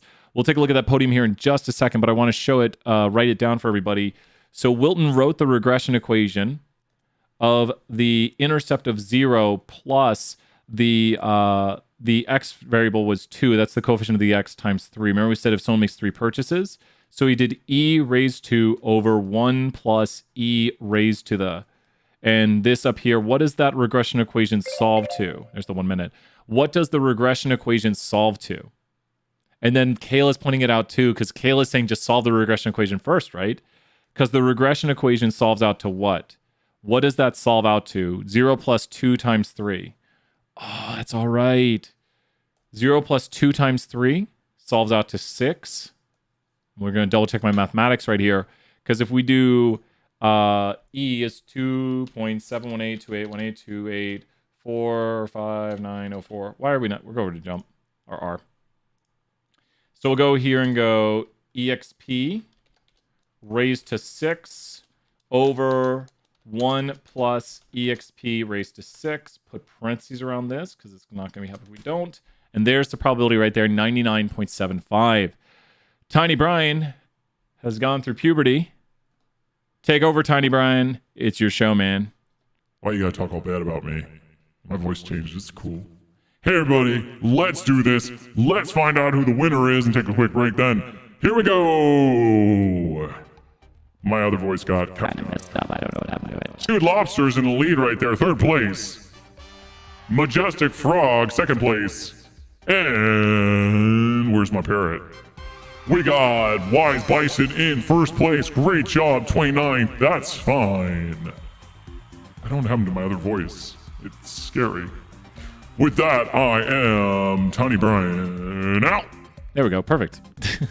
Something happened to his voice. Great job, everybody. Thank you for hanging out. We're going to take a 2-minute break. So we got the bunny right here to usher out the 2-minute break. Be right back, getting a little bit to drink, and be right back. Just got to get more drink. It's hot here in Texas. Crazy stuff. 474. Be right back here in a moment. See you soon. Bye-bye for a moment.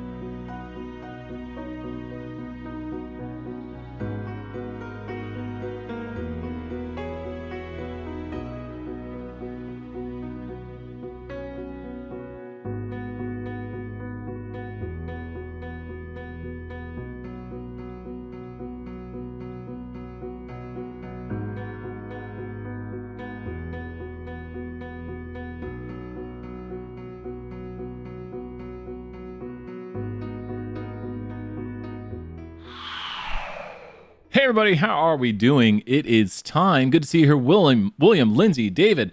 Let me send out the alert, but post about it. Let's see right here. Let's go to the Discord.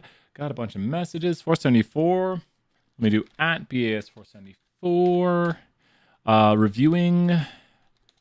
Reviewing now.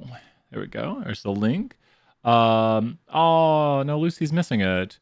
There we go. Study group plans. Awesome. How is everyone doing in the chat? What questions are there to start? I know. Yes, paper. Yeah, use front back sheet paper. Great question right there, David. So make sure to use front back sheet of paper, all that good stuff. Doing well. Good to see you here, Brendan. Ask those questions if you got them right now. Might have her here the main screen. Thank you so much. We've been doing all different reviews today. It's our 8-hour streamathon. It's game time, Carter. You got this, man. Let's throw out some 100 points, everybody.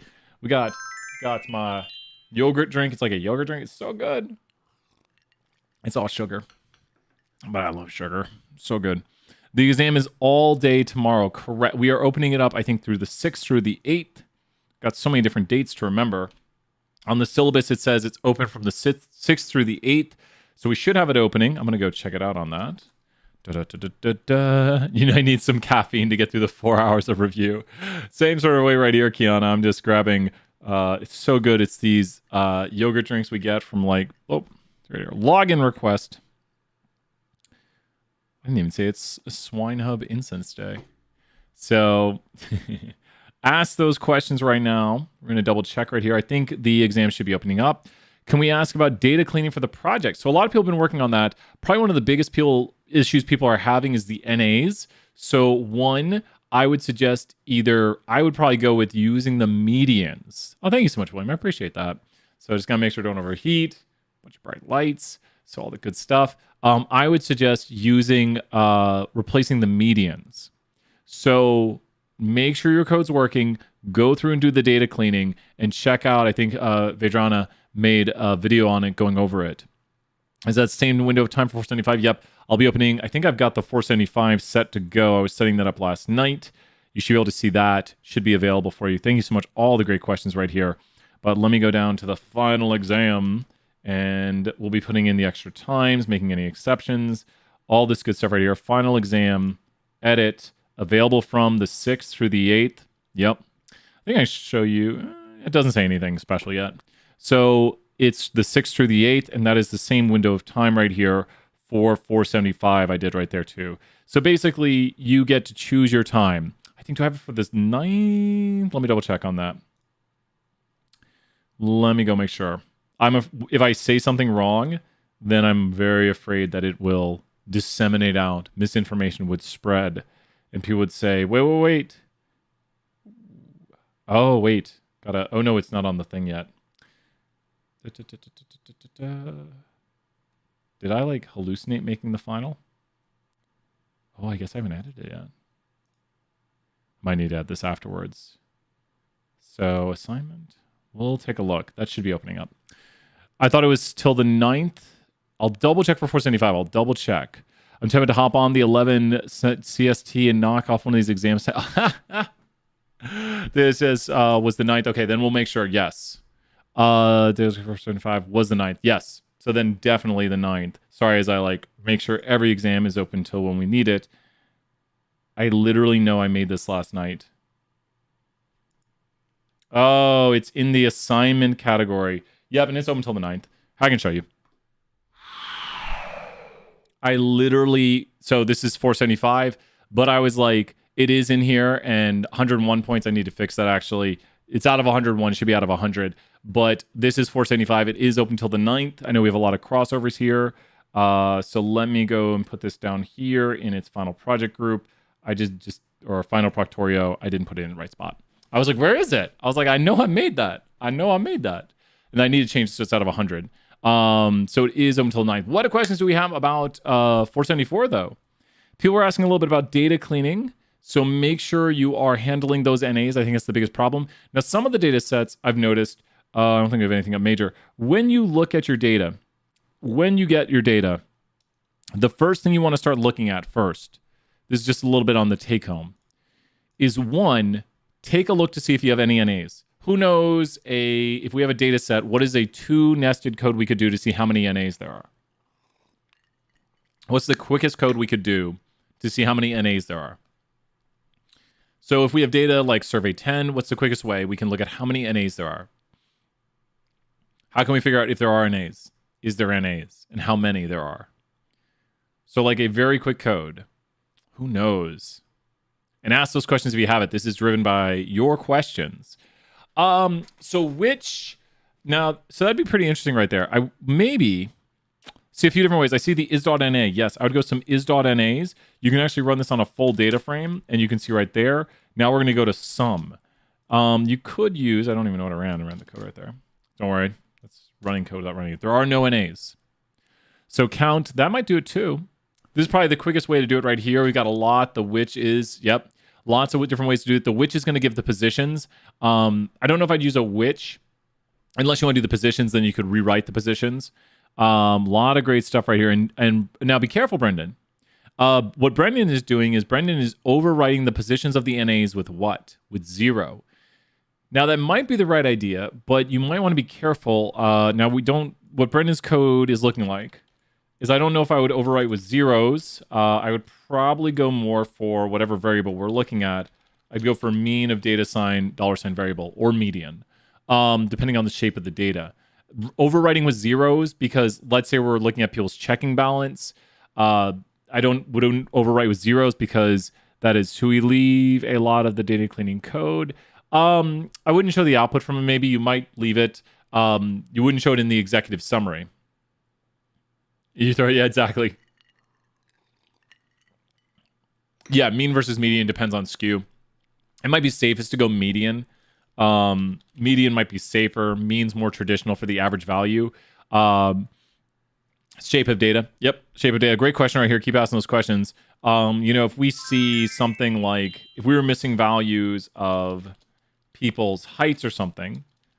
So if we were missing values of someone's height, we might be fine to use the what here. I might just go with that.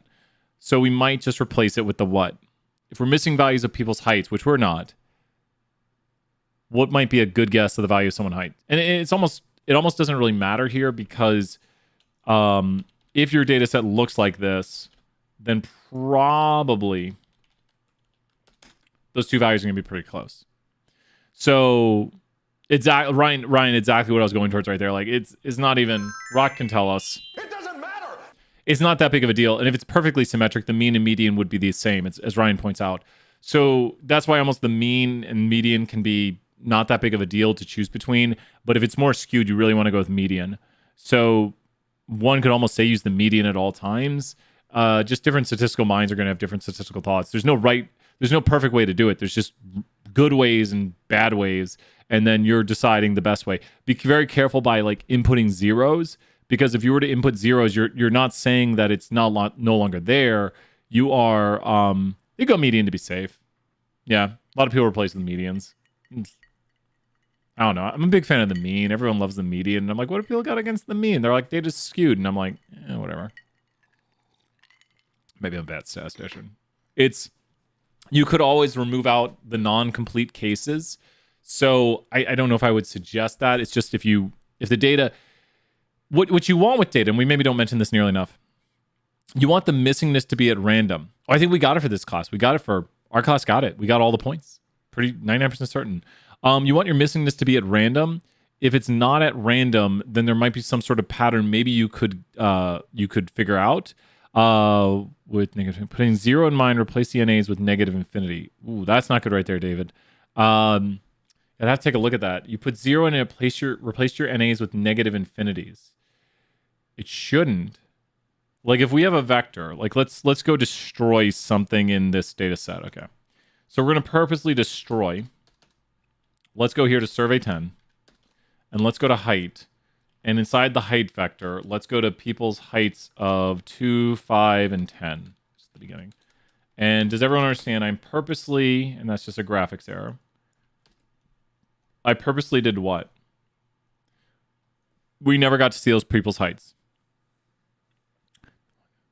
Oh, yeah. Oh, wow. Nice job. Kiana's totally right. If you logged it or something, transformed it.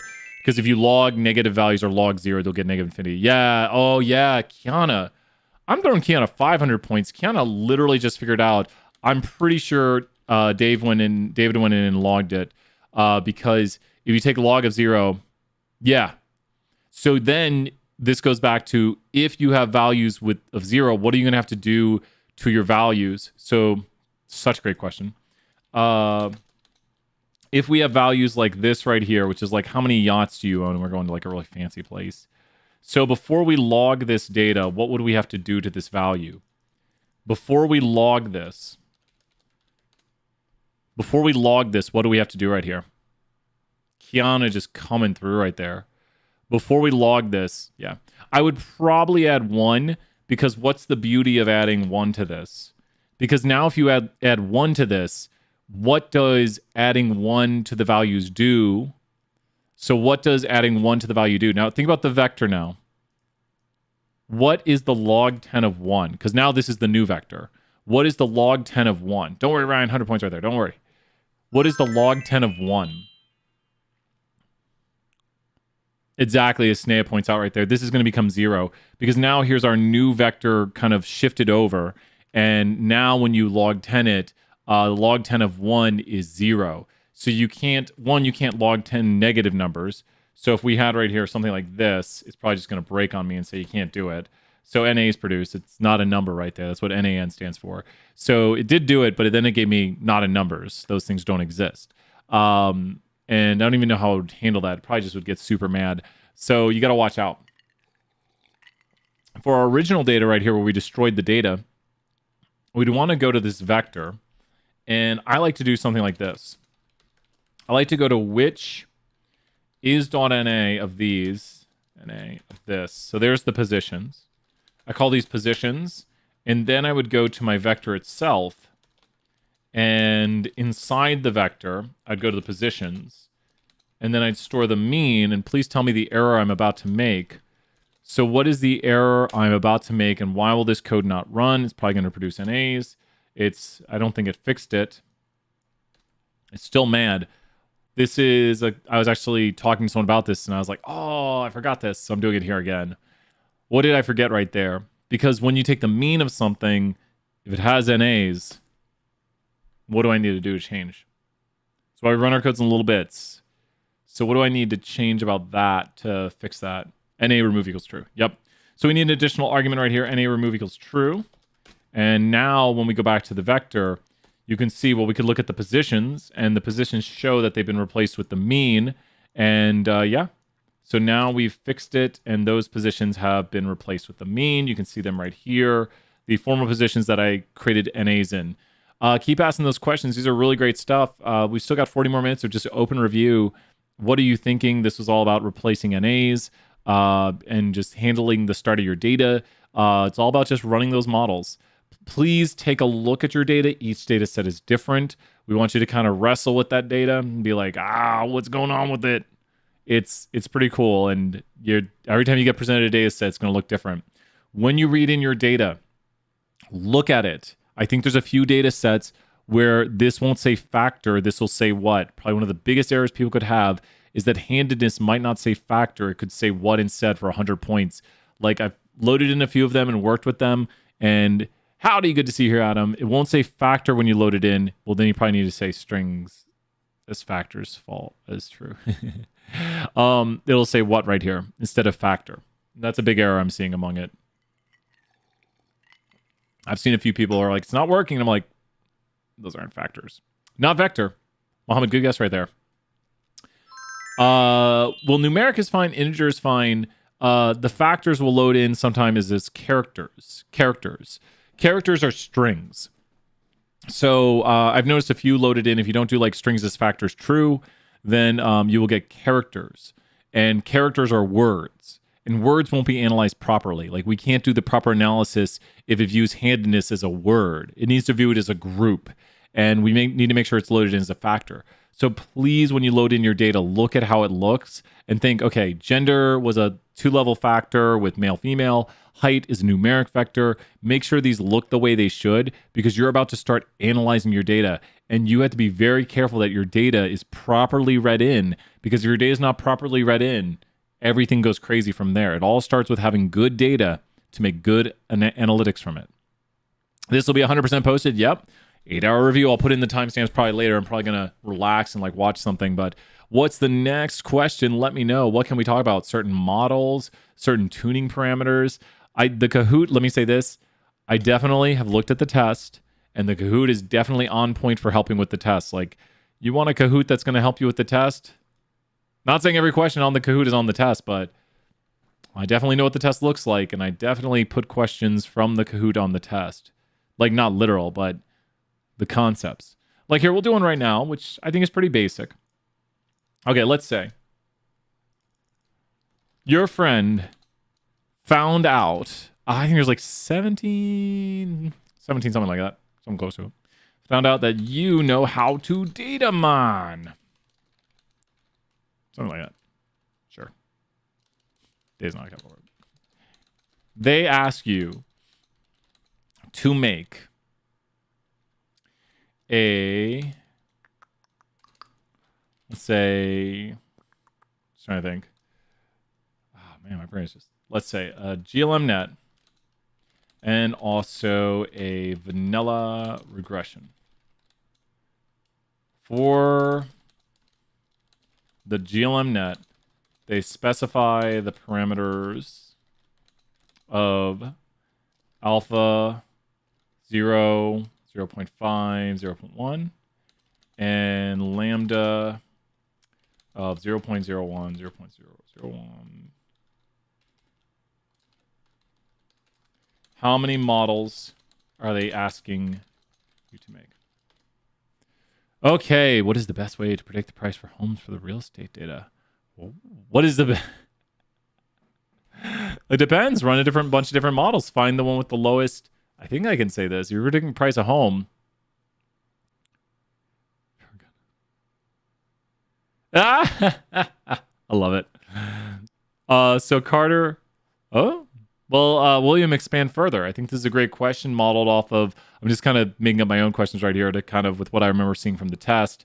So how many different models are they asking you to make? Be careful. RMSE, yep. Yeah, to Carter's question, yeah. Look at your RMSEs, the typical miss the model makes, because you're doing a quantitative prediction, so you want to make a bunch of models. At least 9. Ronald, yes. So Ronald, there's 2 different techniques being used. 2 different techniques are being used here. But how many different models are being tested? And why is there 10 models? William pointed out so well right there. So when we do the GLM net, the GLM net has the parameters, and we go to a tune grid right here. I don't have Carrot loaded up. Oh, I need to go expand grid. It's not tune grid, it's expand grid. So alpha equals, and we put in the values of 0, 0.5, and 0.1. And then lambda is equals to the value of 0.00. And this is the regularization parameter. Alpha is the mixing parameter. And if you see there, we have 10. And so Snea put it properly right there, plus the vanilla, which doesn't have any tuning parameters. Because the vanilla does not control for regularization. So, is this making sense, David, right here? Like, who's following how we have 10 models? I thought it was a good question, so I put it on the Kahoot.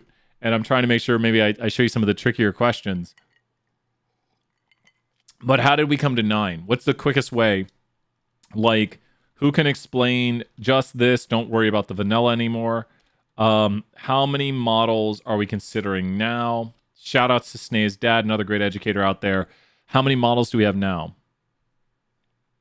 Well, and so the extra one, Mohammed, that people might miss was the vanilla. So there's 9 models on the screen, but then there's a vanilla. So now just the expand grid right here will make how many models? And so the way to do this is to say, well, we have 5 values of alpha right here, which is the mixing percentage. And we have 3 values of lambda. Nice job. And then if we include the vanilla, it'd be 16. Yeah, correct. And the vanilla doesn't have any tuning parameters. Yeah, exactly. I think a lot of people go towards it. Good question there, Carter. I think a lot of people go towards it. Well, this expand grid now, Ronald, will have 15, should. So this expand grid has 15. The expand grid literally just does all the combinations. Maybe someone will have a click moment again, but I think a lot of people understand this now, that if I'm asking you, your ice cream flavor. So if I say you can pick from ice cream flavors of chocolate, vanilla, or strawberry, just the classics. And then I tell you, you can go with toppings of equals to mints, M&Ms, Skittles, or marshmallows. This is how we use this. And I like to make it make sense to people like this. You're welcome. Awesome. Yeah. That's awesome, Snay. I'm so glad to hear that. How many combinations of ice cream are there right here? It's the same sort of idea. It's the same idea. This is just, you could use this to say, how many combinations of ice cream can we make? How many combinations? That's Tickum. Yep. That was Car's referring to. How many combinations of ice cream can we make? Same mathematics. Same thing you're doing. How many combinations of ice cream can we make right here?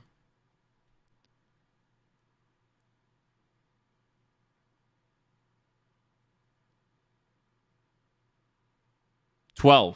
Boom. There you go. Now, what happens if I go here and I go to icing and I go to fudge, or I go to brownie icing? That sounds really good, right? Or none. So there were 12, and now how many combos are there? Last question on this. So there was 12, and now how many? So there was 12, and now how many? 36. All it's doing is permutating the different options. Because just think about this theoretically. When you make this expand grid, it's just testing out all the combinations, like we're doing with our ice cream flavors right here. It's testing out all the combinations. It's saying, let's try this with this, this with this, this with this, this with this. Okay, let's try this with this, this with this, this with this, this with this. It's literally going and sampling every ice cream flavor and telling you which one it likes the most. But we're just doing it with metrics for a model to say, let's see if alpha is good at this or lambda is good at this. Yeah, that one tastes bad. So we're just doing the same idea of making different ice cream flavors or ice cream servings, but we're doing it with models, and then we find the model that works the best. Now, I do want to point this out. Our model is selected how? Our model is selected how? How is our model selected? Literally on the test 2. Somewhere. I'm like going through my head and thinking of like every question I saw last night. So I'm literally, yeah, I have seen the test and I am teaching to the test. I am teaching to the test. Our models are selected how? Kind of snack. Kind of, yeah, well, not on the training though. Not on the training.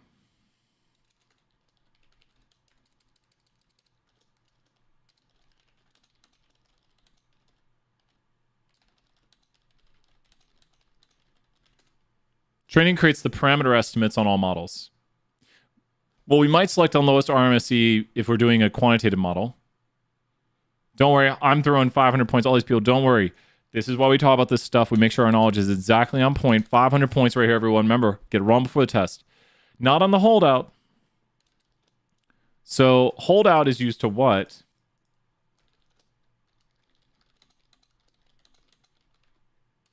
I'll put that word. Used to test the model and see how it generalizes.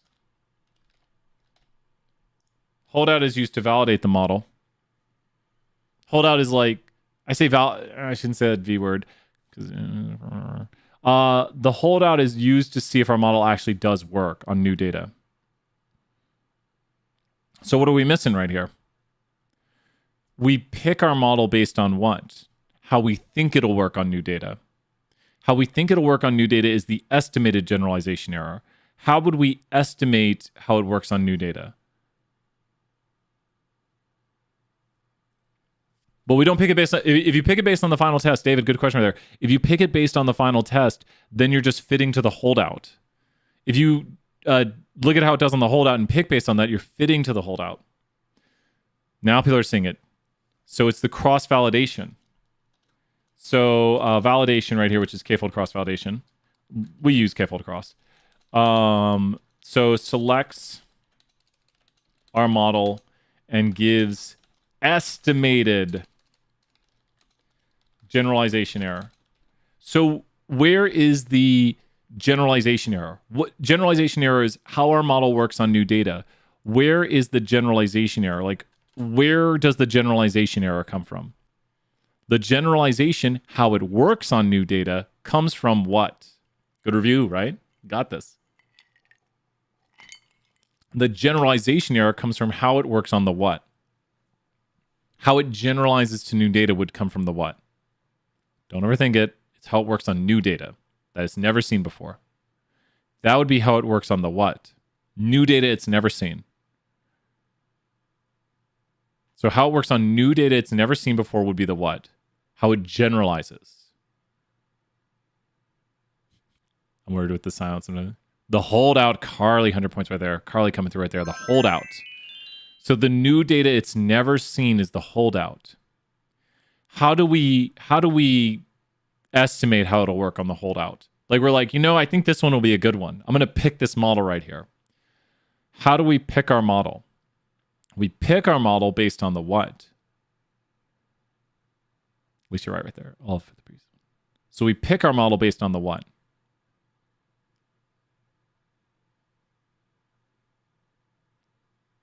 So we pick our model based on the validation subset. The validation subset is going to be the k-fold cross-validation, which estimates how the model will work. Does that make sense? So we estimate how the model would work. How do we build our model? Explain to me how we build our model. It's a lot to take in right here. Big review. How do we build our model? Our model is built from the what data? Our model is built from the what data? And you're right, David, yeah, for the previous question. Our model is built from the what data? The training data. That creates the model. And then we estimate how our model will do by doing a pseudo holdout with the k-fold cross-validation. And then we see if it actually does work on new data. And if it doesn't work on new data, if there is a big gap, let's say 10% loss or more between V and H, we are what?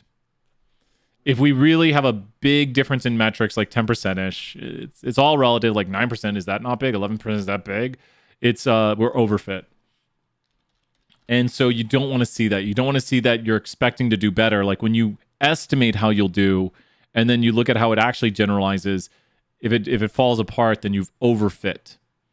And your model probably has too much what? So this model maybe has too many X's. Yeah. And probably, like, different models will have different things. So it probably has too many X's or something like that. Yeah, it's going to be based, and so it's too dependent on the training data. It's going to be high what? Snea is pointing it out. The model has high what? Probably high what? So probably is too dependent on the training data that it was created from. Literally is the definition of what? And I see a lot of questions. And then I'm going to read all these off. So probably too high. Not bias. Bias is how much it missed by. Variance. Bias is how much it missed by. So a model with low bias is a very good model. Like the model will predict accurately. A model with low variance takes very little information. And I see a lot of questions right here, and I do want to review this. So let's say lowest variance model, naive, highest variance, all X's, and interactions. And then reverse that, lowest bias, and you can literally just reverse these. These are just examples right here. Because bias is how much we miss by. So what model would do the worst? Just tell me, heightest, what model would do the worst? The naive model would do the worst, but it doesn't take any information. Variance is how much information we are taking. So what model would do the best? A model with like all the x's and the interactions. But what model would be very data dependent, thus have high variance? Does that make sense how these are? And so what's your goal is to find some happy in between of these. So I hope that helps. I see a lot of great questions right here. Are the different generalization error measurements for quantitative and categorical RMSE and AUC? So for quantitative, we use RMSE, and for RMSE or for categorical, we use AUC and accuracy. William is 100% right there. You said it perfectly, William. There are more metrics. We just generally go towards RMSE, which is typical miss the model makes. And then for categorical, we go for AUC or accuracy. I do have some calculations on I have a Gini calculation and I have an AUC calculation on your Kahoot coming up. So have your calculator out. 10% different in RMC. Yep. Is it possible to be overfit with one model and not overfit on another using the same X? Predicting the same Y, Kiana, yeah. You could have some models are overfit. When you make multiple models, some of your models might be overfit, and then other models might not be overfit. So it wouldn't be the same model is overfit and not overfit. You might make a bunch of different models predicting a Y variable. So you would have some models overfit and some not overfit.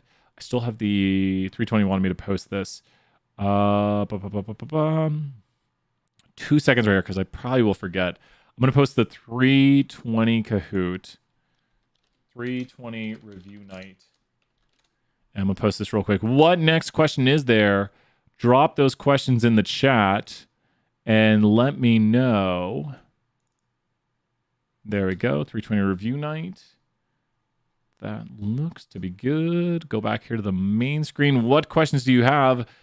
Kahoot in 20 minutes. What questions do you have? Surely more questions. It is so hot here in Texas. I filled this with ice and then it's just melting away and just dripping away on I've got a really cool stone holder right there. What other questions were you wondering about? I think also, I'm trying to think of another question. You're like, just let Brian think of the questions.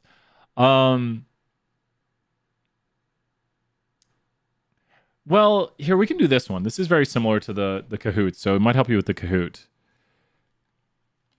So let's calculate the AUC. What do we need to know about support vector machines? It's pretty minimum on support vector machines. I think I added in one, like the cost parameter, that is when things are in the margin, how much it costs us to have things in the margin. That's just the kind of no man's land. You've also got your support vector is made by these 3 points, so it's very data dependent on those points, which create the support vector. Support vector machine is not too big covered. Just double checking, should we do the cross-fold validation after making the training models on this? Yeah, you should definitely do k-fold cross-validation. Oh yeah. If you do none, ooh, that's not good. It's not good. Not good. Not good. Not good. Not good. I think it talks a little bit about bringing it to a higher dimension. That's how support vector machine brings things to a higher dimension. Not too much on support vector machine. Not too much. So let's see right here. Let's try an AUC calculation. So let's write this. Calculate out the AUC. Then we could do a Gini coefficient.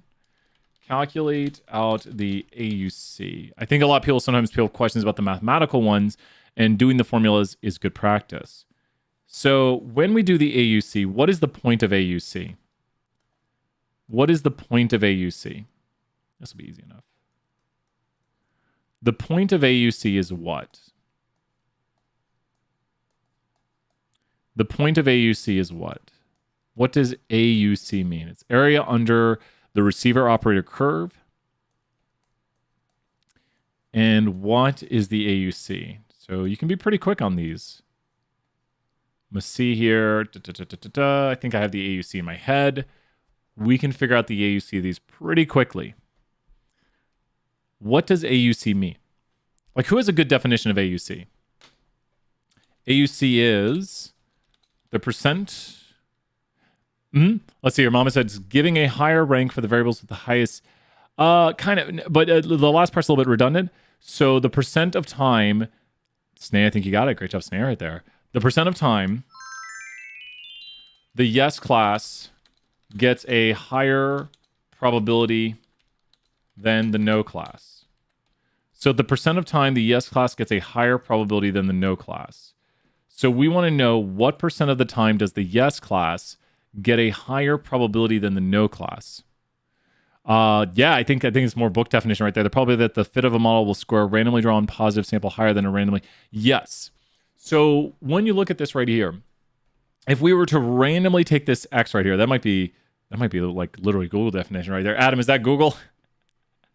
So if we take right here this yes class right here randomly, and then we take this no class, then let me just ask you this. Did the yes class right there get a higher probability than the no class? Did the yes class right here that's supposed to be a question mark. Did the yes class get a higher probability than the no class? Yes or no? Who's good? Did the yes class get a higher probability than the no class? It did. It did. So when you think about this, the yes class did get a higher probability than the no class. How about this? Did the yes class get a higher probability than this no class? Yes or no? It did. Did this yes class right here with 82% get a higher probability than this no class right here? It did. How about this one right here? It did. Did this yes class right here get a higher probability than this no class? How about this one? How many things did I just look at? Remember, go through the process again and think about how many I just looked at. How many different things did I look at? I'm doing the whole process again right here. I'm looking at how many different things right here to look at the yes versus the no's. How many did I just look at? No, I mean, not a lot. So add them up as we do them. 6. Does that make sense? 6 right here. 1, 2, 3, 4, 5, 6. So does everyone see how I did 6 of these? So let me show you the first 2 again. This yes class versus this no class, 1. This class yes class versus this no class, 2. This yes class versus this no class, 3. Versus this one, 4. Then you go down to this yes class, 5, 6. Does everyone see how we're doing 6 different looks here? Now tell me, how many out of the 6 times was the yes class higher than the no class? How many out of the 6 times was the yes class higher than the no class? We could draw some arrows on here, it might help out. Like when we do these comparisons, this one was higher than this one. This one was higher than this one. This one was higher than this one. This one was higher than this one. Go down here, and we see this one is not higher than this one. This one is not higher than this one. 4 out of 6 times. So what is it mathematically? By random chance, or what we would expect, given this model right here, we see 1. And if we draw it out, we would get the same answer because we need to go here to our true positives and true negatives. So the true positives are going to be over here. 1, 2. There are 3 true positives. Actually, it would go to the top then. So there we go. And there's 2 true negatives. So you would go through 2 true positives up. We'll do it with a marker right here. You go through a true positive, up, and you'd go through both true negatives. And then you'd go through a true positive. Now, I didn't draw it perfectly today. But if you look, gotta make it smaller. No. So if you look at this, Brian tried to draw it right here. It's 2/3. I wish I'd drawn that a little bit. I think, wait, can I enhance this? Enhance. There. Oh, now it actually looks. So if you look at this, it's 2/3. These are the true positives right here, and these are the true negatives. And so now we see 66% of the time the yes class receives a higher probability than the no class. Does that make more sense right here? Just kind of, we've drawn it out mathematically that you see right here. Here's when the yes class gets a lower probability than the no class. And so 66% of the time the yes class is receiving a higher probability than the no class. Now what's really interesting about this is what is the accuracy of this model? Who can compute the accuracy of this model? Thank you, William, right there. I love it. I couldn't agree more. Who can compute the accuracy of this model? So what is the accuracy of this model, which is pretty interesting? The accuracy of this model is what? It doesn't matter. Rock kind of knows what's going on with that. What is the accuracy? It is, I think, 60%. And what do you notice the accuracy is similar to? The accuracy of the model is 60% because the model is going to get these wrong because those have predictions above 50%. And the accuracy is just the same as the what model. the way this model looks, really good example right here because it goes over multiple topics. The accuracy of the model is identical to the what? There you see. Yep. So now the probabilities don't matter unless they're more than 50% if we're doing accuracy. The naive model, yeah, you see it. So the naive model has the same probabilities. It's the same as the naive because we're predicting the majority level. Most things are yes. Everything has a probability of greater than 50%. So we would predict everything is yes, but the model itself predicts everything is yes. And you see this a lot of times with some models. It's just the way models do is you get the naive model when you make predictions because it's like, well, everything's predicted to be the yes class. So we might look for a metric like AUC. So you can tune your models differently. You can tune on accuracy or tune on AUC, but that'll try to optimize that metric. It'll look for the model with the highest AUC or it'll look for the model with the highest accuracy. I preferably go with AUC because, especially in large data sets, it's more important that your true class, your yes class, whatever you're looking for, is towards the top of your data set than it is, some prediction at the 50% mark is correct. We care more about getting the actual yeses with the highest probability because if I'm going to do marketing, I'm going to market to the people who are most likely to buy. I'm not going to go to people who are at 51% because I know how the models work.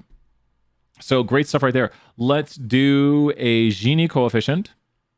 So let's calculate a Gini coefficient. Calculate a Gini coefficient. Once again, anything on homework assignments, anything on the quizzes are fair game. So huge advice right there. Calculate the Gini coefficient. Gini is a measure of what? A Gini coefficient is a measure of what for the leafs we're looking at.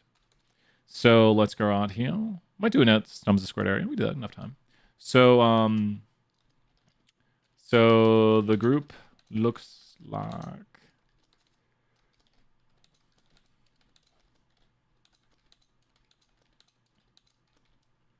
that's too easy.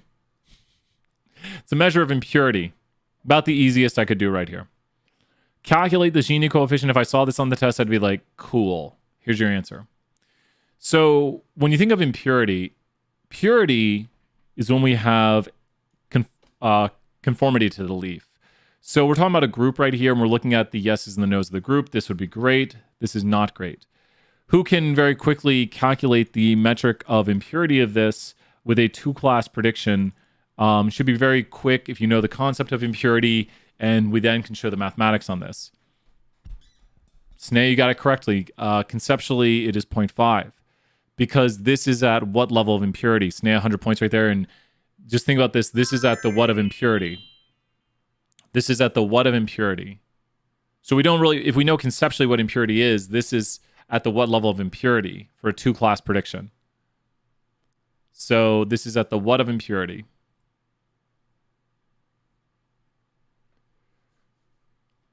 Conceptually, this must be at, for a two-class prediction, because three-class has a different value for it, but this would be at the highest level of impurity for a two-class prediction. Two-class predictions can only go up to 50% impurity. And very quick, we'll do the calculations here in a moment. What is the metric of impurity now? And remember, just go off of, yep. And so what is the impurity now for this? What is the impurity now on this? So remember, impurity is just like how conforming it is. Now be careful, impurity is bad. You don't want impurity. Impurity is bad. I'll show the calculation on this one. Impurity is bad. No. Bad impurity. Bad. Is that impure or is that pure? That is very pure. It has conformity in the leaf. So we want to achieve this. This has no impurity. So the previous one had a maximum impurity, and the calculation for impurity is 1 minus, and then we look at kind of the A group or whatever yes group is, yes over total. I'm doing it by the way I write it. Square that plus no over total and square that. So the one minus, exactly. So you were looking at the measure of purity. So you figured out, yeah. So when you do yes over totals, what does this portion solve out to right here? What does that mathematically solve out to? Yeah, the 1 minus. Yeah, and then just make sure to solve that portion. Yeah, look at your cheat sheet. Definitely. Good review right here. I'm glad this is helping people out. So what does that specifically solve out to? Like, show me what is yes? And Carly's right. It's going to solve that. Great job, Carly, right there. Excellent points. And then how'd you get 1? What do you mean it's 1? So what is the What is the yeses and what are the totals? Like, what is? I know it's 1. You are correct. It's so. What is it? It's definitely 1. I'll write it down here because people might be wondering. Exactly, Snag. Great job right there. So we have 1 over 6 over 6 squared plus 0 over, and Rock knows. It doesn't matter. That one doesn't matter over here. So that's just going to go away, and it's 1 minus 1. So exactly. So it's 6 over 6 squared, which is 1, and you get, like, if you go through all the process of this, you get 1 minus 1 squared plus 0 squared is equal to 1 minus 1. And literally all of this to decide that the impurity of that is 0. We could do a more complicated one, though. So why not? What should our cheat sheet look like for this exam? I'd put a few formulas on there, like Gini, sums of squared if you need it. Anything you've done on the quizzes is fair game. I think the test is very, very fair. I also think the Kahoot is a huge help. But I was looking over things last night being like, how can I best prepare students with this 1 hour we have in the Kahoot? So do realize this is a bit designed towards things I worry people might miss. It's a challenging test, but very fair and a little bit of hints. I don't remember if I'm being totally honest, I can't remember if I saw entropy. I would put truthfully this, and I'm not saying like, I'd put the formula on the sheet. I'd put the entropy on the sheet. So I'd put entropy and then just know how to calculate it. I don't calculate entropy a lot. I would calculate Gini if I did, but Gini is also instantly calculated for you. Is it 30? I feel like it's 30 for some reason. 30 to 40 questions-ish. I feel like 30's in my head. I think it's out of 30 points. But there's like multiple choice questions, multiple part questions, especially with like some holdout stuff. Lots of hints with this review right here. Let's change the question. You ever go to a Kahoot and not a Kahoot, not mine's. And then like, don't put down 30 exactly. Oh, does it say 30? Elise might have looked and it might say 30 on the thing. So Elise might have looked. I don't, like in a good way, like she might have checked. Yep, front back cheat sheet works. Good question, Kana. So what is the impurity now? It says 30 on canvas. That's what I thought, yeah. I'm always afraid to say something and someone's like, you said it was 30 questions. It's 31. And I'm like, I'm sorry. I don't know what exam I was looking at. I'm always afraid unless I see it in front of me. Like, there, it says it right there. Then do we basically have to... What is the impurity of this right here? And then we'll do a sums of square and we'll start the Kahoot. I'd get him. Like the time I told the students the wrong room to go to for an exam. That was fun. That was a panicked announcement. Hey, everybody, I sent you to the wrong room. We're actually in this room. They're going to like a broom closet. It looks like Snea has done it right here. Awesome job. Stat 201 exam, like 2017. Brian sends all his students to the wrong room. That was... Yeah. It's not the craziest thing. There was one incident that wasn't like horrible, but we had a problem on an exam one time that a question was wrong, and a student said to an instructor during the exam that it was my name, Brian Stevens. Like, they're like, this is Brian Stevens. And they're like, well, why are you talking about Brian Stevens during the exam, if you know what I'm saying? But highly inappropriate of that student to do it. And it was to a teacher, great teacher, but earlier on in their career. If a student did that to me now, I'd say we need to step outside.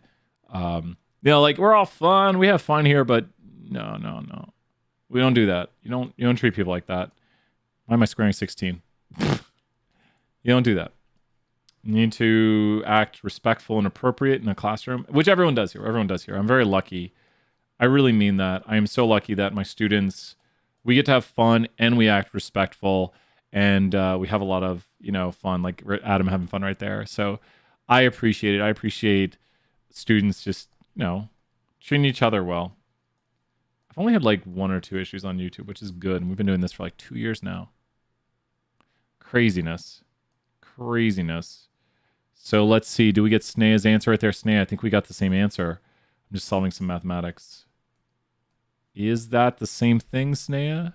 I totally agree. We're all here to have fun and have a good time and relax.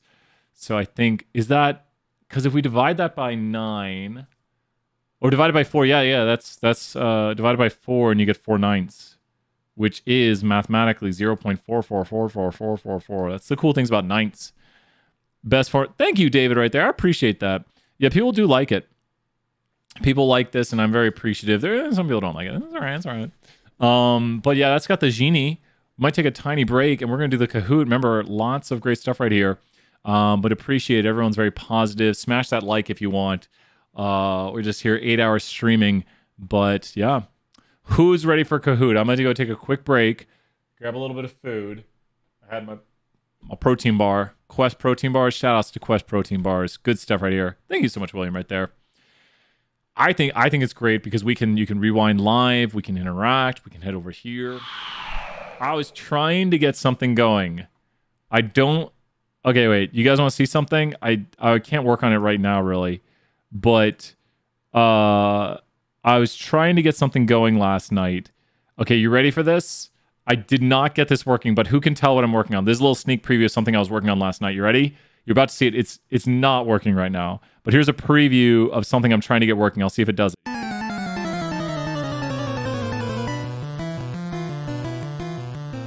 It's not. Yep. So that's the preview of something I'm getting working. So you might know what that preview was, but I don't have that working. Gotta work on that. Someone's nerding out over that. Nerdy stuff. This will be posted later. Love it. William knows what I'm going for right there. Yeah, so I gotta work on that once again. We'll be catching knowledge. I gotta alpha key that out. Yeah, it's Pokemon. I'm trying to make it so like when I'm like, let's go review. Yeah, I gotta work on it. A while Brian has appeared, but that's the kind of stuff I like doing in the background with like Adobe Photoshop and Premiere Pro and After Effects. So I gotta go and key stuff out. You can actually see the green screen if I move my hands. You can see around my fingers. You can see the green screen. We showed that also last class. But anyways, I'm gonna take a quick break here in 2 minutes. Brian used Baby Shark. There's Baby Shark. I'm like 30,000 experience from level 40 in Pokemon. Oh, William. Dude, get it. Dude, you don't want to know. Here's the last thing before I'm going to take a 2-minute break, then we'll come back and Kahoot it. William and I are friends. WFC, right? Isn't it like that? William, you got it, man. You can do it this weekend. William, man. Guess what I got recently? What's your best newest cache, William? You share it with me, I'll share it with you. Ready? I got a shiny Spearow. You can barely see it, but that's a shiny Spearow right there. I was really happy. Got that shiny Spearow. Yeah, nice right there. And so, what have you caught recently that you're really excited about? Got a bunch of those like shade Squirtles right there. Nothing good. Hey William, when I get back, we'll do some trading. I'm not your teacher anymore. I trade shinies that if someone doesn't have a shiny and I got a community day shiny, I don't care. Shiny Dratini, whatever. I want one. It's been weeks since I got a shiny.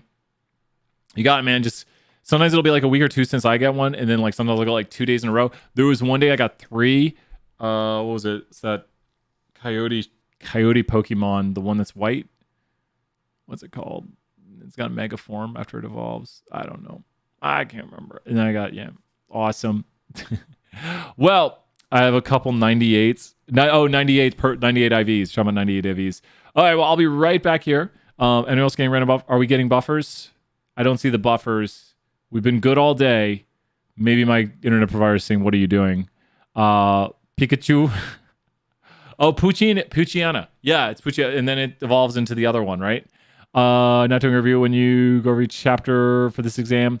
We'll be doing, it might just be Yukiana. Sorry about that. We're going to do more reviews this week. I'm going to try to do a 2-hour review dedicated to each class. I'm going to try not to burn out.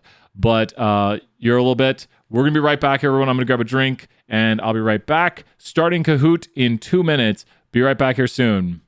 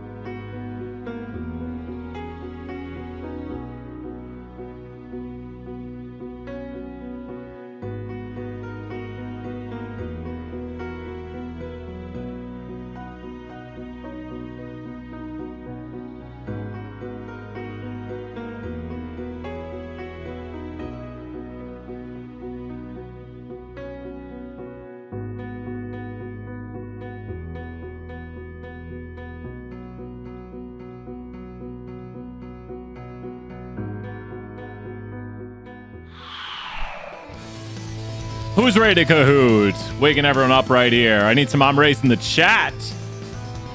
William is live now. Get ready to join into Kahoot. We're getting it up in the background right here. Kahoot.it.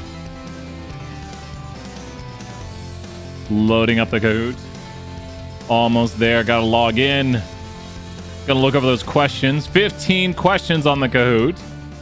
Gotta make sure I didn't make an error. That'd be bad. Let's see right here. Double checking those questions.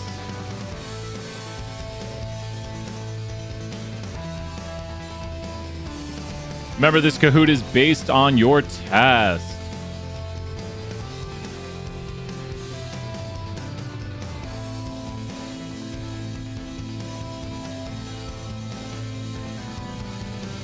Almost double checking. I've had issues.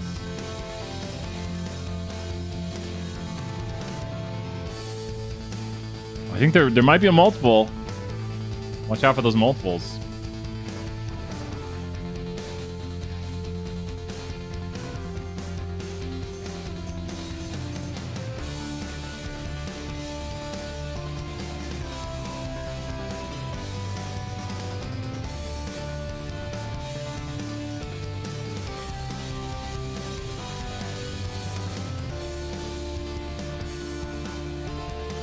Trying to make one last change to the Kahoot.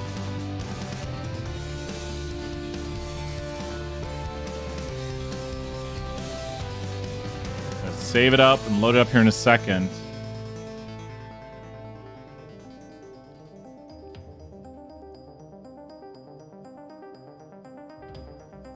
Okay, we are good.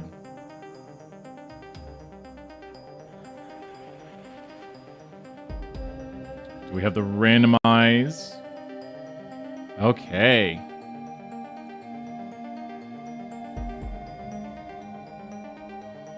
Let's go, Elise says. I'm ready in the chat. Let's hop over to the main screen. Let's do this. Take off our filter right here. Good to have you here, Jackson. It is time to Kahoot. We're going to start here in about 2 minutes. Get ready, everybody. Sugary drink all day long. Grayson, great to see you here. Get those points. This is for 474, Vincent. We're up here in space right now. Floating around. Wonder if I could do that.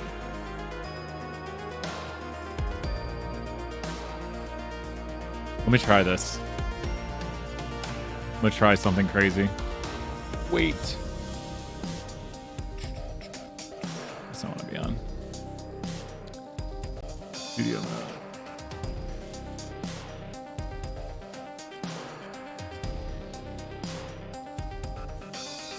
I like overload this thing if this thing ever like exploded. 2-0 Kahoot was earlier today. 2-1 Kahoo was earlier today. Check it out. It's at the start of the stream. Okay, I'm gonna... Oh my gosh. Kind of like it. What do people think? This is kind of trippy. Well, I need to... You know what I need to do?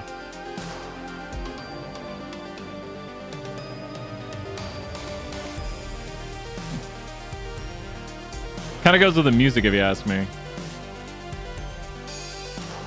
Almost got it.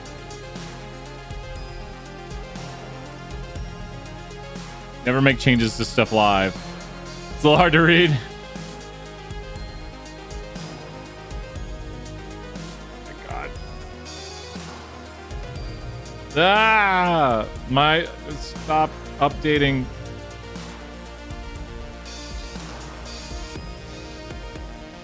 Oh my God.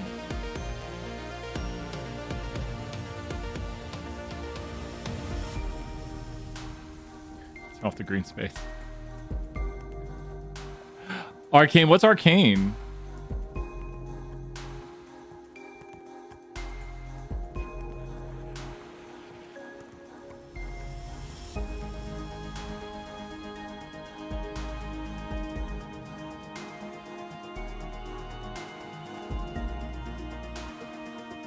What is Arcane? Lurked for some 320. Love it.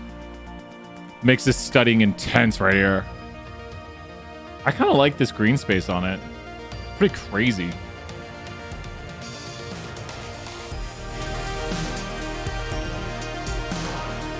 Got a lot for the 474. $30 first place, $20 second place, $10 third place. Turn on the music a little bit there. Tell me about Arcane in the chat, and then we're going to start when this song ends in about 20 seconds, so get ready. It might mess with my other one. I might mess around with that a little more later, William. It's the thing I use for the other one, and I'm afraid to mess with it less. League animated series. What is it? League of Legends? Is that what you're talking about with League series on Netflix? Is it the League of Legends? Yeah, League of Legends people are talking about. Yeah, I know like Destiny and other people play League. I wish if I could get good at one video game, I'd be like competitive in the Smash tournaments. Like people like that are just I love competitive Smash. Like that was my jam in college. But yeah, a bunch of people like League and Dota. What are the other ones like? Yeah, like all those. Heard it's good. Oh, that's cool. I'll have to check it out. Good compete in Smash. Yeah, and you got to compete in some it goes melee then brawl, right? So, because I'm about to mess it up. We're hearing the Coop music there. So what's that? Gotta compete in Smash. Who do you main? Samus. Come on, who else? With that, I don't want to get too distracted. We're going to put on our serious face right here. So let's get ready to Kahoot. No Jigglypuff in this chat. Let's do this. Little Mac baby right there. Some classic Punch Out. First question on the Kahoot. Our model has an accuracy of 0.920 and a standard deviation of 0.025. What is the upper bound for similar models? So when you think about similar models that are similar to yours, Brave Man playing Samus, as long as I'm not playing some Wii Smash or Switch Smash. I got my new games. Over here. It Takes Two, Monkey Ball, Super Mario Bros. And man, you gotta get some Miles Morales up in there. That new Spider-Man preview from last night, though. Woo! So when we are doing these models, all models are considered similar if they're what? All models are considered similar if they're what? Oh, Game Hall Part 2 is actually in the main room, yeah. All models are considered similar if what? All models are considered similar if what? Yeah, Monkey Ball is amazing. All models are considered similar if they are within one standard deviation. One standard deviation. So you literally just take your metric right here and add to it one standard deviation. And you use the larger of the two if you're comparing two models. So once again, in whatever metric you're comparing on, because standard deviations might as well just be measures of uncertainty. So we can just look at this metric right here and compute a model that would be similar to it just using the one standard deviation and 0.025. So the upper bound on similarity would be 0.945. That's got it. Next question. Here we go. Or who's in the lead? Woody Cat. And I got to go slow. We don't have a ton. We have 15 questions. And do realize I did look at the test. And so I do have ideas what's on the test. Wing Duck, Zany Crane, and Lucky Impala and Space Chicken. I could go for Space Chicken right now. Sounds good. I don't know if they have that at Zaxby's. Check it out later. So here we are with quiz question number 2. How many models using this right here? We're making a forest grid. We are storing into the forest grid the expand grid of mtry. Now you might want to think, what is the mtry? Who can explain in the chat right here, what is mtry? So take a moment. You might have answered this already. It's not too tough.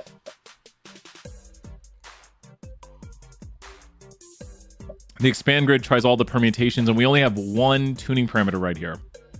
The one tuning parameter is the mtry, which is the number. Oh.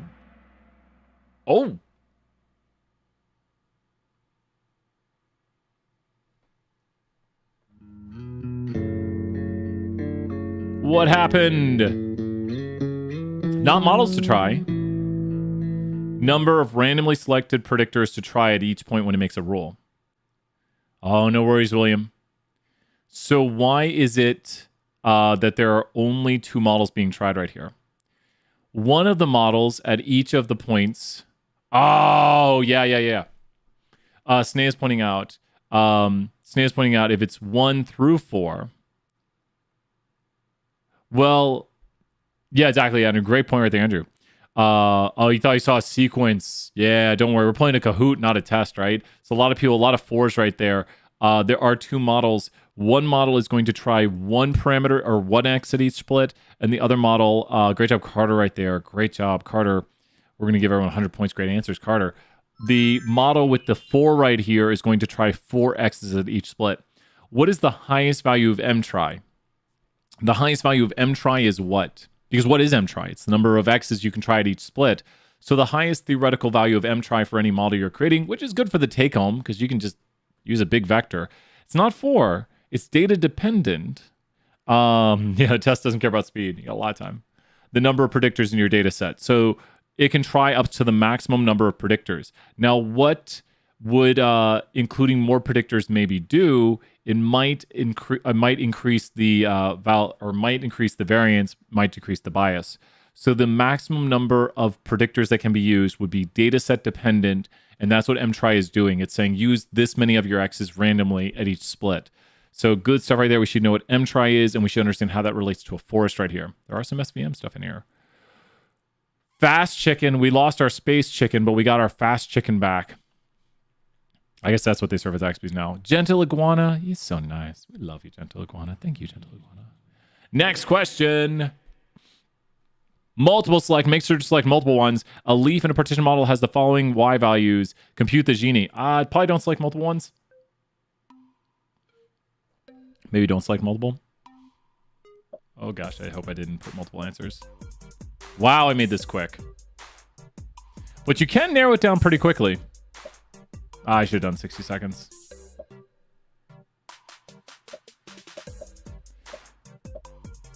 How did anyone make this a 50-50 choice very quickly?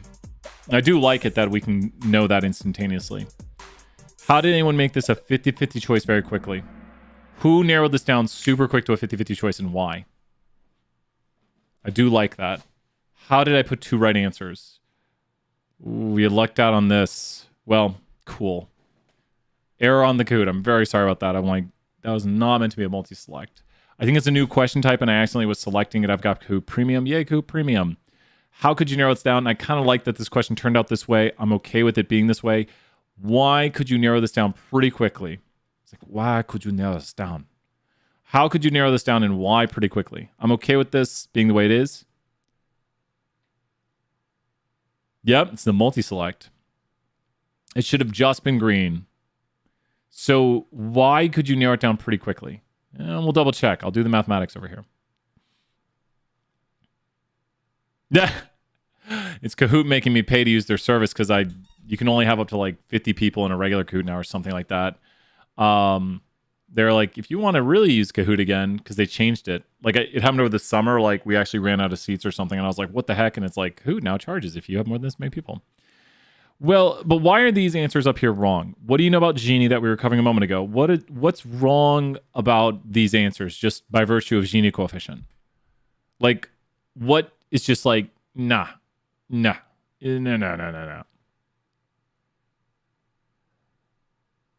So actually, I think the answer is not green.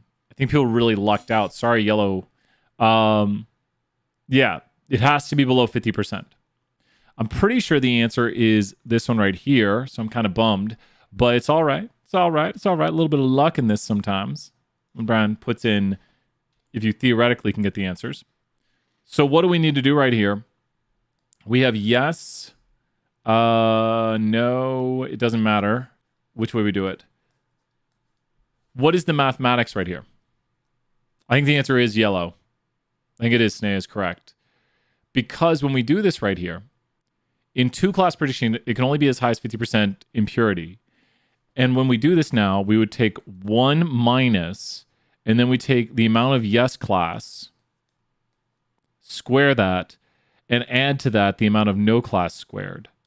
So what mathematically does this equal to inside of this? What is the math on this? What will that equal to inside of this vector?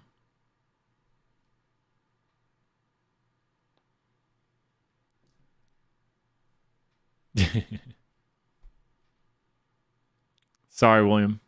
Some people got some free points on that one. A little bit of luck. So I think William saw, what does that equal to? Like, you can kind of just solve it out right there. Yes, and that's people are reducing the fraction. That's going to be 10 sixteenths, and 1 minus 10 sixteenths is going to be 6 sixteenths, which reduces to 3/8, and 3/8 is equal to that number that you saw on the screen. So 1 minus it is 0.375. So a little bit of free points right there. People got lucky on that one. But if it's a multi-select, you can select multiple ones. So leaderboard's about to go a little bit crazy right here. Oh my gosh. Let's see who's going to win. It's an early game. A lot of people can still win this. Quiz question right here. Which of the following allows us to analyze categorical variables? Which of the following allows us to analyze categorical variables?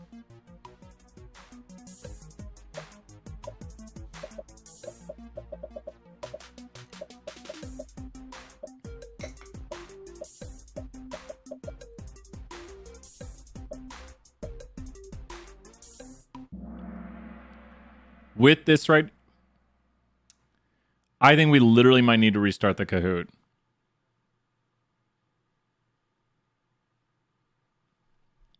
I am going to do this, everyone, right here. We are going to restart the Kahoot because that is just wrong. What is the only one that does not allow us to analyze categorical variables? I am sorry. This is the only Kahoot we have an error on so far today. What is the only one? We are going to restart the Kahoot, so be ready with your answers. Be ready, ready, ready. We're going to restart the Kahoot. Quick restart on this. Very sorry. But what is the only one? And let me do this. Who is winning right now gets $20 Amazon gift card. So if you are winning, you get $20 Amazon gift card. Just the one winner. Just the one winner. And the only wrong answer here is linear regression. So we are going to end the Kahoot, and the winner of this one right here gets $20. So if you won this one, if I'm calling out your name, we're going to restart really quickly, and I have to make a few changes right here real quick. So we're going to end this. If you won, you get the $20. The only one that would not work right there would be the regression. I don't know. I must have blacked out when I looked at that. How did that not have the right answer? So the winner of this Kahoot is Classy Squid. Please email me Classy Squid. Take a screenshot of this right now. Classy Squid just won $20 right there. I don't want someone who was in the lead, but it's a little early on, so we're going to have one winner of this Kahoot. We're going to go back here. Sorry about that, everybody. I'm going to recheck those questions because how did I not see that? 2 out of 3 Kahoots went off perfectly fine. Not you. 2 out of 3 Kahoots went perfectly fine. So if you know those questions from earlier, get ready because those questions are not going to change. I'm going to take a quick look over here at the 475 review questions again. 474, excuse me. Let me see and make sure. Crazy Kahoot. We don't want crazy Kahoots. We want Kahoots that aren't crazy. This is not a multi-select question. So it should just be a single select. And it's saying to me, what's it saying now? It's saying, there we go, okay. And then, which of the following allows to analyze variables? 2 seconds right here. And if it says multi-select, be ready to select multiples. I don't know why they're doing a multi-select. I think they do that nowadays when there's multiple right answers. So watch those be the only ones. That should be right there.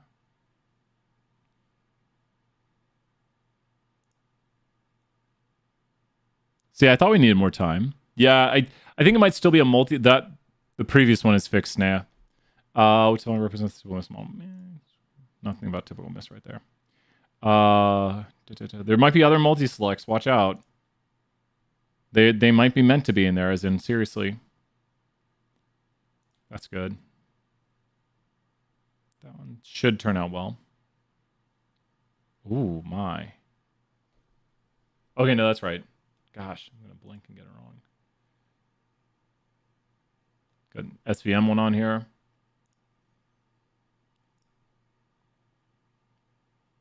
Okay. I think we're good. Let me save it. Play now. Okay. Let's hop back into this. Let's see. We should be good. Retrying this right here. Let's try this up. Okay, everyone, get ready to hop in. We're going to listen to the Kahoots song one time right here. Should be changed. I'm going to look here on the other screen. Hop into the Kahoot while Brian double checks. I hit save on it.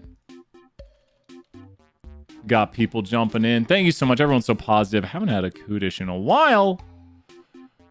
Let's go look at the questions again. Like now I'm like double checking. Okay, that one's good. That one's good. That one's not a multi-select now. That one's good. Okay, it shows. I will show this on the screen if it says we didn't do it. We got people joining in. We're going to start here in about 30 seconds. I think we should be good now. We got this. Who's ready to start? It is time. I thought the good thing was like moving now. Maybe it is. Whoa, it is. It's an animated background. That's cool.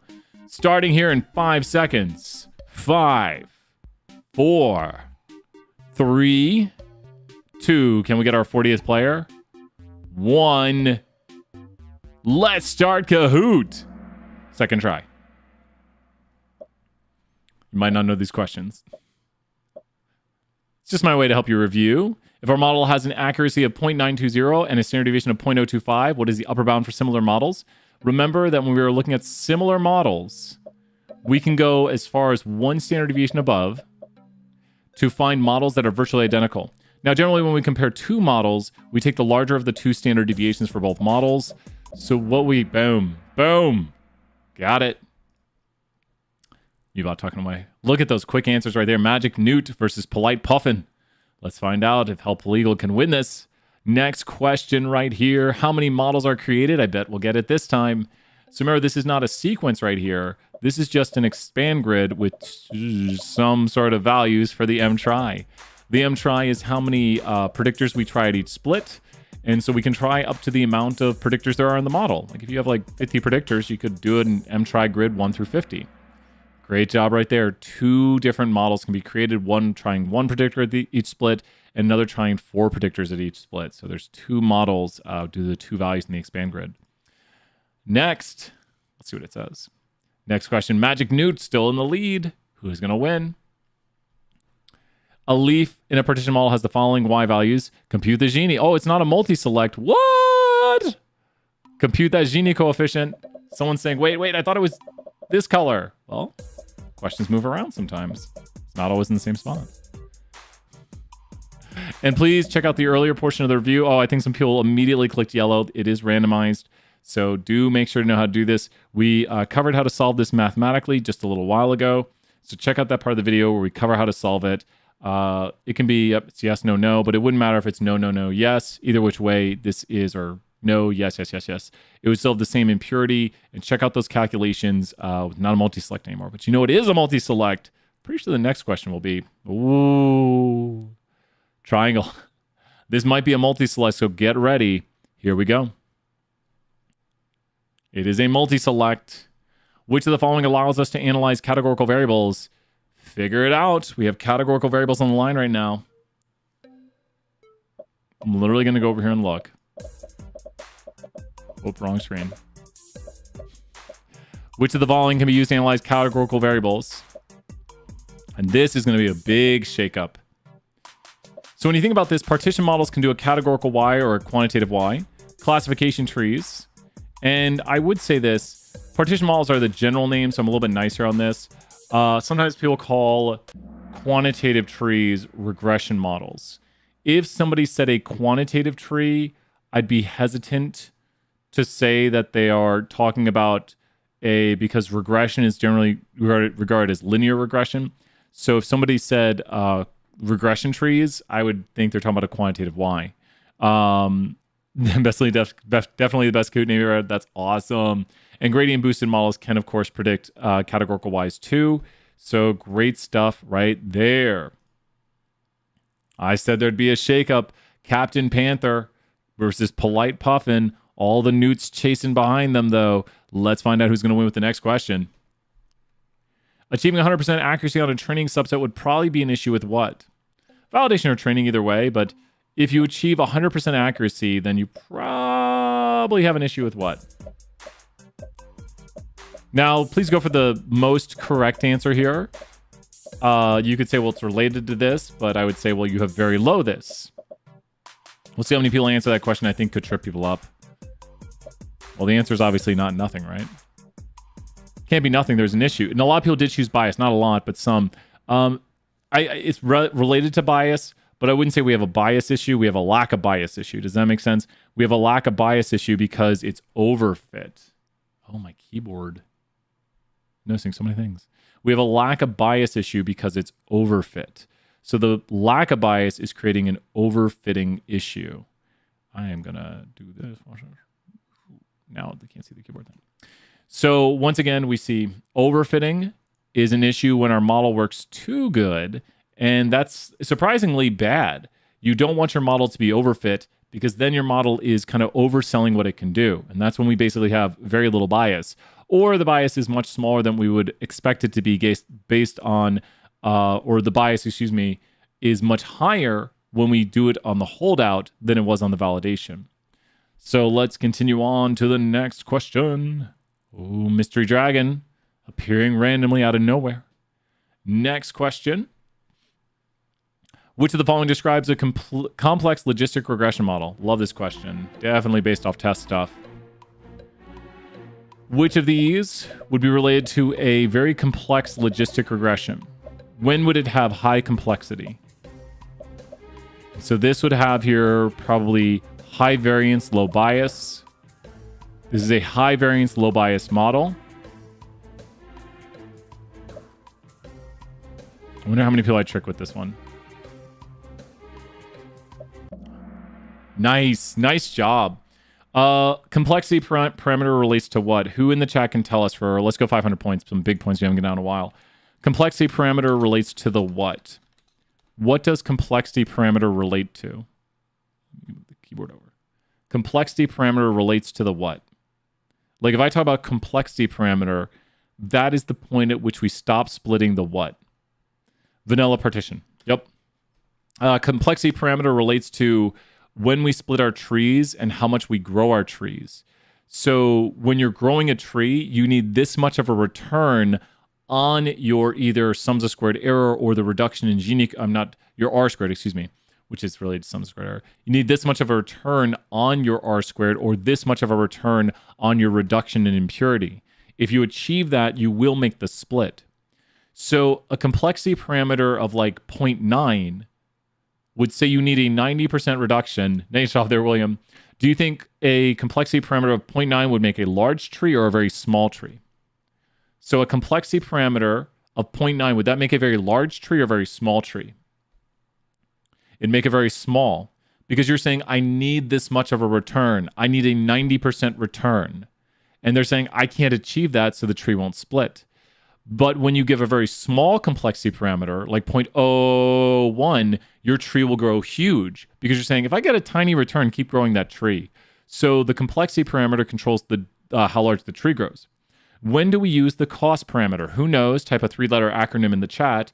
When do we use the cost parameter for things kind of caught in no man's land, kind of the in-between where we make this vector and then things are caught in this region where we're separating things out? That is when we're doing what? The changes to the complexity parameter, or cost parameter, sorry.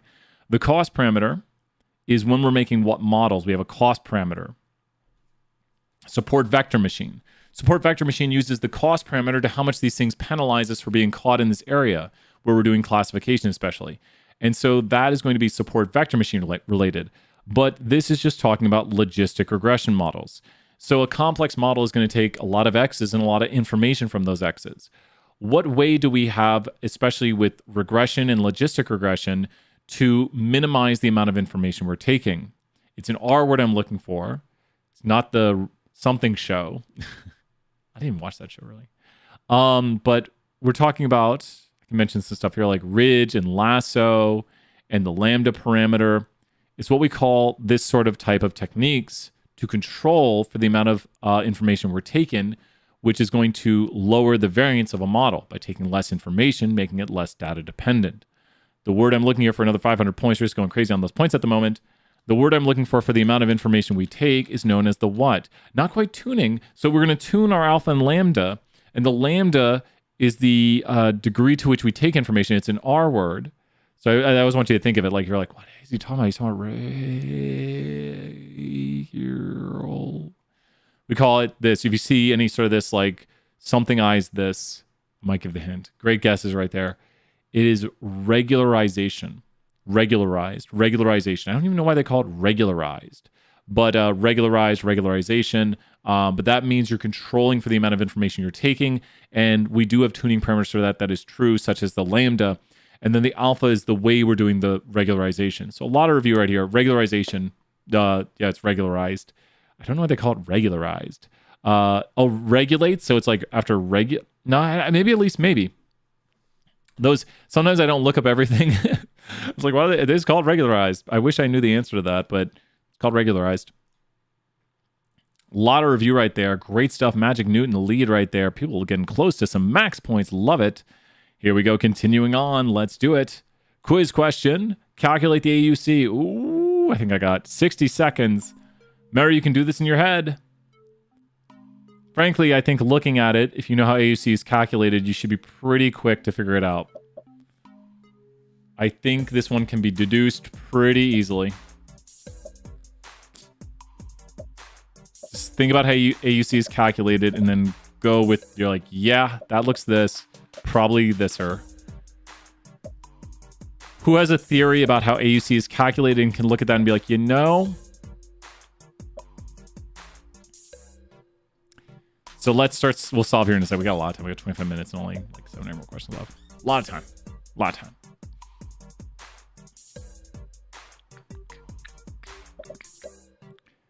So what we want to do is we want to see what percent of the time does the yes class get a higher probability than the no class.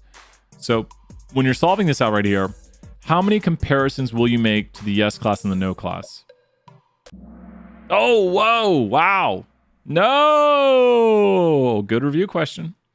How many comparisons will you make to the yes class and the no class? How many times can this yes class be compared to these no classes? So let's go through it like just by doing theory right here. How many times can this yes class be compared to no classes? Just this yes class right here. There's 12 total, right? So this one can be compared 4 times. This one can be compared 4 times. And this one right here can be compared 4 times. Now, what do you notice about this yes class? It what? This yes class, what to the no classes? Its probability is what? This yes class to the other no classes is always what? So this yes class to the other no classes is what? It's always higher, right? The yes class probability right here, this one in particular, always has a higher probability. How about this yes class right here? This yes class right here has a higher probability than all the no's. What percent of the time is this yes class higher than the other no classes? Like this yes class right here is higher than the no classes what percent of the time? So here's this yes class, and it's higher than the no classes what percent of the time? 75%. So you know what you can do is you can do it this way. 1, let's cancel that. 1 plus 1 plus 0.75, and now what would I divide by? So correct, David, right there. Great answer, 3/4. And so I did 1 plus 1 plus 3/4 divided by what? And I could figure out the percent of the time. Not 8, but 3. Because, divide by 3, because I did 3 different yes classes. So I looked at the 3 yes classes. This one was higher 100% of the time, 100% of the time, and 3/4 of the time. But you could also think about it mathematically as this. What are you looking at mathematically here? Out of the 12 comparisons we did, 11 of the times the yes class had a higher probability than the no class. Does that make sense? Like out of the 12 comparisons, 11 of the times, which you can see right here, except for this one right here, when you compare this yes class to this no class, 11 of the 12 comparisons had a higher probability for the yes class. So that's what we're calculating mathematically right here. Is it making some more sense? I do like it when people miss questions. I don't want people to miss questions, but it shows a knowledge gap. And then we can be like, okay, make sure to know how to calculate this. Like if you get to this, you'd be like, okay, here's what I have to do. And you want to think about it as more than just formulas. You want to be like, well, what am I doing? I'm seeing what percent of the time the yes class gets a higher probability than the no class. Visually speaking, So it would look something like 3 and 4. Visually speaking, there's R. So 3 and 4. 1, 2, 3. 1, 2. So we go, in this instance, we go up, up, up, over, and up, and over. What percent of this graphic have I shaded in? Who knows? Because I'm going through the true positives and the true negatives. So what percent of this graphic have I shaded in right here? Adjusting notes. So if you look at this graphic and you turn it into a grid, a little easier to see. What is percent of this graphic? 11/12. Because you go through your true positives and you go up. Every time you hit a yes, you go up. Every time you hit a no, you go over. And it goes yes, yes. So yes, yes, no, yes, no, no, no. Does that make sense? If you look at the data again, here, I'll show it on the screen at the same time. But the data goes, we can see it, I think, at the same time if we do this. So the data goes, hoping someone has a click moment. It goes yes, yes. So when you go yes, yes, you go up, and then the no goes over, and then the yes goes up, and then the no, no, no goes over 3 times. So that's where you're shading in 11/12 of that graphic, and that's how we would compute the AUC, the area under the receiver operator curve. The worst AUC generally does by random chance is 50%, so it just draws that line in there. But that is the random chance model versus our model right there with an AUC of 11/12. Should know how to calculate it. We don't try to give you huge problems on the test. It's more smaller calculations to show knowledge of the concept, and then understanding how to communicate it to people is important too. So that is the AUC, the area under the receiver operator curve. Good stuff. Shake up of the leaderboard, polite puff, and just politely taking the lead. Let's find out who's going to win with the next question. Multiple select. Here we go. Which of the following does logistic regression use to measure how the model works? So anything logistic regression can use. Be very careful. You might be tricked by one. Anything logistic regression can use to analyze the model. Anything logistic regression can use. Multiple select. Anything logistic regression can use. Kind of made it a little bit easy because I put, yeah. So we were just doing a technique called AUC, area under the receiver operator curve, which is ROC. So AUC is one of them. And I think people, oh, great job. Now, actually, I did think that would happen. Accuracy wasn't widely picked, but accuracy is just, or misclassification, sorry. Misclassification is just the what of accuracy. Like if you have your accuracy of your model, misclassification, and so we can measure how well our model is doing by its misclassification rate. A lot of people use that. You don't usually tune on misclassification. It doesn't say tune up there, but misclassification rate is how much we miss by. It's one that I thought might get people, and not everyone selected it, but it's the complement of accuracy. Exactly. So it's like a redundant metric, but people might say, like, how often does your model miss by or misclassify? And it's not how much does it miss by, but what percent of the time do we? Why not SSE though? Great question. You can't find out a sums of the squared error. Why? Why can't you find out the sums of the squared error? Because the Y variable is not what? We can't miss it by a certain amount. We either predict it accurately or don't predict it accurately. SSE and RMSE and all the other ones, MAE, are all for quantitative wise when we can find out a numeric distance. Great, William, 100 points. Thank you, William, for asking that. Exactly. Does that make sense? It's not quantitative, so we can't do the sums of squared error. We can't do the RMSE because we don't have a quantitative miss. We either accurately predict it or don't accurately predict it. So we can do accuracy, or we can look at how well we rank the probabilities, or we could look at the complement of accuracy, which is going to be the misclassification rate. So really good stuff right here, like knowing which things to use for which model. Very important when talking about which metrics. Next question, who's in the lead first? Holy mac, this is neck and neck.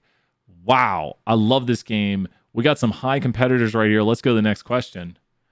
Oh my gosh. Which of the following represents the typical miss the model makes? You got this. Let's see some rapid fire answers right here. Which of these is the typical miss the model makes? This is our generally common accepted metric to analyze. If you're a 320 student watching this, you probably got it too. When we analyze quantitative models, we generally use this metric. We can't just take the average error because it would be positive and negative, and thus it would just average out. So we have to do something to it. We have to take it, we have to square it, We take the mean of it. And then we take the root to bring it back to regular units. Whoa, nice job. Only one person said r squared. R squared is percent of variation y explained by the variation in x. So r squared tells us kind of like a fit for the model, but moreover, like how well the y variable is explained by the x variation explained by. It's going to be RMSE, which is root mean squared error, also known as residual standard error in some output. Good stuff. Some quick answers right there. Quick answers. Going on to the next question. Multi-select, get ready. Which of the following naturally uses interactions? Ooh. So there are some models we don't have to worry about including interaction terms because when they go through and split, hint, hint, they will naturally go through and incorporate interactions for only certain groups. Like, given you meet this quality, then you will have this sort of relationship for this variable. Given you meet this quality, it could have a different relationship for this variable. So they naturally use interactions. Other ones we might have to like use interaction terms to create the model, but not for those random forests and tree-based models. So linear and logistic, you can use interactions, but they don't naturally do it. Like naturally means you don't have to go to any extra steps. You make your tree, it's going to do interactions. You make your forest, it's going to do interactions because forests are based on trees. So these naturally incorporate interactions right here. Linear and logistic are not going to do it for you unless you include interaction terms. Ooh, I think it's going to be a shakeup again. I have never seen a leaderboard like this, everyone. I have never seen a leaderboard like this. Let's find out who's going to win. This is absolute insanity. Which of the following tuning parameters do trees use? I put the right answer. You got this. Now we see a lot of different tuning parameters on here.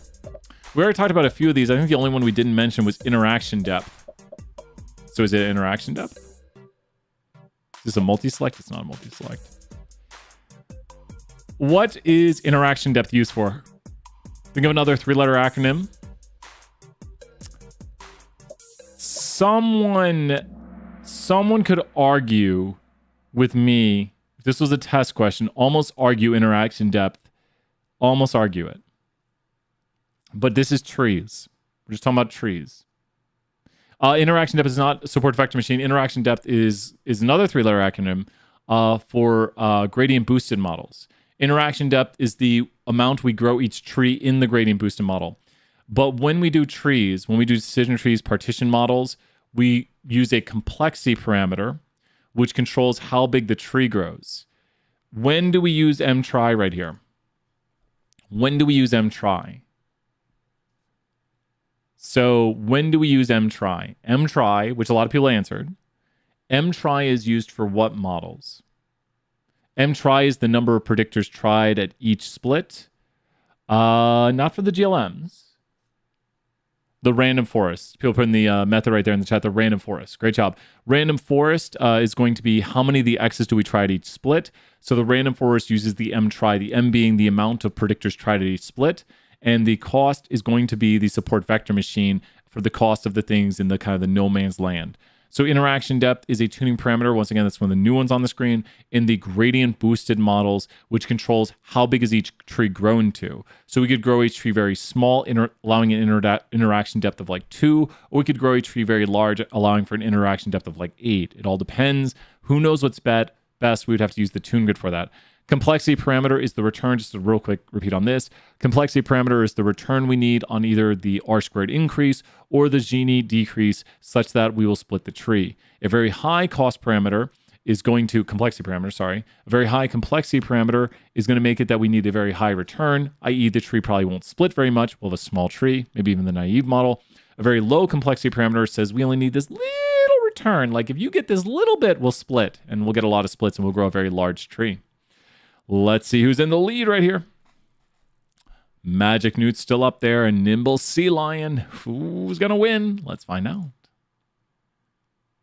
How many models are created when we use consider linear regression? Don't forget that. And a support vector radial with the cost parameter 0, 1 and gamma 0, 0, 0, 1, and 1. 99% sure I put the right answer in. Yeah, I did. It was a good one. I like it. It's what we did earlier. Someone's going to need to explain it.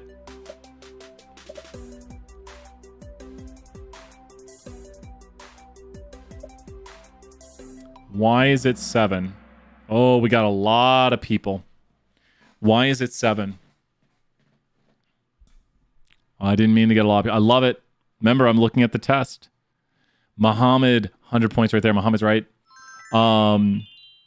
Yes, Snea and Muhammad pointed out, I don't want people to be caught by tough questions on the test.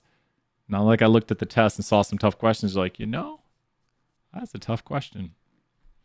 So we include the vanilla. Exactly. If someone's considering these different models right here, you would need to say there's 2 parameters for this. And I'm throwing 500 points. Muhammad so perfectly put it out there. Muhammad showed the mathematics to show that the parameters on this model are 2 right here and 3.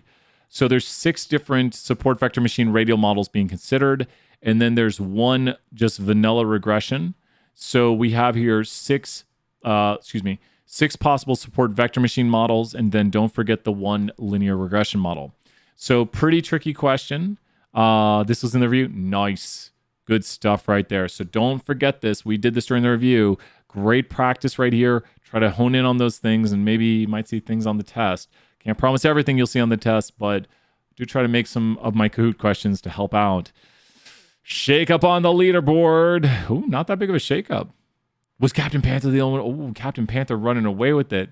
How can you lose with a name like Captain Panther? Let's find out if Captain Panther's going to win. It was, and I played myself. No, William. Next question. Here we go. True or false? SVMs can directly calculate probabilities for different classes. SVMs directly calculate probabilities for different classes. Like they just pop them right out. SVMs, support vector machines, directly calculate probabilities for different classes. It's like, boom, probabilities. Do they? No. They don't.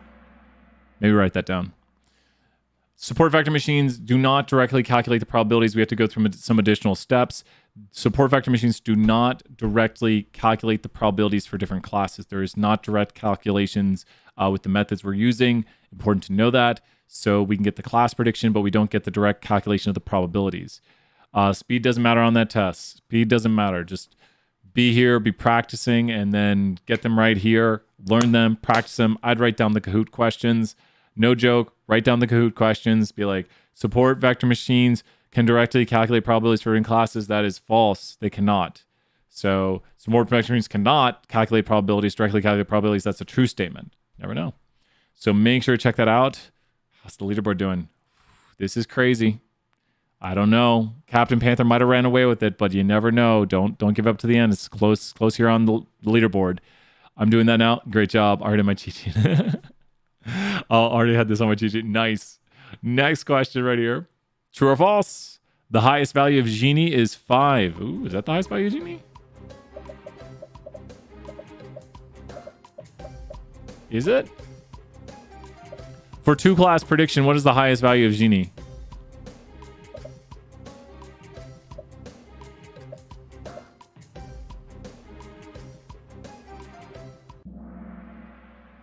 What is people are saying in the chat? It is 0.5. It is 0.5. So the highest value of Gini coefficient is 0.5.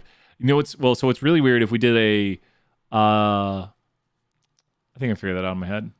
If we did a 5-level class prediction, what is the highest value of Gini coefficient? If we did a 5-class prediction, what's the highest value of Gini coefficient? I think, oh man, my brain's breaking. It'd be pointless. We didn't put anything on that, like on the test. I think the highest value of Gini coefficient for a 5-level class prediction is, no, I think it'd be 24 25ths, I think. So it'd be 0.96.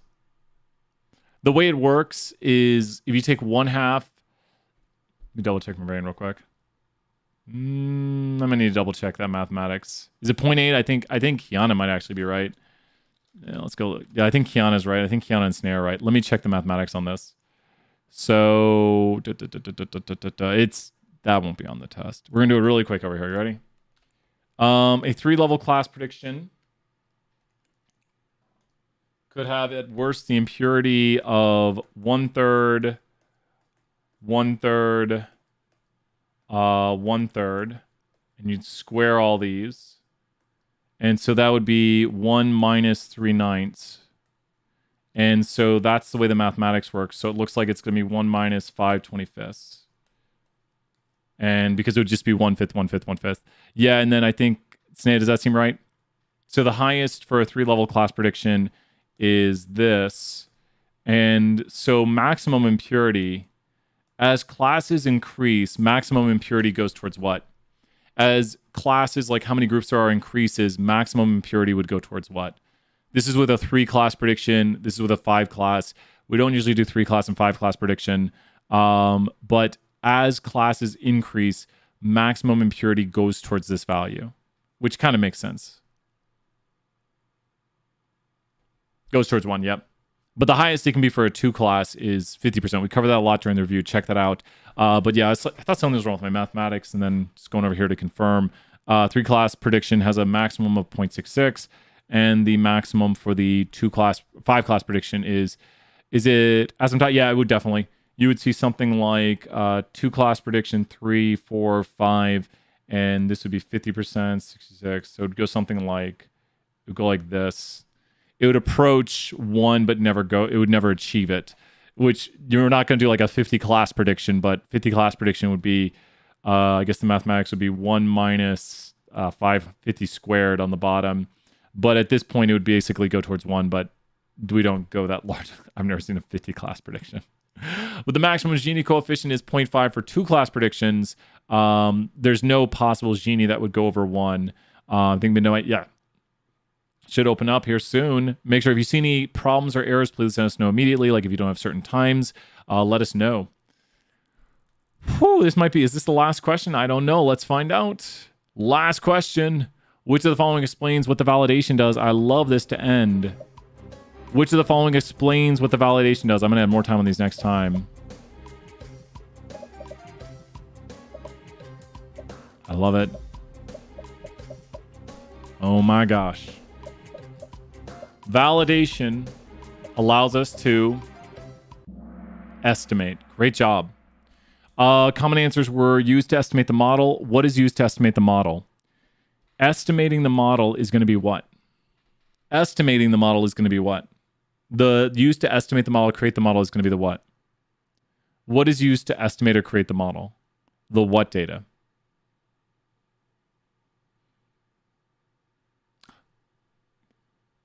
So used to create the model, what we estimate, like the parameters of the model, that'll be the training data. So the training data creates the model, like it's used to estimate the model. No. Oh no. And then over here, when we're looking at overfitting, we're going to overfit by we're going to look to see if it's overfit by the holdout, and then finding the generalization error, how it generalizes is going to be the holdout. Yeah, so write these down. We have these down on the screen from previous portions of the review. Check them out right here. But we were talking about these earlier. Take a screenshot and all this good stuff.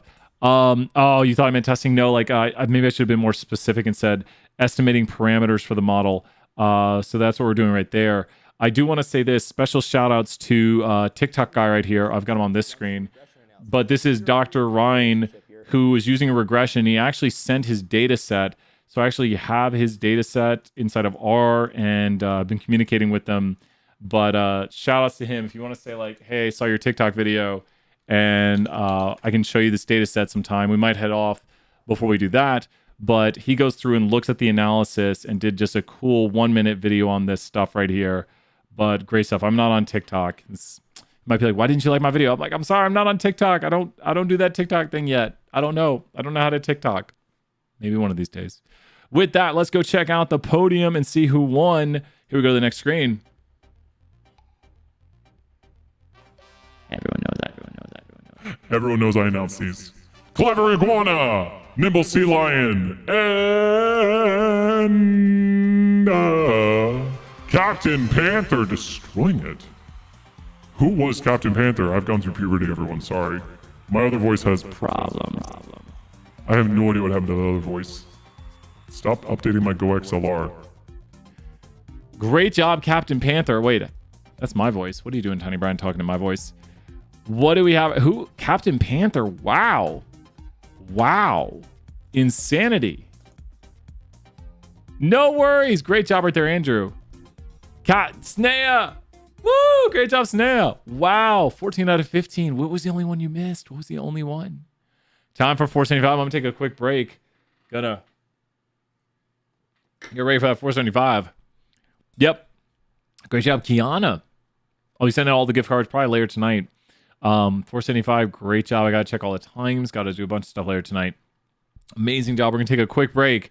As always, Morty the Bunny is going to usher us into this break. I'll be back here in about 3 minutes. I misclicked on the CP question. No! Let me put on a 3-minute timer. 3-minute timer. That's how I do my timers right here. And we will start right here. Little Morty. Be right back for some 475. Let's do this. Wrong button.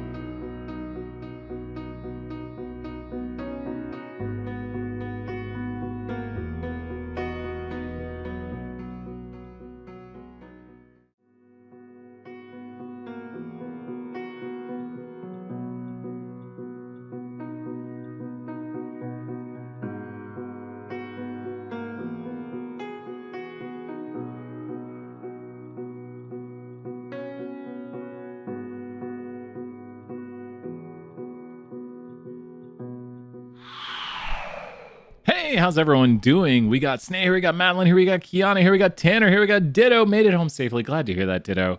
So many people love it. Ditto, did you not get to see? I've got a thing that I'm working on, and put those questions in the chat if you have them. But I'm working on something, Ditto. You're going to love this. I haven't gotten it done yet. It's nowhere near complete. One person, really, what video should we look? We start with, we're rewatching 474 for the exam. What video should we start with? Oh, you're talking about like of the lectures? I would start with everything we're doing with model building. So when we start model building, that's where you want to go to, model building. Check this out. You ready? Is it going to do the thing? I'm working on it. It's nowhere near complete, but I gotta work on that. Gotta get that done. So sneak peek of things to come, but working on that. Nowhere near. Is it going to let me change my thing? Oh, no. Oh, no. I might have broke it. 2 seconds. We might have to see that again. Sorry. Look away if you don't want to see bright flashes. Is it? What did I do to myself? Oh, did I break everything? I should never change things. 2 seconds, everybody. Oh, this is not good. Oh no! Ah!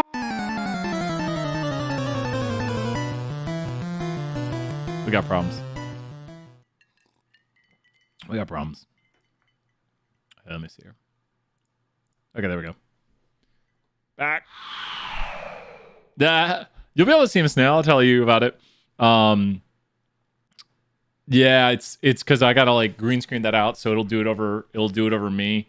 So it'll like the green portion is where I can alpha key it out, and then it'll like, and then I'll put the music on it. I don't think we'll get copyright claimed, but that's got it.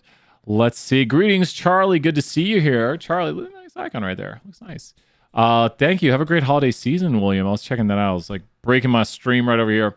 Be cool when we get that Pokemon thing going, but I gotta work on that. Gotta make that a stinger transition for the stream.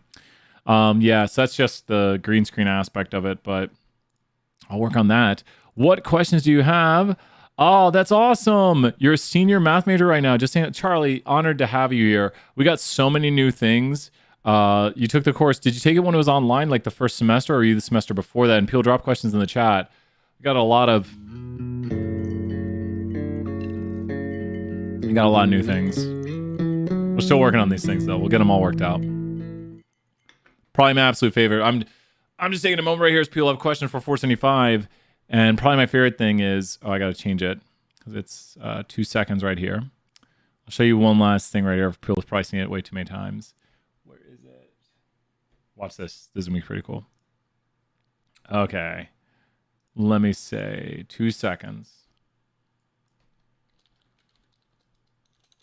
Okay. Before COVID? Oh, nice. Yeah, no, Snay, you should drop in next year. Watch this.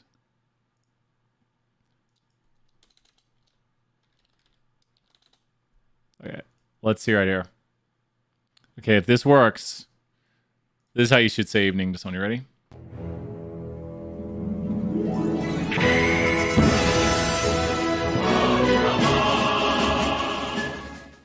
That's how we do here. That's how we do. Yeah, I did grow my hair out. It was all the way to my shoulders earlier this year. And now I've got it. I cut it, and now it's getting a little bit longer again. I'm medium short hair Brian again. But I grew it all the way to my shoulders. So I've only had my hair to my shoulders 2 points in my life. 38/39 and like 17. 20 years apart. I should have taken a picture of me like the same, like found like one of my shirts or something from like the 90s. So yeah. It's a neat little thing. It pauses the screen. We got so many little things now like puppet sharks. But if you have 475 questions, let me know. 475, this is your review. Anything you want. We got a Kahoot in 53 minutes. We got Hacker Man. Like, what's going on? I don't even do the Hacker Man thing too much. Like, we got Hacker Man going on in the background right here. Stats 1 Hacker Man. We got Wacky Wednesdays. We got so many different things. And I'm just pressing all the buttons right now. I shouldn't press all the buttons. It'll destroy everything. But a lot of cool things. A lot of different things I don't use nearly as much, or I should. But no, really, it's really big thanks to the Haslam College of Business that we can do all this. And so it's pretty fun. And congratulations, Charlie. Everyone, let's give Charlie some points right here. We're doing 500 points for Charlie swinging by. So great to see former students. Congratulations, math major. Whoo! Some partial differential equations, some PDEs. Ooh, Charlie, you're doing some tough stuff right there. Some real analysis. You're like, that's the easy stuff, Brian. Congrats, Charlie. It sounds like you're about to graduate. And congratulations. Andrew, great to see you here. Drop those questions in the chat if you got them. We're going to do some coding. Do you do any coding, Charlie, or anything like that still? And his microphone floats. The microphone just floats out here in space. Just floats. And it's the really nice microphone. I'm just going to never touch anything alive. Never try to change things. We got so much tech, we don't even know what to do with it. You're welcome, Charlie. Thank you. We're just chilling out. We'll put a little chill music on. You've probably seen the difference in progression of what we have now.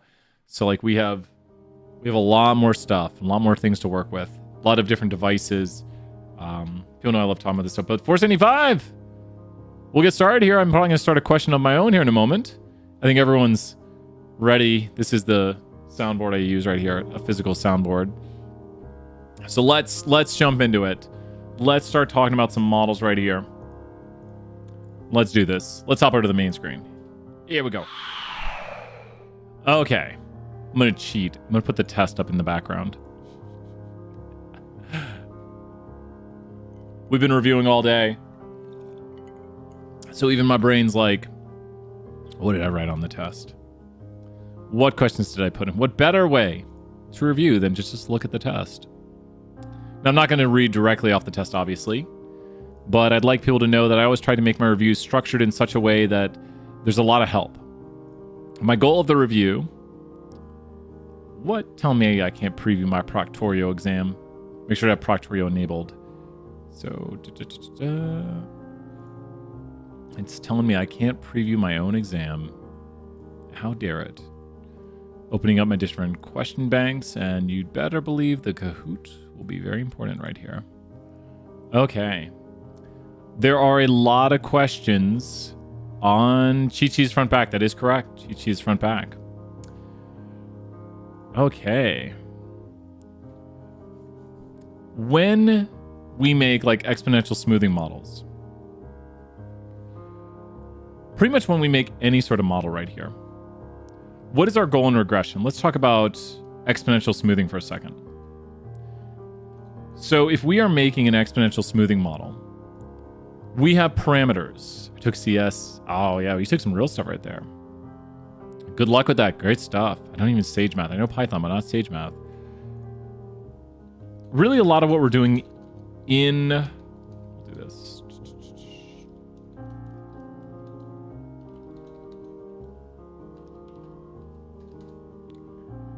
We could make some exponential smoothing models here, but I just want us to think about this. What is the goal in regression? So we do similar things to this in time series. What is the goal in regression? When you have a regression, what is our goal? So you have a regression right here. What is our goal in regression? At least in linear regression right here. What is our goal in linear regression?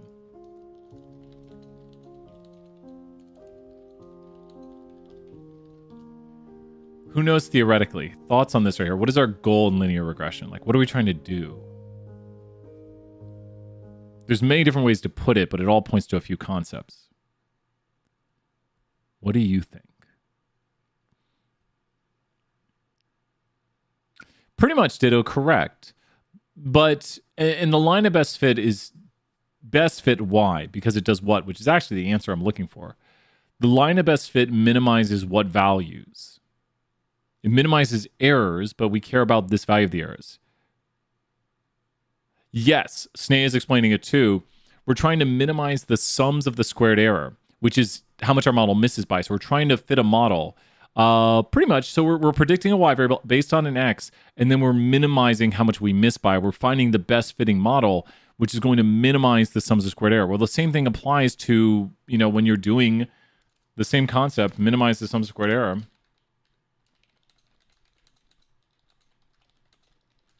The same concept.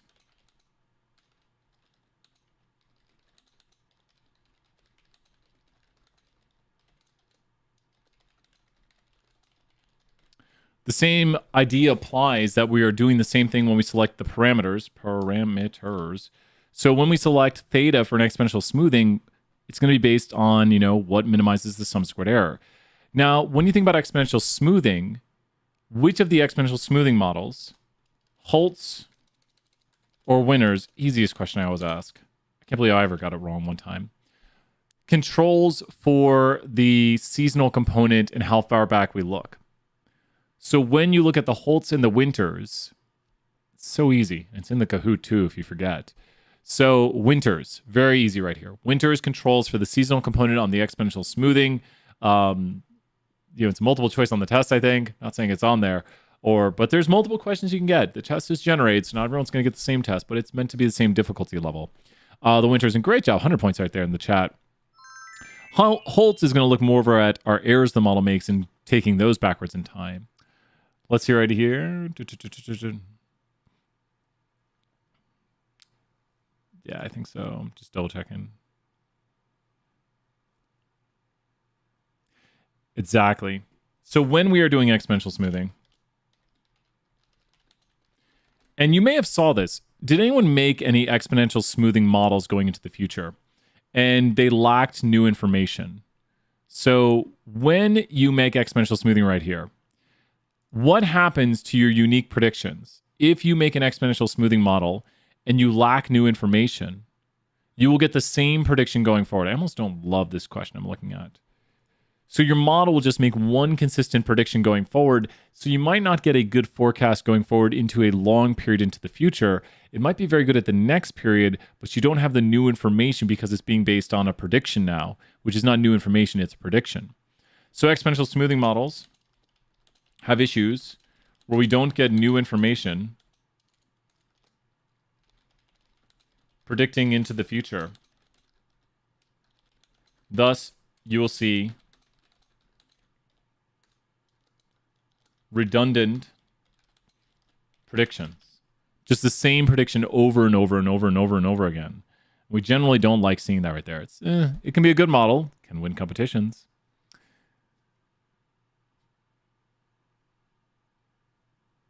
And we did mention winters. So if you were to talk to me about the winters, or Holtz, excuse me. Oh, no worries. Olivia, great to see you here. We're talking 475 right now. We're talking time series. How does Holtz take information? What does Holtz take the information from? So we really have two major components of our time series that we need to look at. Makes me think of other questions off the top of my head.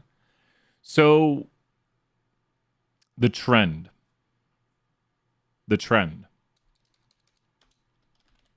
Holtz takes it, hopefully I didn't misspeak earlier, Mark, the trend. So Holtz is going to use the trend right here. And we do have multiple components. We can use the errors, we can use the trend, we can use the seasonality. I added, oh, Livy, that's so awesome. Feel free to ask questions if you got them. Glad to hear that. Holtz is going to use the trend right here. Winters is going to use the seasonality. So we're kind of looking at how much information from the trend do we take backwards? How much information do we take from the seasonality backwards? And especially if you break down what you're looking at right here, what are the components we want to get out of our time series?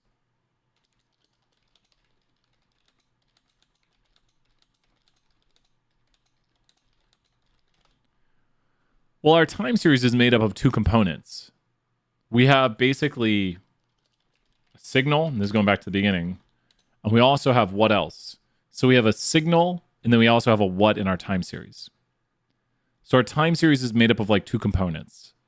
We have a signal, and then we have a what, which we don't want, or it's just going to be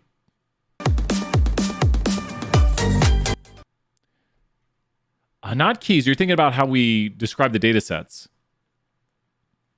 So there's a signal, like a, but then there's some. If you overlay those, there's a signal and there's noise. Great job, Snare, right there. So you're trying to get that signal out of the noise. And the signal has different components. What is probably one of the best ways, a great way to view this would be with, what is a great way to view this? So if we are going to view the signal and the noise, oh, no worries, Ditto, no worries, Ditto. If we're going to view the signal and the noise, we could probably break it apart with a what? Like, what is a great way to, like, take and look at the signal and the noise? Like, be like, okay, here's the signal, here's the trend component, here's the seasonality component, here's the noise we get on it. Great way to view this would be what? A great way to view this would be to do a what on your model, or your data, rather, which is a model. Can't be two models. Decomp. So there's different formats to the decomp. Just depends on your different data sets, the STL decomps. But just decomposing the time series is going to break it apart. Well, the residuals are just going to look at the what pattern. So residuals are only going to really look at our what. Now, this might have a pattern, but we're really only looking at the what, which should probably be The residuals are really only going to look at the what. Residuals are mainly focused to look at remaining what. Now, they're residuals, so they're meant to be with this. They're meant to be random. So we'd hope the residuals would just be remaining what? Because we want them to be random. No, no worries. You're hoping, you want them to, they're the remainder. In the decomp, they'll be the remainder white noise. Yeah. You want your residuals to be random. You want them to be noise. So the first thing when you make your time series wouldn't be to look at residuals because we don't have a model yet. We want, when we make models, that the residuals no longer have. Now, what you could do is you could do a seasonally adjusted model and remove out the seasonal pattern and see how the seasonally adjusted model looks and use that to make predictions. We do have things like it's local regression, right? I always get it wrong. Local regression. How does local regression work? I'm trying to think of every topic we haven't talked about in forever. How does local regression work? Which is actually how the decomp does its thing because it has a certain parameter we can change. Did anyone mess with the parameters on the local regression right there? How does local regression work and what is it? Well, what local regression is going to do is it's going to take this model, if we did a local regression, and it's going to make a what? What will local regression do? Local regression takes a what right here? What are we taking when we make a local regression?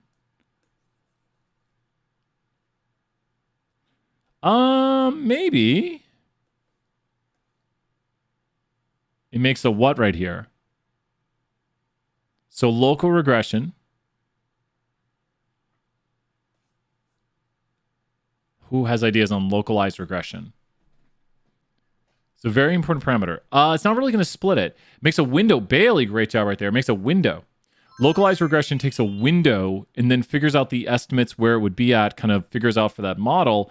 And when you use the window, you can make it larger or smaller to make either a model that's going to be more bendy through the data, or if you were to make a very large window, well, then it's just going to go across the whole model and you'd probably just get your whole model right here.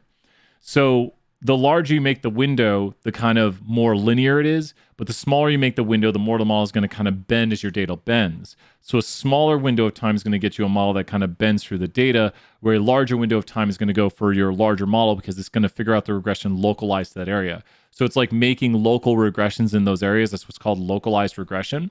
So does that make sense right here? Like the window is the parameter to change, almost like a tuning parameter, that we can adjust to make a larger window or a smaller window. And this is how you're seeing a lot of the estimates in these models made with a localized regression. So that is what the LOS regression is. Definitely important to know. We haven't talked about that in quite a while. When it comes to decomp, we can consider the patterns in our data to be what or what. So when it comes to a decomp, we can consider the patterns in our data to be what two? Like, what two types of, like, decomps do we really have to choose between? Or, like, the series. Our series could be considered a what series or what series? What two types of series do we focus on? What do those patterns look like? What two types of series? Like, you think of the kind of amplitude changing or constant amplitude is a big indicator for one of these. Not quite signal or noise. The two types of series, like when you talk about, I'll draw the two for you. They'll probably ring a bell. Not quite.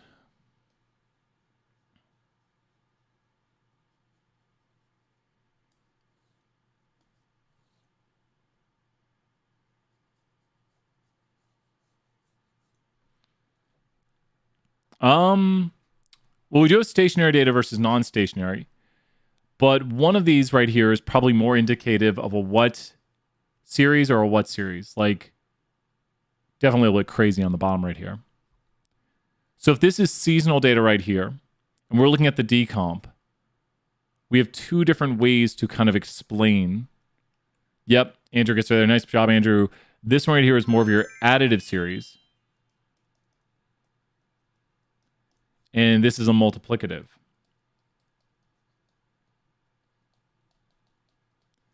The multiplicative series is going to see change in amplitude over time.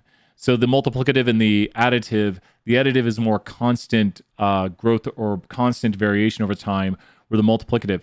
But we could, of course, there's ways to handle this series. We're rapid firing some questions. How could we fix this issue right here? We've got actually two issues right now. We got that issue and we've got this issue. I see two issues. Issue yellow or issue red. What suggestions do you have for these?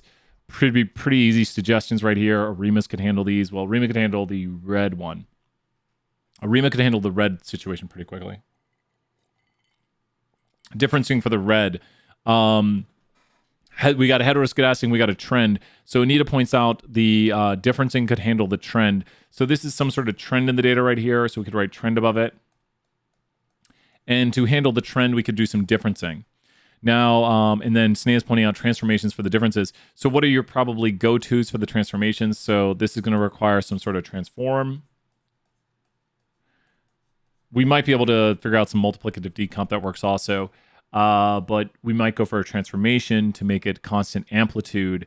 So what do you think? What do you generally go with? I mean, there's one I like. You know my preferences. Is the two people who work together. And so what would we be going for right here? Like what would we do? And a lot of what we do is just like you look at something and say, well, what do you do with this? Because that's the way it usually goes. So what transformation or series of box hawks? Yeah. Log is very common, and then box hawks will encompass the log transformations. So looking through the possible box hawks lambda. So box hawks is a family of transformations, like it allows you to do all different transformations. And thus, using the box hawks transformation with the lambda, we can try to optimize that lambda to try to get a better consistent amplitude and linear relationship. Because you could, especially, this is probably a good time for a transformation, but really, if you saw something like, and there are patterns like this, like that is very much time for a transformation. So now maybe log or box hawks. I'd probably go with box hawks, or else you're just guessing transformations. Box hawks, once again, will go through a vector of possible lambda values, and then you can choose the optimum lambda value. So if you box hawks transform it, hopefully you get something more like this, constant amplitude with a more linear pattern, much easier to predict, and we actually can get some good predictions out of it. So once again, you really want to think about how does your data look, what's going on. So really, after you clean your data, what's the number one thing we do with our data? I have this question on there too. After you're cleaning your data,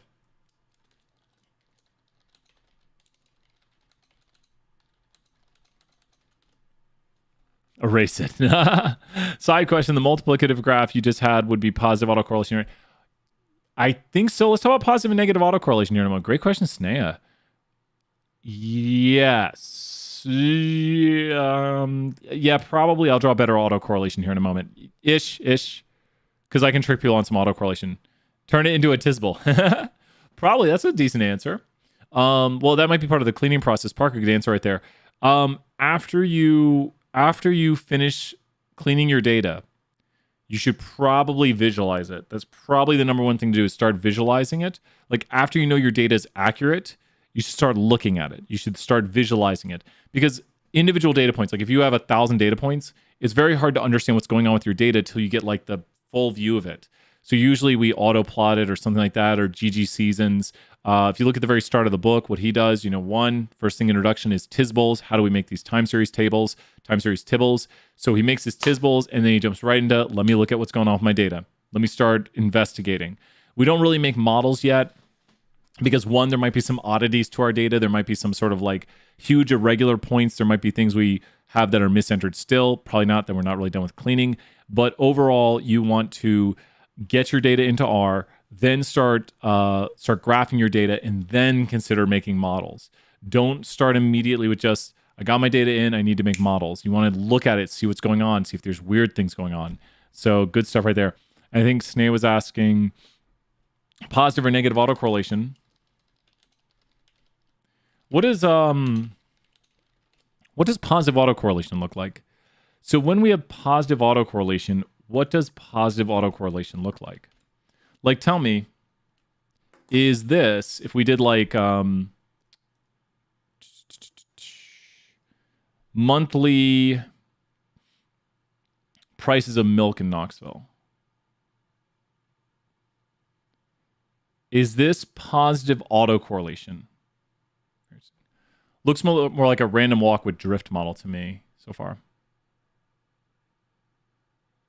Uppy downness. Did I say that one time, Kiana? That sounds like something I would say. It's the uppy downness. Oh, but that's, yeah, you might be thinking of the other one. I said positive, right? I think people are thinking about the negative, though, right? Because they see a lot of uppy downness. This right here, is this positive autocorrelation true or false?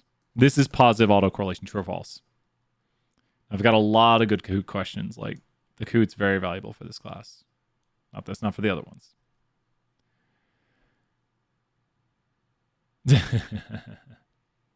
Put it on the Discord. Because positive autocorrelation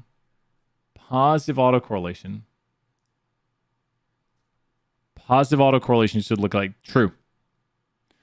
When things are positively autocorrelated, knowing the previous period would explain the current period. And in a positive way. Like if last period was low, this period would be low. And I think, yes, positive autocorrelation can also look like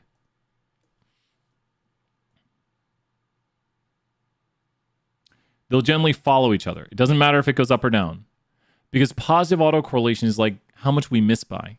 So if our model generally follows itself, it has positive autocorrelation.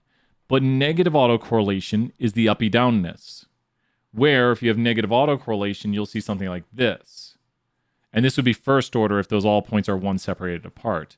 But that's positive negative first order autocorrelation. This is negative first order autocorrelation 2. Let me respeak because hopefully I didn't misspeak. Both of these are negative first order autocorrelation. Oh wait, Ditto did. One goes up. Don't say cause though. Don't say cause.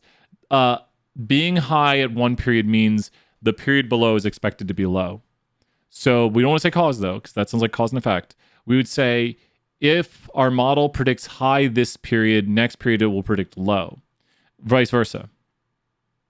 Successive points move in the same direction for positive. Exactly. If you compare the two models right here with one with positive autocorrelation, the points follow each other. Great job, Winston, right there, explaining it very well too. Positive autocorrelation is when the points follow each other. It doesn't matter if the model goes up or down because that's just the linear trend. Linear trend is not associated with positive or negative autocorrelation. So this model has positive autocorrelation because the points follow each other. Things like random walks with a drift are going to have a correlation that is in the direction of the drift. Now, doesn't matter if it's positive or negative, but we're going to see correlation because it's going to drift and the points will follow each other. They'll drift into direction. So even though this model is drifting downward, this might be a random walk with drift right here. So you've got the variation. And I will say this, a random walk would have parameters on it. The random walk is going to have variation. It's going to have sort of a standard error, standard deviation for the variation. And then we'd also have the mean. So the random walk is going to have parameters on it such that we could estimate what is the variation in the random walk and what is the mean in the random walk. So right here, and do check out the Kahoot. Got a lot of good questions in it. Hint, hint, hint. So why is this negative autocorrelation in first order? Second and third order, don't even get me started on those. Those are much harder to see in graphics. Why are these, and you can use the same thing we just mentioned a moment ago, why are these negative first order autocorrelation? Why are these negative first order autocorrelation? It's the whatness. And it would be very strong right here. So these are definitely negative first order autocorrelation. Doesn't matter if they go up, doesn't matter if they go down. It's that when we look at an auto means on self, because the uppy downness, exactly. Each point moves in the different direction from the previous point, the uppy downness, exactly. It means self-correlation. Remember, autocorrelation is self-correlation. It's not, this one is what with time. Like, with time, this has a what correlation. Exactly. Winston just top tier answers. But time-wise, you are correct. With that, with the autocorrelation, this one is what correlated with time. So with time, it is what correlated. If you talk about time down here, it's what correlated with time, which is not its autocorrelation. It is what correlated with time. with time, it very clearly has a what correlation. That's where he'll get confused. They're like, but that's this. And you're like, well, that's with time. I wish it's negatively autocorrelated with time, but with itself, it's negative. It's negative both, right? So it's negative autocorrelation with time, and it's negatively correlated with itself. This one right here is positively correlated with time and negatively autocorrelated with itself. When you correlate it on itself to look at its previous period, it is a negative correlation with itself on being high one period and then low the next period. So it's negatively autocorrelated, but positively time correlated. Remember, autocorrelation is the variable on itself. Good stuff right there. Yeah, I might have missed. Did I misspeak, Snaya? I'm talking about the top one being positively autocorrelated with. This is like hour number 7 of streaming. Speaking about the top one right here being positively correlated with time and negatively autocorrelated on itself, and the bottom one being negatively correlated with time and negatively correlated on itself. Let me know if you have any questions. Good stuff. Yeah.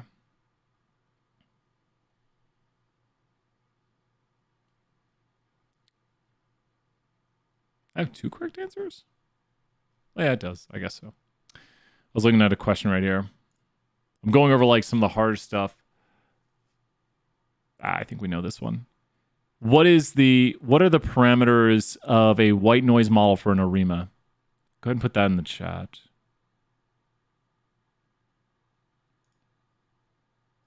I like that one too.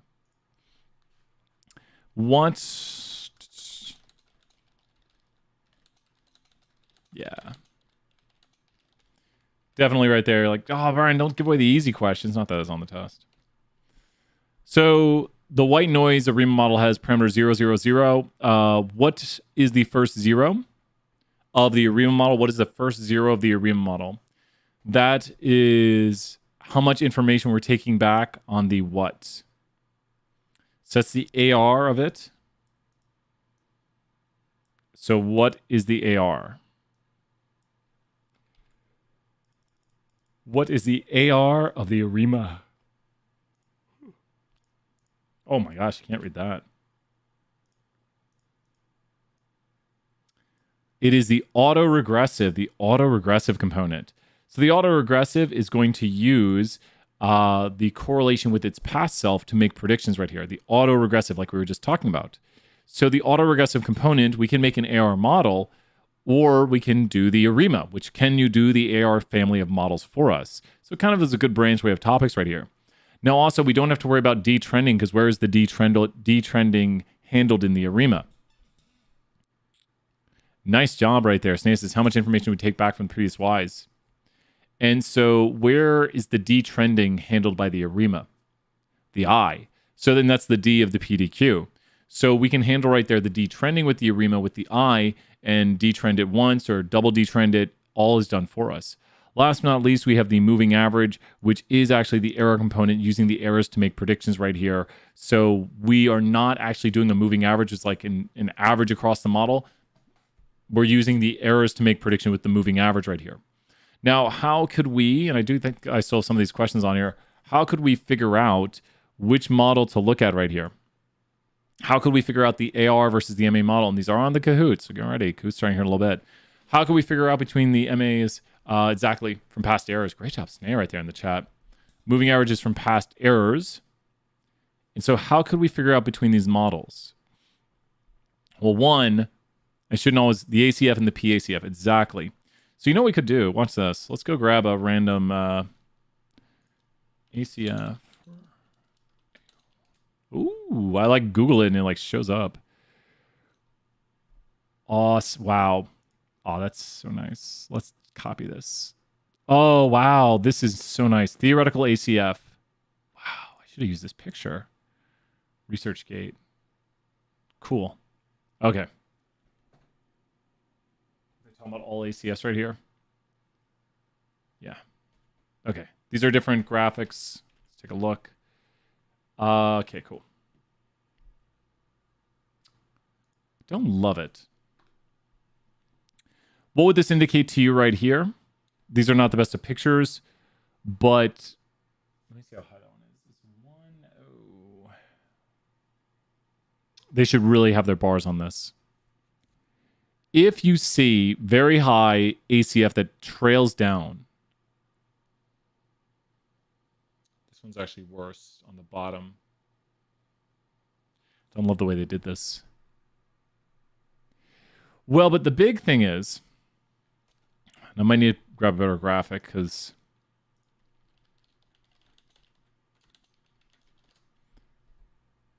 to me, I see more of an issue. Yeah, this one right here is ridiculous. Yeah, this is what I'm talking about. So, Sneh, I'm talking specifically about this right here. What is your thoughts on this? Yeah, that's Winston. Yeah, if you see this, you got a major trend problem in your data. This is ridiculous right here. So, I love seeing graphics like this. You're like, you got to detrend that data. You might have to detrend twice. We'll take a look after we detrend it. Yep. And so right here, we would say we need to detrend this. Let's go grab another one right here. But I would definitely detrend that data right there. Everything is not always so... Ooh, nice. Okay, let's figure out what this one is. Copy image. Let's make sure the images I'm copying are the actual image. That's not on yet. Cool. This is excellent. And I love that we're just grabbing things to take a look at because this is what you could get as the research. Ooh, I see two things going on right here. So what do you think about this? Like, what are your thoughts on this? This is where we want to get to at this class. We want to look at this and say, what are our thoughts? What are our thoughts? Oh, for the previous one, Snea, it was just trailing off. It had very high and just trailed, and you don't want to see that because that means it needs to be detrend. If it just has a very slow drop from super significant, this probably has been detrended now, or whatever data this is. But what do we see here? I think it's pretty clear where we need to look. I definitely think I wish I could see this data because I'd say it has two components. I would try something on this immediately.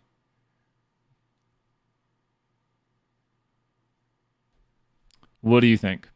I wonder, I'll put my answer in the chat. 500 points if anyone guesses my ARIMA model. That's what I'm noticing too.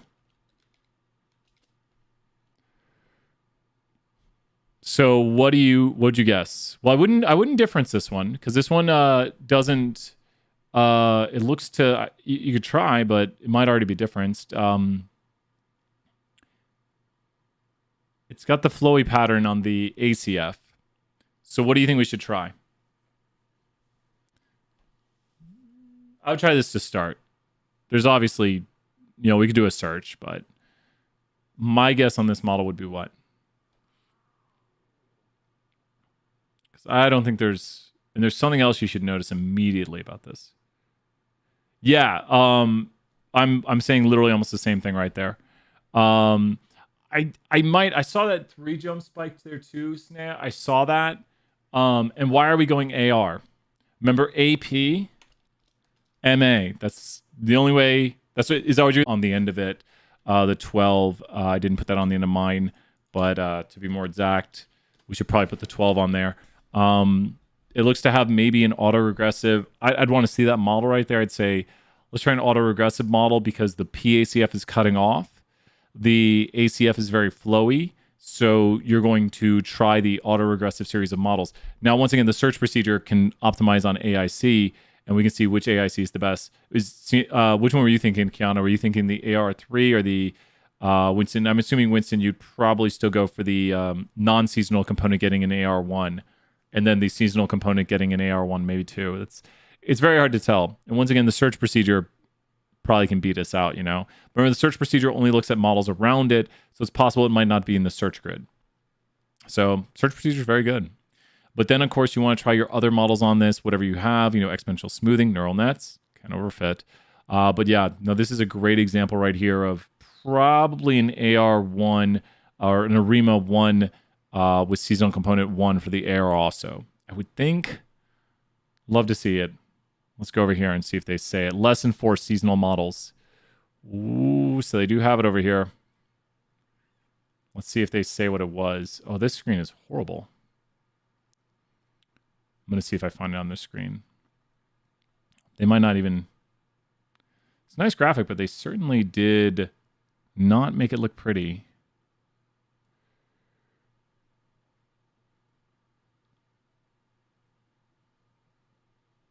Yeah, they did not make that look pretty. Do stepwise false. It's always worth a shot. It's always worth a shot to do the stepwise false. I'll go look at a few more questions right here. Yeah, that's a good question too. Okay. So, like, if you think about, like, predicting the price of milk tomorrow, what model would you use? Like, what's a great model to predict? Like, very simple model. And if you have data for the price of milk for, like, 10 years, and you want to predict the price of milk, what would you probably just use? I mean, probably just, it's not that hard to predict the price of milk tomorrow. I'd be like, if you're like, I can predict the price of milk tomorrow, your friends are like, cool, I can probably do that too. And we actually are doing these sorts of models. So there's a lot of simple models out there that just work. And we have to think like, okay, if we want to predict the price of milk, we could probably just do this. Well, if you have data for 10 years, I don't know if I'd use the mean. It depends. Something that is white noise.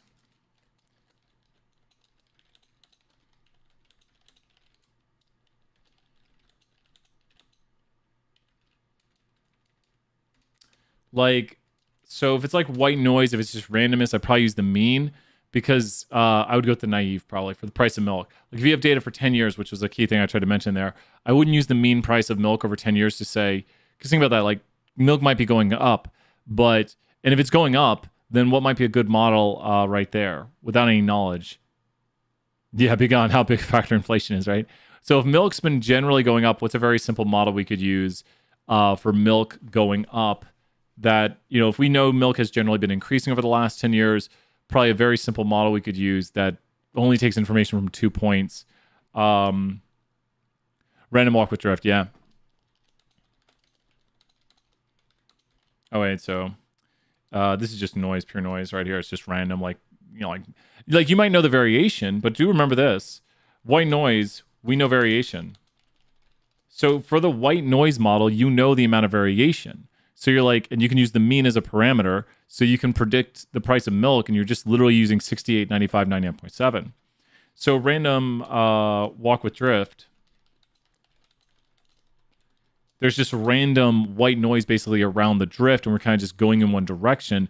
So you're just kind of going up, down, who knows which way. It's kind of random, but we are drifting in one direction.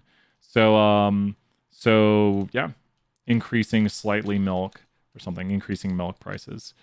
But, you know, maybe milk costs more, you know, during this time of the year.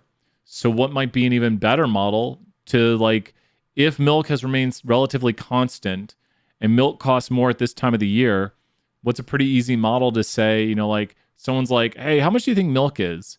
And you might say, well, this is not how much it was yesterday. The seasonal naive, exactly. So now we could, if milk is generally relatively the same price last year, we think, it's like, well, maybe we'll just go with, use last year's. We might just go with the naive. So use yesterday's price. And I think people don't understand that there's so many simple models because everyone buys milk to bake and cook. Exactly. So maybe there's something about the seasonal component here. And are we predicting the monthly price of milk? Then it's probably better to do a seasonal naive because there's going to be more fluctuations from month to month. So maybe milk does go up in December. I don't know prices of milk, but using prices of milk, probably your best models. Frankly, what do you think is the best? If we predict the monthly price of milk over the last 10 years, what do you think is going to be the best prediction with all these choices right here? What do you think is the best prediction for the monthly price of milk next month? The average price of milk next month? Yeah, we have to do month. I don't want to go year because then we lose a component. Yeah, that's a big thing too. I don't think they have price gouge though. White noise is good to me because white noise has stable variance too. Exactly. Winston just crushing with those answers. Great job. So if we are going to, what do you think? Monthly price of milk, probably you'd go with the what? I didn't quite write a question like this because it's a little subjective. Monthly price of milk. probably go with what? Not grammar. I don't know how to grammar. I'd have to look at the data. Yeah, I might go with probably gonna go with these. Because if it's monthly, once again, you can just make them all. You can just look at them all and see how they all do. But random walk with drift, if the seasonal component is not playing a big control, then we're really going more towards what right here? If the seasonal component is not playing a big role, the random walk with drift is going more towards a what? Because the drift is doing this. Yeah. Our grocery store was a lot of fun. So if there's not really a big seasonal component, the drift may work because we're really going more towards a what component. Yeah. Keanu, great question right there. So if we're looking at monthly prices of milk right here, the naive model is going to make predictions like this. How does the naive model make predictions? Yeah, trying up to previous question. Great job. The naive just does what? The naive is just going to do what? From the last data point. That's what the naive does right there. But then the seasonal naive does the same sort of idea. So we could draw them both. But it's going to take, maybe this is the last component right here. So we need to take the last component. So best I can draw. And the naive would look like this. So I could draw it flatter than that. So there is the naive and the seasonal and naive kind of drawn. Does that make sense? Maybe that's a 12-month period right there where we see that kind of dip and thing right there. So the naive uses the last 12, if it's monthly data, uses the last 12 predictions to make the next 12 predictions. So it's just going to say, it's kind of like the idea of what was the last period, takes the season into account when doing the naive. So it's still the same idea of naive, like what was the last period, but instead of the last period, it's what was the last seasonal period. So they have the same idea of the naive, but the seasonal naive is going to take into account the seasonal component. But that's a great question, Keanu, right there. Thank you so much. 100 points. So if you use the S naive to predict 3 years in the future, yep. So your S naive 3 years into the future would look, there's 2 years. I only got enough space to do 2 years. And then here's another year of the naive. And then your drift model, it's way easy to draw these. That's why it's really nice. Your drift model is going to look like this right here. So what does the drift model do? Didn't perfectly do it. So the drift model, see some very different predictions. There's the drift model right there. So that's the random walk with drift. We'll draw. Oh, no. So here is the naive.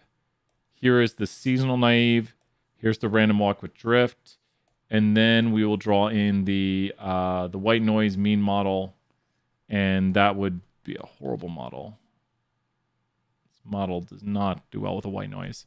So connect first to last point, exactly. It makes a line between the first and last, so it doesn't really take that much information.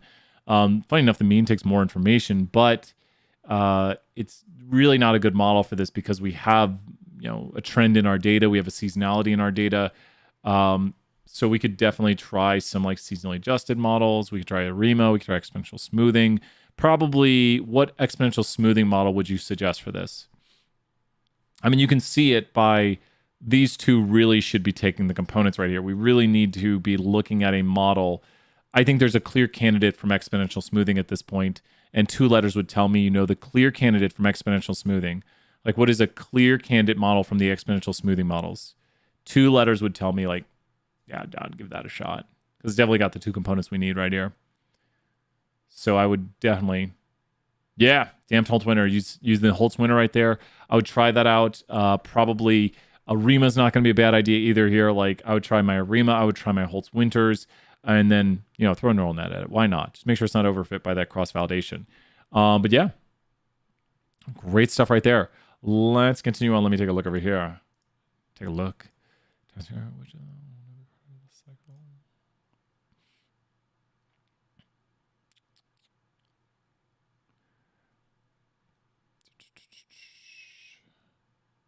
Yeah. I'm like making sure I don't want too many curveballs.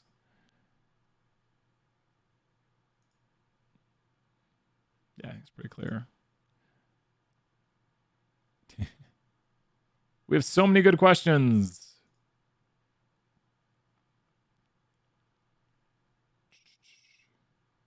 think so. I might review those later. We do have one topic which I really love, and no one turned in their model for this for the competition. Just connect to the dots. Holtz Winters Snowy.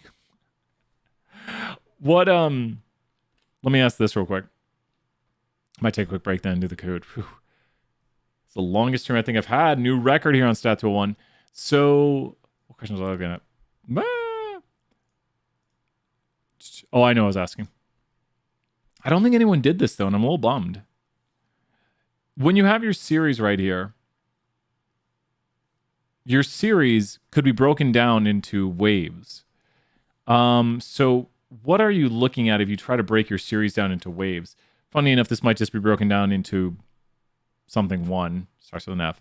Don't want to say what it is, but when you're breaking this down into waves, you could increase the amplitude of the waves, or combine multiple waves, which will have higher amplitude waves. The Fourier series, Fourier. Never know how to say that dude's name. But when you break this down, you can use multiple waves to remake up harmonic regression. Great stuff right there. So you're basically finding a series of waves that create the pattern of your series. So with this right here, we have harmonic regression.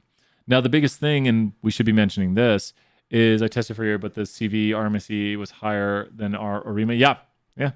It's what's interesting is Uber uses a lot of. I saw a whole presentation by Uber. Maybe I could find that real quick, but they were talking about for your series at Uber. He probably says it better than I can, so we're almost gonna cheat. And Uber harmonic regression. Yep, here it is. Watched this series right here, so don't copyright claim us, InfoQ. So what I'm going to talk about the fourth one. Really great presentation talking about harmonic regression right here, talking about how Uber uses it, and what he's talking about is that their signal is going to be a composite of this. So this teal colored right here is the actual signal, but then they are using these composite waves that go to higher and higher amplitudes to create the original signal. Absolutely crazy that you think you can do that we think we can do this. And you've got some obscure periods right here where I don't think that was COVID or anything, but totally crazy data. And they're talking about fixing it. And is that feed forward? I can't remember. Two effective algorithms, but they go through here and their basis of what they're doing. That almost looks like a ggplot. What's he doing right here? What is he doing? And I swear that looks like he's using what we're using. Decomp. It's throwing a decomp right there.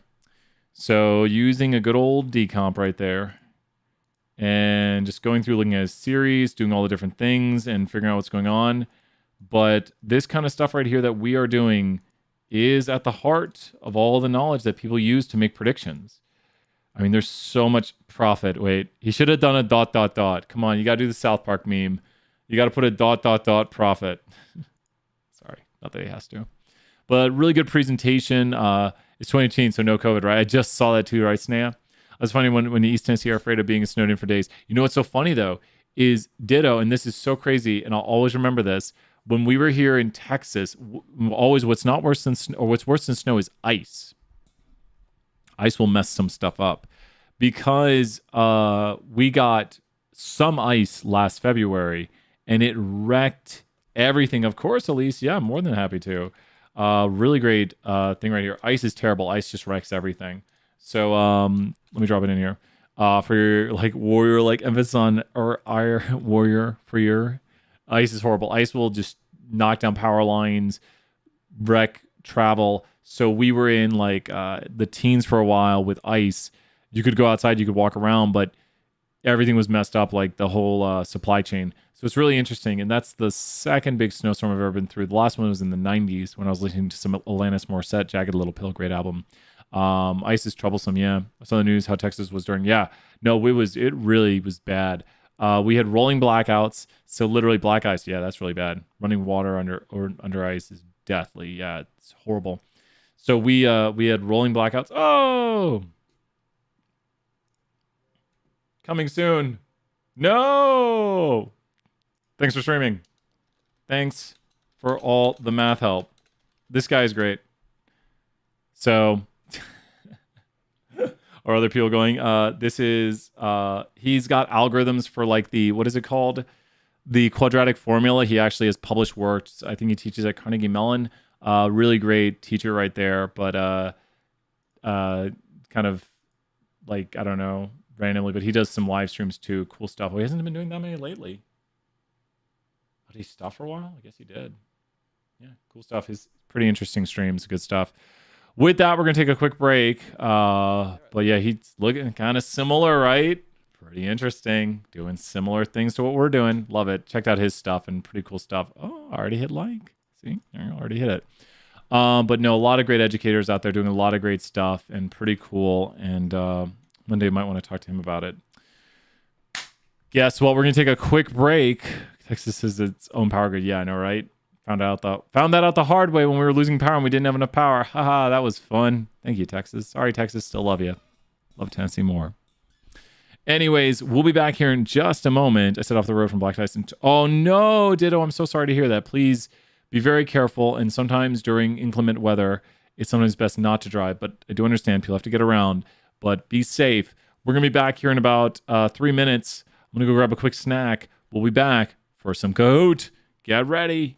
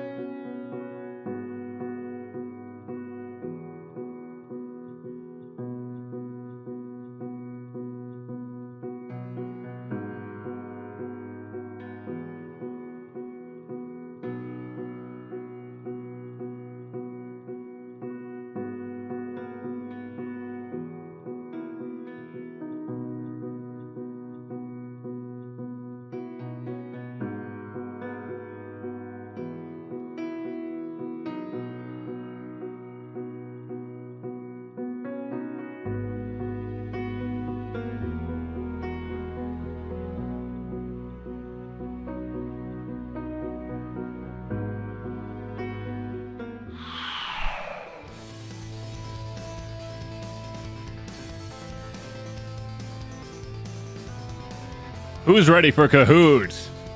Is the final Kahoot of the day. Ooh, I bet we got lots of winners in the email. We got 20 questions. Oh my gosh. This is going to be absolutely crazy right here. Questions from the Kahoot will be on the final. So very important to know the Kahoot. Who will win? Caleb is ready. Snay is ready. Let's get going here with some Kahoot. Awesome. Let me turn off the Hacker Man background right here. I hope everyone's all right. Getting worried in the chat right there. Everyone's saying all these near misses. Don't like hearing that. No. Kahoot ready. We're going to start in like 2 minutes. Getting ready. Should bring the piano over and just play the piano. Go ahead and grab some gummies. Some gummy snacks. Snacks. Got Spherulous Sphinx right here. Smooth Zebra. Witty Penguin. Witty Hamster versus Witty Penguin. Who is the wittiest of them all? Rocky Goose, I think, is.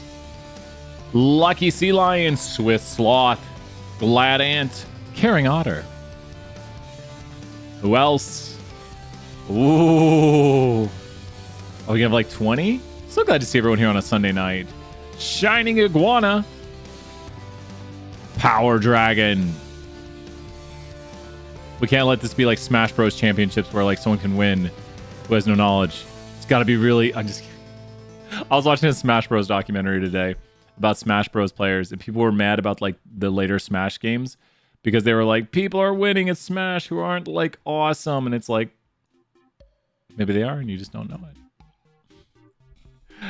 Just imagining an otter with the begging eyes, too cute. Aww. Begging otter. Dazzled Egret. I don't even know what an egret is. Swift Bear. Glad Ant is the funniest name. I do agree. Little Glad Ant. He's so cute.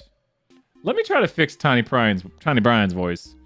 We're gonna fix this. I'm sad. Tiny Brian.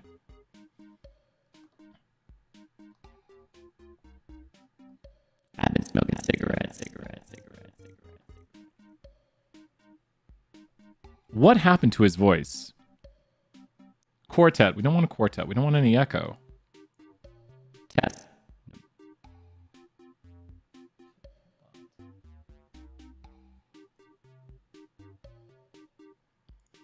Test. Test.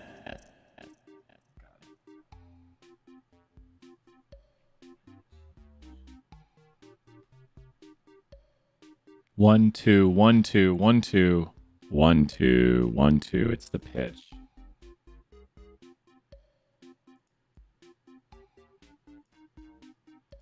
One, two, 1, 2, 1, 2, 1, 2, 1, 2, 1, 2. 1, 2, 1, 2. We'll see that in a sec. Wait! Tiny Brian's almost back. There we go, I'm Tiny Brian. And I don't sound horrible. Tiny Brian.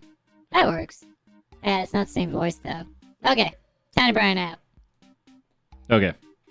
I don't know what... They did some sort of update to my thing. Messed it up. I think there's around... Let me go take a look at the test over here real quick.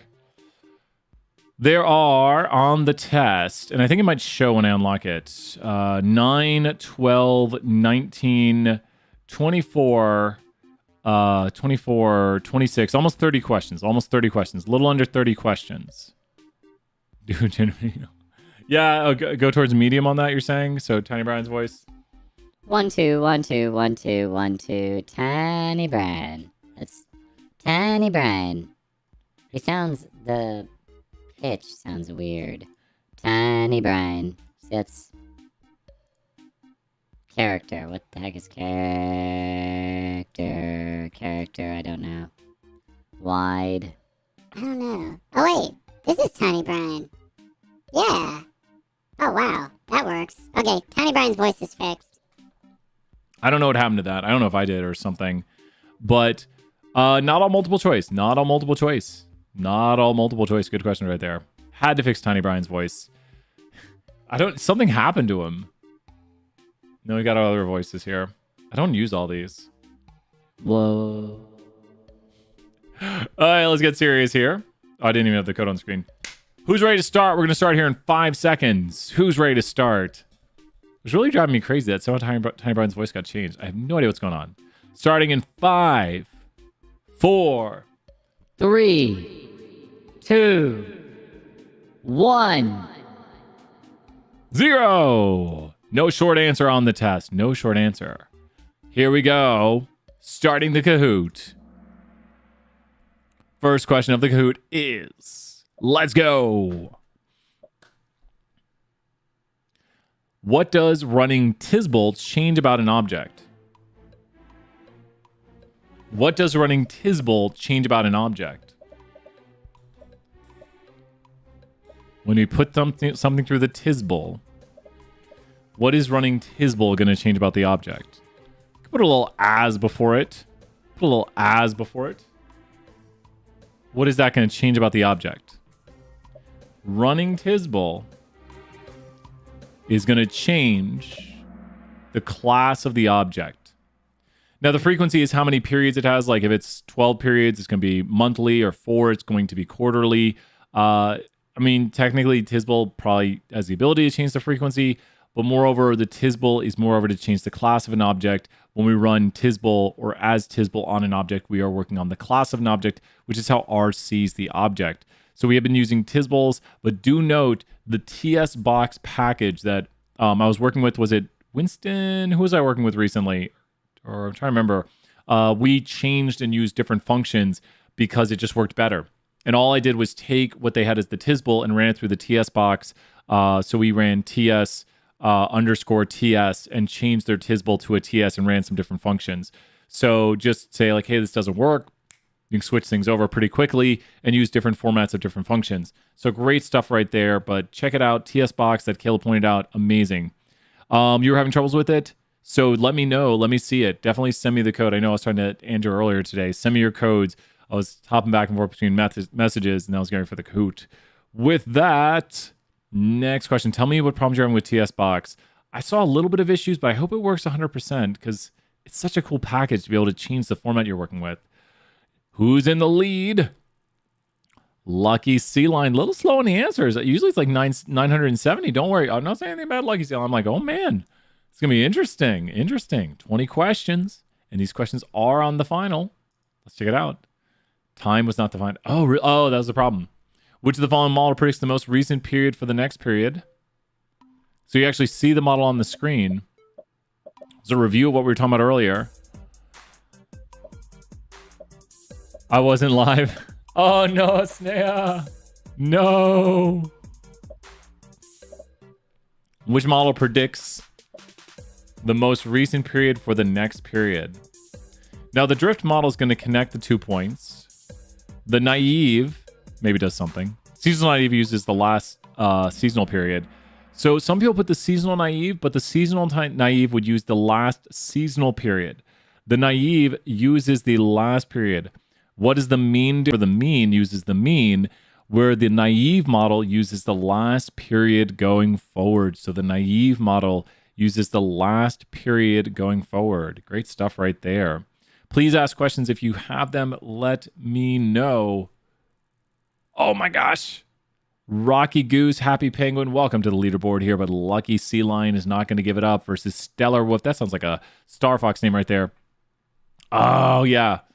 So that could be right there. Snea, thank you so much for that positivity right there. I want everyone to know we're all about that positivity. No. It's Fabulous Sphinx. That's just hard to say. Fabulous Sphinx. Next question going forward. Let's see right here. Which of the following should be our first option in fixing this time series? Ooh. Did I put this as a multiple choice? 'Cause I'm seeing 2 things. Trying to think. I'd probably go for this first. What do you think? What should be your first option for fixing this time series?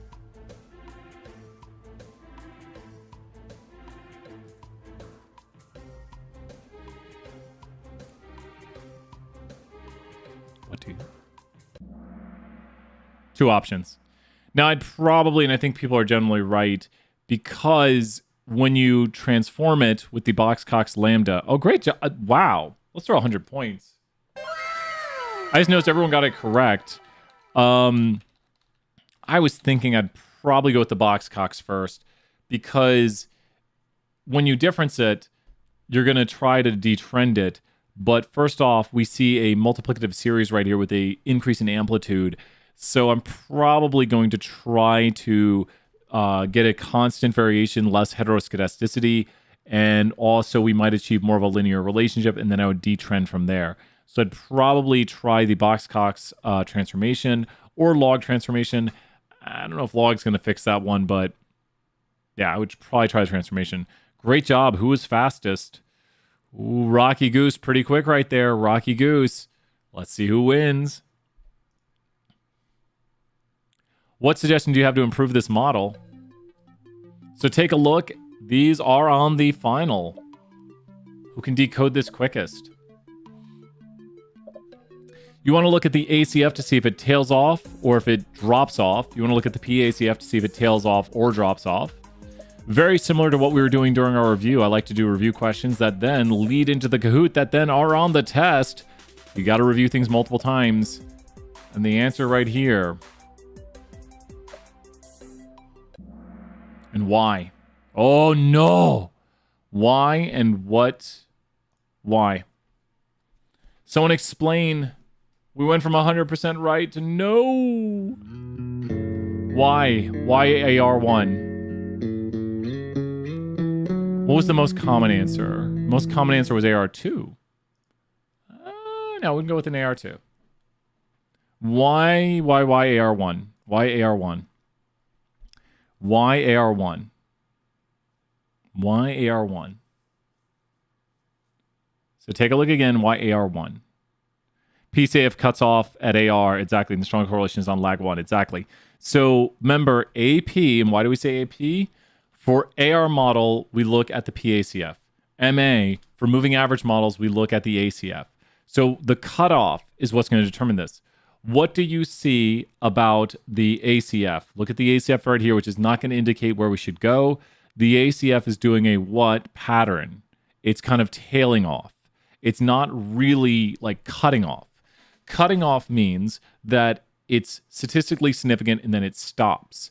So right here, we see the PACF is very significant right here and then just stops. I mean, you do have these, but look at these. They're just barely what? They're barely, there is right here. So people chose the AR2, excuse me. I wouldn't pick an AR3 though. They're just barely statistically significant. This one is very ridiculously statistically significant.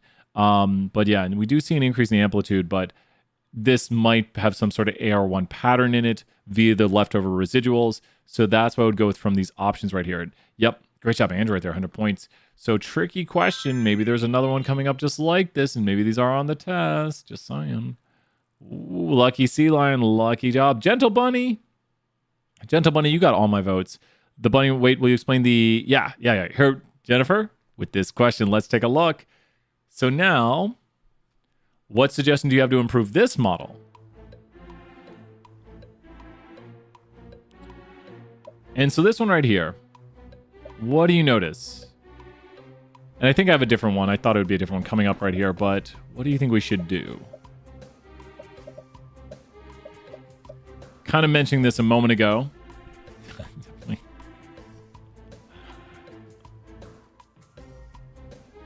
What might you suggest? And what do you notice? I was noticing it too in the previous pattern.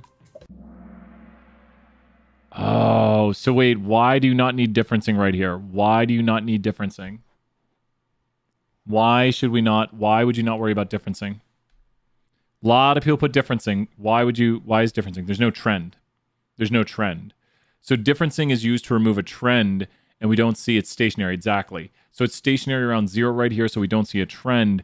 But both of these right here, both of these answers are what's. I mean, the Boxcox is a this and this is a this. So the log of y, taking the log of y and Boxcox are both forms of what transformations, and the problem right now looks to be a what, which I was mentioning on the previous graphic. These are things that should jump out to us when we're like, ooh, that's got some problems with unequal spread, heteroscedasticity. It's expanding as it goes across. So we need to do a transformation to remove this. Review. We like to mention these things a lot. This one here, the bottom pattern, though, like the remaining, looks to be more like what? Other than the increase in variation, which is not good, this looks to be what? I'd say it's pretty much like it. Other than this, I don't like the increase in variation, but down here on the bottom, I see more of a what pattern. I don't really see much of anything. It's kind of a good thing. But it doesn't meet the other, we see an increase in amplitude, which we don't want. It looks more random, looks more white noisy, but we don't see the top with the increase in amplitude. Like there's an increase in the variation over time. We don't want that. We don't want any time order variation left. So I'm thinking we might need to run a transformation on this to maybe clear it out and get it to look more random. So something good going on. I think I have, so Jennifer, we will definitely do, we got another one, I think, I'm pretty certain. So, which is very similar to your question about which one to use and why. So let's see who's on the leaderboard right here. Leaderboard is going crazy with Happy Penguin. Oh, my Gentle Bunny. No, Gentle Bunny, stay on the leaderboard. You got this, Gentle Bunny.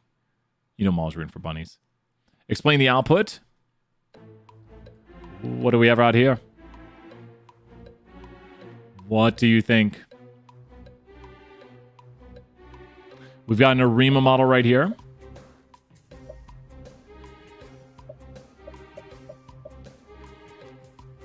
And what are we testing? Take a look at the p-value right here. P-value is very low. So if the p-value is low,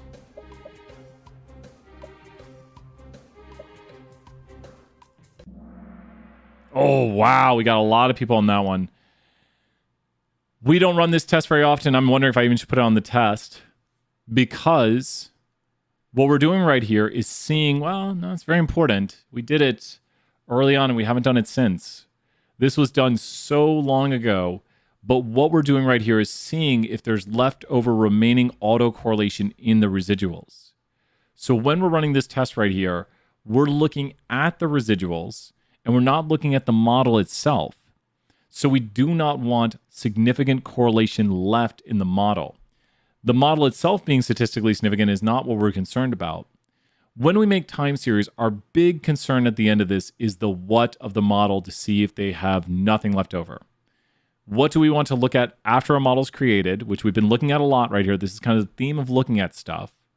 And once again, write these down because, you know, no shock of what's on the test if you write this down. So what do we look at after a model is completed? We always look at the whats. Yep. Legendre box test right there. That's the Legendre box test. We look at the residuals. And so we're trying to see if through a certain amount of lag, there is leftover correlation. So we're looking here, going to the lag right here of 24 lags, and the low p-value right here would assume or is evidence of leftover correlation. So we talked about this and it was quite a while ago, and hence there's a lot of things to just mention. But when you do this test right here, what is the null hypothesis for this test? Just simply put, what is it? It's basically that the residuals are good, but we're looking at correlation left over. And what would it be up to lag 24? That there's no what? Leftover what? Oh no, we're back. No correlation in the residuals, exactly. But we have here a low p-value, which gives us evidence of the correlation in the residuals. So basically, it's like there's no leftover correlation is the null hypothesis. The model, exactly, leftover correlation, exactly. Like there's nothing left over. Everything is good, like no correlation in the residuals, has insignificant correlation, a correlation value close to 0. So you could say the correlation in the residuals is close to 0 is the null, or is 0 is the null hypothesis. And then this right here is evidence that the correlation in the residuals is not 0 up to lag 24. We might need to look at this, but our model right here would show that there is leftover variation in the residual pattern. So that right there, that was a good one. Got a lot of people, but topics we don't talk about very much. Whoa, my bunny. I am sorry for that question, bunny. No. Let's take a look at the next question right here. What characteristics does a white noise pattern have? Who remembers the white noise pattern right here? Now, this might look up-downy to you, but it's not up-downy enough. Especially this portion right here, which we should never look too tight at things. But this portion right here starts to go up, That goes down, up, downy, up, down, up, downy. Is this going to... Yes, 100%, Joseph, 100%. Everything is archived. Has a lot of characteristics. It does not have first order autocorrelation. So when we talk about a white noise pattern, it's going to have a fixed mean and a fixed variance. Basically, it's just what? Because if you think about a white noise pattern, it has no correlation over time. So we don't want to see different windows of time looking different. White noise is just basically random. But what's weird is if I tell you something's random, you'd be like, well, how could I use it to explain anything? If things are random, you might still know that maybe how many, I don't know. I'm trying to think of something that's like good and random. You can still understand what something is on average, which would be the mean. Even if something is random, you would know what it is on average, and you might know the variation around it. So maybe if you like my sister comes by to visit at a random point during the day, I could still say like and with the variation of 30 minutes. So there would be an expected value, which is the mean, but then there's variation around that plus or minus 30 minutes or wider if we're just talking about like a standard error right here. But then there's no correlation over time of the white noise pattern, not like, oh, this week she gets off work earlier and comes by earlier. It's just random because I know she generally visits around 5 with an error of about 30 minutes, but I'm not saying, but think about this.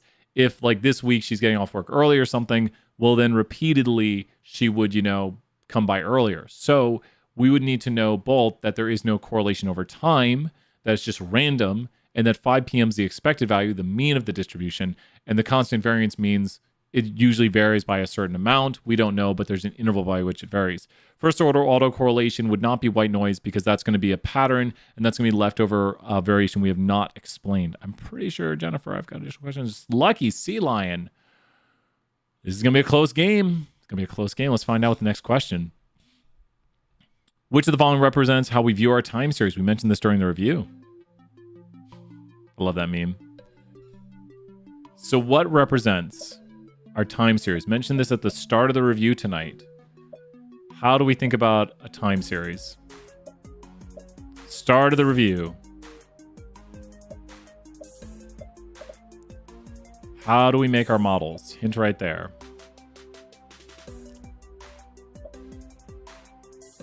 The remainder, or the residuals, is the noise. And we're trying to get the signal. Great job, everyone, right there. Great job. Let's throw some 100 points at the chat. Definitely, our time series is thought about as a model that we're making from the signal, and then we will have to have the noise in there. Because it's not going to be constant. We're not going to have this constant model. There's going to be variation around it. Like, you could say price of milk is going up. Maybe it's linearly trending, but then there's variation around it. But then you add the seasonal component around it too. So we have all these different things. Jennifer, I'm going to make sure we do those questions because I'm wondering, I think I have more, unless I removed them. But we should have more that looks at the patterns and seeing which ones to use. And we'll make sure we do one. If not during this, we'll do one at the end here. Who's in the lead? Rocky Goose. No, Stellar Wolf jumping up right there. It's a tight leaderboard. Shining Iguana. That's just like crazy. Like all the G's. Iguana. Which of the following describes the random walk? Which of the following describes the random walk? So when you think about the random walk right here, how does this pattern look? Does it have a constant mean? Is it highly negatively autocorrelated? Does it have a constant mean? Are the points in time closely related? The random walk is going to do what?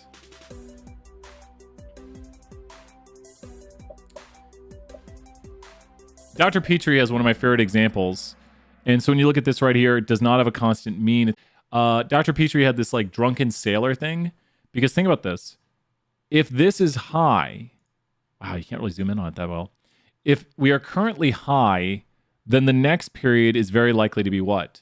It's kind of like it uses that last period with the random walk to walk to the next spot, and it just spins around and walks in a random direction. Where is it likely to go at this point? And be careful. Do you think it's going to go down here? Like suddenly? The next point in time. So, well, but what do you mean? The next point in time will probably be very what? The random walk, the next point in time will probably be what to this point right here? The next point in time will probably be very what to this previous point. The next point in time with the random walk.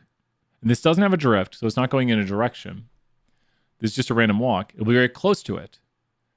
So the next point in time is very close. Well, if this is a random walk, the next point in time will be very closely related to the previous point. Now, even though it looks like it's going down a little bit, it doesn't mean it will go down. But the next point is previously related, which the random walk should have very high what then? And it won't have the other one. Random walk should have very high what? Not this. Random walk should have very high what?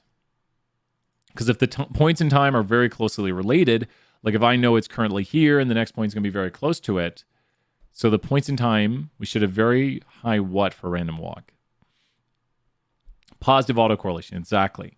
And there's not going to be a constant mean right here. So, but it's, unless it has a drift, it's really not going to have a trend, but it's not going to stay around the same stable point. So it's going to have positive autocorrelation, but it's not going to stay stable around a point. If we have a drift, it'll have a trend. So these important things right here are great answers, everybody. Let's see who's on the leaderboard. Those top 3 spots, $30 first prize, $20 second prize, $10 third prize. Shining Iguana still hanging out down here. And Witty Penguin, great job. Let's continue on to the next one. How can we turn the random walk into a white noise model? Ooh, tricky question. How can we take that random walk right there and turn it into a white noise model? Now, you probably think there's some of these that don't apply. I'd immediately start removing one of them that would not apply right here. It really matters if we have a drift or not. So how can we take the random walk right here and turn it in and move out the components and get just white noise? And the random walk can be brought to the white noise with the differencing. Just depends on kind of which way it's going, but we could remove any trend component out of this. If there is some sort of way that it's trending, then we should see a constant stable model around a mean of 0. So you can see right here, we can take the model, detrend it, and that would be done by differencing, and then we will have a white noise model. So the biggest thing is, might it have autocorrelation? It might, probably does, but the big thing we're going to do is remove the trend component. So these questions right here, do write them down. Who's been writing down the questions for the final? I tried to ask the more difficult questions from a long time ago. Who's been writing these questions down, because they could definitely appear, and I'd put them on your cheat sheet. You're basically getting free questions right here. Writing them all down, great stuff. Don't want any curveballs. I try to take the hardest of questions I can think of, and then maybe some easier ones on the final. These are more harder ones, I'd say. Awesome job, Kayla and everybody right there. Leaderboard is going absolutely crazy right here. So Shining Iguana hopping up right there onto the table with Witty Penguin. Let's find out. But Stellar Wolf still in the lead and Rocky Goose. But Happy Penguin is back. Where's my bunny? Question 11. What is the only parameter to the white noise model? So what is the only thing that matters? And you can actually kind of see the parameter. You could estimate it. It looks a little smaller than... Well, it's not going to be that. You wouldn't say that. Because it does go off of the 68, 95, 99.7, but white noise is just measured by its what? White noise is really just measured by its what? Think about this. We only really have 2 parameters to pick from on here. Its amount of what? What are we talking about? White noise is really only measured from its... Ooh. White noise is like the degree to which you have the noise on it. Does that make sense? Like the amount of the spread of the residuals. So a white noise model is really measured by its variance. Ooh, 50-50 on that. People didn't pick the AR and the MA1. But the white noise model is going to have a measure of variance. And so can anyone estimate the amount of variance or standard deviation? So if you look right here, the variance, stable variance. So it's going to have stable variance, and the stable variance is what we're going to measure, right, Winston? So the stable variance right here, if you notice, it has constant amplitude, no heteroscedasticity. And so it looks to be, I'm trying to remember what I generated here. I would say the white noise model might have close to 1 or a little bit smaller, because it goes to about 3. If there's periods of extreme high variance, it's not random. Exactly. If all of a sudden you see the change in amplitude that Winston's pointing out right there, if it all of a sudden has higher amplitude, then that's not going to be constant variance. So we need to have this constant variance, and it's just noise. It's just...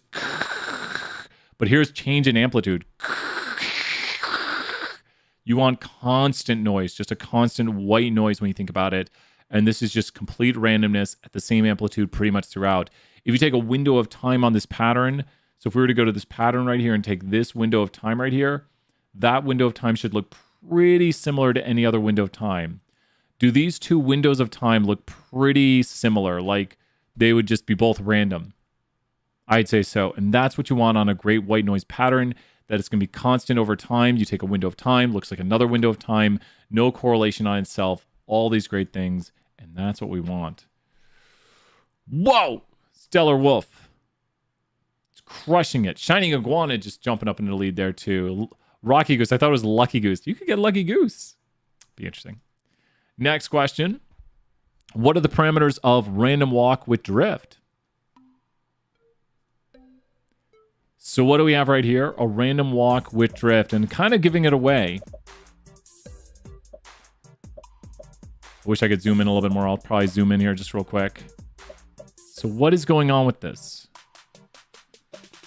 The random walk with drift is described by the what? Some of the harder questions on the test.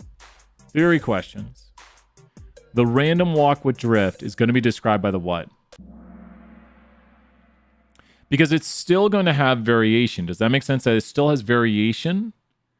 But the mean right here, when we do the differencing, because what have we done by differencing this? What have we done by differencing this? By differencing it, we have now whatted it. This is the difference of the random walk right here with the drift. By differencing it, we have now done what? By differencing it, we have now done what? Detrended, exactly. We've now detrended it. So this has pretty much a constant addition of 25 as time progresses. So this 25 right here, which looks to be the mean, is the constant addition or the drift. So kind of like not really the bias, but the trend. So we've detrended it by differencing it. So differencing is going to remove it out the trend in the data. And now the mean of this process right here, which is not quite a white noise process, we have, though, just the variance component left over here, which is the variation around this. And then we can see here that it's drifting at a constant of about 25. So is the mean of the difference graph the average? Yes, exactly. Winston, 100 points right there. That's exactly it. So Winston's seeing it. Look closely at what Winston's noticing right there, that the 25 right here is the drift right there. So the drift can be found, which is going to be the trend in the data, and we can find that via kind of looking at the white noise process. Now, that's not quite a white noise process. It does have stable mean, but the real constant around the white noise process right here, if we consider it one, is going to be the variance. But this is going to have a mean right here, which is going to be a parameter we use to say it's going to increase at this rate. So it's increasing at a rate of 25, and it has the variation of whatever we see right here, which looks to be around 20 or so. So it has a variation around 20, because remember, 68, 95, 99.7. And you can tell here by the units of the thousands that it's a pretty big variation. So that is our random walk with drift. This is a crazy game. Crazy, crazy game.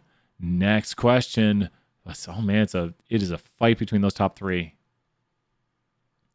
Which of the following uses the average of the values? Oh, you got this. Back to the easier questions. Which of the following uses the average of the values? Understanding kind of simplistic versions of our models and what they do. Which of the following uses the average of the values? I think people can get confused on this one, though. This is a very easy one if you take 474 to get confused on, because the average of the values is what it says it is. Don't get confused. It's just the mean. The naive is, when we think about other series, not time series, the naive model is usually the mean for quantitative data, but the mean model is the average of the values. Write that down if you don't have it, that the mean uses the average of the values, where the naive is going to use the last period forward, the drift uses connecting the first last point, and the seasonal naive uses the last period. It is so much. It's a fight. Let's see right here. Leaderboard's locked up. Who will win? Which of the following creates a linear model between the first and last point? You got this. I'm all out. Nope, got a little bit of water. First last point connected by the what? We should get this one pretty well.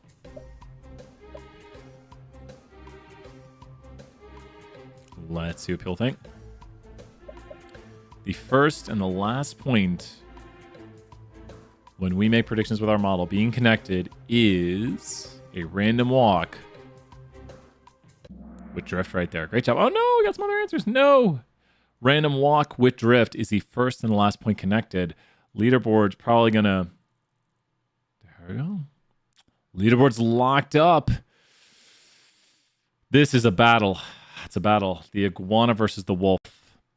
Let's find out who wins. Which of the following makes up the signal? So when we think about our signal right here, what is making it up? I don't want to give it away quite yet. I'll give it away at 10 seconds. Just think about your decomp. But you don't want one component.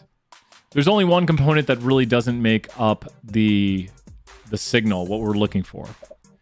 This is the leftover. It's the noise. It is not part of the signal. And that leftover component is known as the residuals. So the residuals are noise. They're leftover components. They're errors. We want the residuals to be just random. So the residuals are not part of... Now, they are a component of our series, but we consider them the noise components, the disturbances, where the seasonal pattern is going to be part of the signal. Think about signal as like a broadcast, and you're learning from this model, and you're hearing it. So the model is going to tell you its season. It's going to tell you its cycle. It's going to tell you its trend. But the residuals are the static you're hearing that are interfering with the information you're getting. So the residuals right here are things that are just going to hurt our understanding because they are misses that the model makes. So that's going to be the error that our model makes, the noise of it. So this is more just your noise right here. The rest of it is signal. Ooh, Rocky Goose knocking down the iguana, but Happy Penguin just happy to be in third place. Witty Penguin. Oh, Pigeon. It's Pigeon. Where's my bunny at? Stellar Wolf. Stellar job. I love to see who wins. Let's continue on to the next question. Which of the following ways can the components of signals be handled? Went over this earlier. What ways can we handle the components of a signal? And I'd say that definitely looks like an additive series to me. It looks to be constant. Oh, wait, that's one of the answers. Not that that's one of the answers in a question where there's two answers. So this definitely looks like a series with constant variance. Pretty constant. I'm going to say at the start it's a little bit smaller, but it's not a big change. The two ways are multiplicative and additive. Oh no, there's no divisional. Multiplicative and additive. Multiplicative and additive. And a additive series is going to have constant variance where multiplicative is going to have an increase in amplitude. Oh, there it is right there. Good additive series. Hint. Locked up leaderboard. Next question. Lowest regression does which of the following? Covered this earlier. We covered this earlier. I'm just going to let people think this across. There's a parameter we use during the lowest regression. Your seasonally adjusted methods can use the lowest method. And the parameter, one of the big reasons I'm not appearing, is because answer green, we take a weighted regression around a window of time. So we are creating a weighted regression around a window of time. So that window of time basically can be extended or closed. And if you use a very large window, you'll get more of a linear pattern. A very small window, a very flowy pattern throughout your data. So it's localized regression is what we're doing right there. And we're doing that for a seasonally adjusted model in the picture. Good stuff. Iguana falling down, but Rocky Goose back up on top of that mountain and Stellar Wolf just hanging out. Will Stellar Wolf win the whole game? Let's find out. Here we go. Which of the following deals with the signal that is changing in amplitude? Changing in amplitude.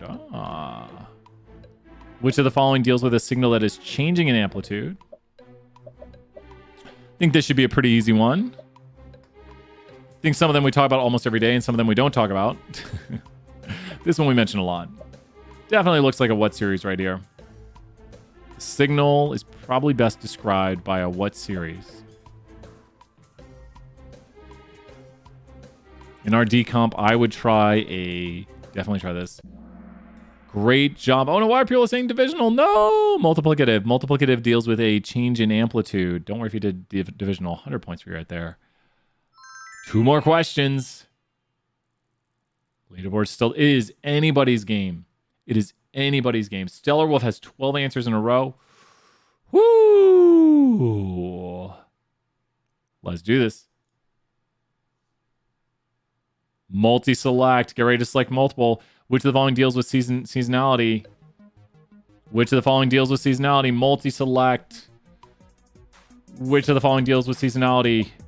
Multi-select. Big points. Big shake up to the leaderboard here. I love it. Nice job. How do you remember winters? Easiest one. ARIMA does deal with seasonality, the series of class of ARIMA models. So if someone said we have a seasonal data set right here, you could say let's use ARIMA techniques. Winter is a season. Yes, just boom, instantaneous. Random walk with drift is just going to be the linear pattern right there. And Holtz is dealing with the trend. There's Holtz winters, of course, but the Holtz model is just going to deal with the exponential smoothing on trend. And yes, great job. 100 points right there. And people remember winters is a season. And random walk with drift right there is going to be you're connecting the first and the last point with a linear pattern. So the two right here are going to be ARIMA and winters is going to be a form of exponential smoothing. So winter is coming. I think the leaderboard probably shook up. Let's find out. Whoa, friendly iguana. Now we have a friendly iguana on the screen. Let's find out who's going to win. It is super close. Good luck, everybody. Last question of the day. Let's find out who wins tonight's Kahoot. We can use models to break down a time series into different waves of amplitudes. What model? We'll do this. I'm hoping we have 100% on this. I shouldn't have done 20 seconds on these, but...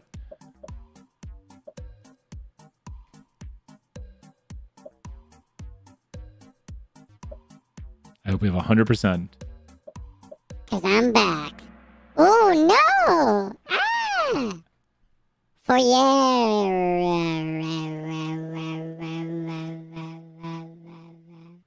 Fourier series. Breaks it down into the amplitudes right here. Exponential smoothing will take information from previous periods predicting forward.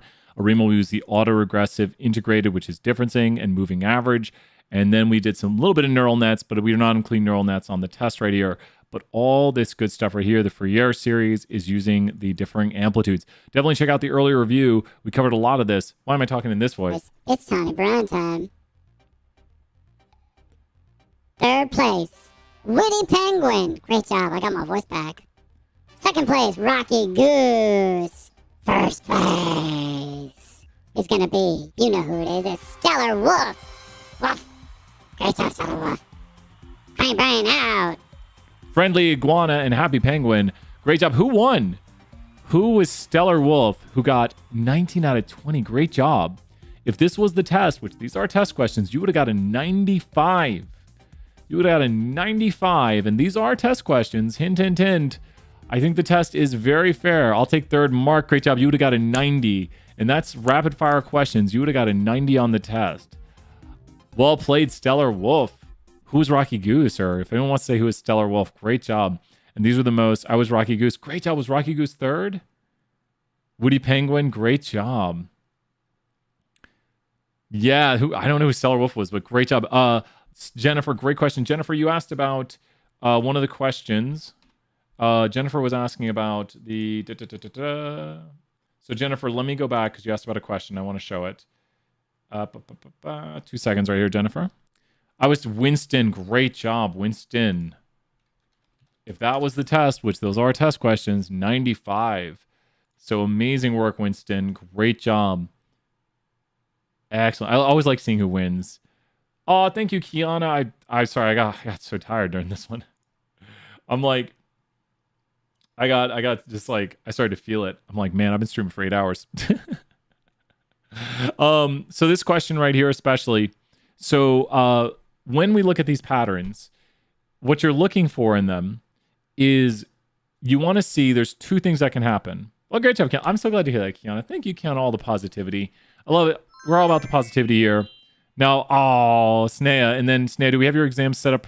Email me about that. I'll make sure we got everything. I'm going to be probably a lot of emails. I've been streaming for 8 hours and haven't looked at emails. Haha, fun stuff. You'll get there. We might have a few more. Yeah, we might. More office hours. You got it, Vincent. Make it happen, man. We'll keep giving them out. I got 10th. Great job, Ditto, right there. So when we look at the ACF and when we look at the PACF, there's really two patterns we might see. The two things we look for is either it does this or it does this. Who knows with the ACF or the PACF? It can either do this or it can do this. So we say it either what's what or what's this. So the two things we're looking for is either it does this or it does this. Cuts off or tails off. Cuts off or tails off. So when you're looking at the PACF here, does the PACF look to tail off or cut off? So look at the PACF. And does the PACF look to tail off or cut off?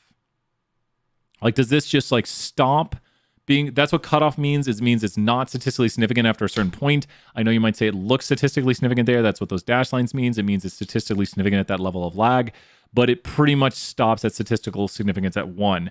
So that cuts off on lag 1. That's lag 4, 3, 2, 1. It starts on lag 1. Sometimes people put lag 0 on here, which is itself, which will always have an autocorrelation of 1. They do it with the ACF. I don't do that.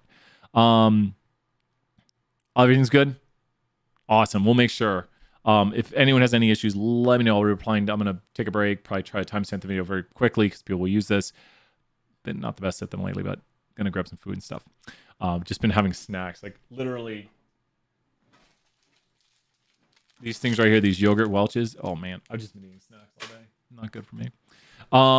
Email me a screenshot and say I won. I got second, third, first, and 30, 20, 10. Yep. Awesome, Snan. Happy travel, Snan. Great job and great job. Are you not graduating? You are. I think I know. Anyways, brains fried.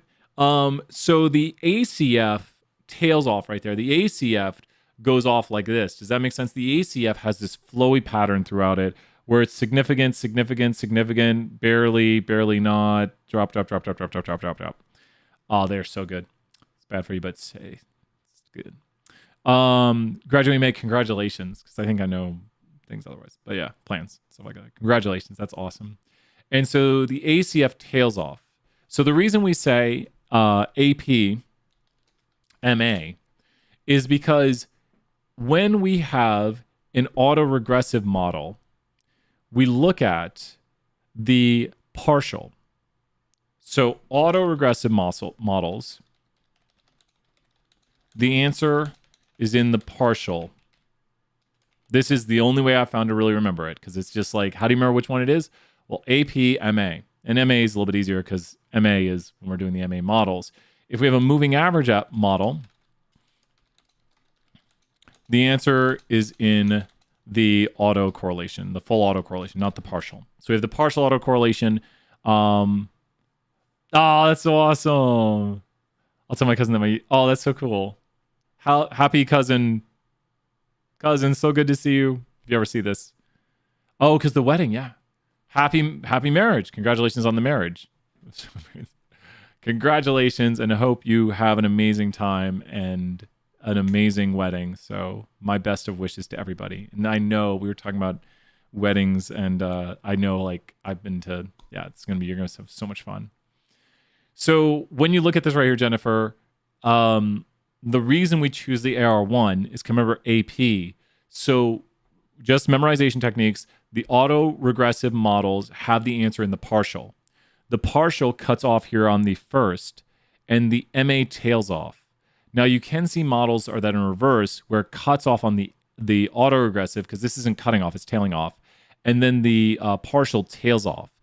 And then there can be weirder patterns, but we should kind of identify some of these simpler patterns right here, where we see a cutoff right here, and then we see a tail off. It's kind of classical things to say like, hey, there's something going on right here. Probably should do an autoregressive one on this because, yeah. And we looked at the one I really liked that we looked at earlier that we just happened to stumble upon was the following model, which this shows a similar pattern right here. Notice that, what is this doing right here? This is very, very wetting. Like, we use a terminology for this. So what is that pattern doing? We'll throw another 100 points. People still hanging on maybe. What is that pattern doing right there, which it's very, very wetting this? That pattern right there is very wetting. That pattern is very, very wetting. I thought AP stood for. Oh yeah, no, yeah. It's just an abbreviation I use because literally, no joke, I have to create these things in my head to help out too. So it's tailing off. Yep, this is all tail off. So that's tailing off right there. And then this right down here is cutting off here. We've got a little bit of an issue right there. That's a little bit of a what's going on down there. And this one right here is cutting off here. But this cutoff right here, like cut off 1 and cut off, let's do 1 star. I'm putting a 1 on it for a reason. Which we identified this earlier. I really think we see cutoffs on both those because I think, and once again, we can run an auto on this. We can do a search. We can do whatever. But I really think from this, and these are cutting off, like both those cut off, which means they stop after that point. That's what cutoff means. It's like it's significant and then it's generally not. And so we're noticing right here, component 1-1A, let's call this 1A, and this is 1B. 1B, 1 prime. Component 1A is probably telling us that the auto-regressive component for the general pattern, where 1B, or if you want to be smart, like better, you call it this. So the 1S is the maybe, good to see you, Jake. The 1S is maybe that there is an auto-regressive pattern on the what? The 1S is probably, and I'm kind of denoting it by saying S. The 1S is probably like, the autoregressive probably has something with the, probably. I mean, we could try different models on this, but I'd probably run this. And so, but what's the point of the S I'm putting on there? Because look at what lag I'm doing it on. I don't think it's coincidence if you look at the lag I'm doing it on. That's where the lag is at. Seasonal period, yep. So I don't think it's coincidence. I don't think this is an AR12 or something like that. I think there's a seasonal component which basically does the AR12 for us. But it's going to do the seasonal autoregressive pattern. And so the model, we mentioned this earlier, probably the model we're going to run right here is going to be a 1 0 0 1 0 0 and then a 12 at the end. 12 just denotes the periods. And so I would guess this is probably, does that make more sense, Jennifer? Like we've probably got 2 cutoffs right there. We can run the search. We can run this also. Search will probably come across this. He doesn't have in his book how he does his seasonal search. He just shows the non-seasonal search, but I assume the seasonal search probably does a similar search grid, but it's going to have to compute a bigger pattern of things to search through. Search grid's going to look at models similar to this within one step of it, like anything changing by a direction of 1, it's going to look at. So it could miss stuff. It usually starts out with models that are good. Nice job, Jennifer. Yep. Should have put stuff about the search on the test. It uses different models and tests all those models, finds the lowest AIC, and then searches around them for lower AIC models and just tries to optimize. But you could have a harder to find localized minimum AIC because the search doesn't find you the best model unless you do all, which I think Snaze even mentioned doing all models. So, well, great job, everybody. Oh my gosh. That does it. You know what we're going to do? We're going to hang out for 3 more minutes. And then we'll have done it. 8-hour stream. It's the longest I've ever streamed. From your time, 2 p.m. Was it 2 p.m. I started? 2 p.m. your time to 10 p.m. your time. Finish off the stream right here.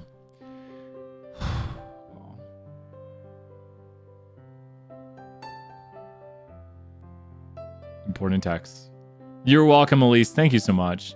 Yeah, it's pretty interesting.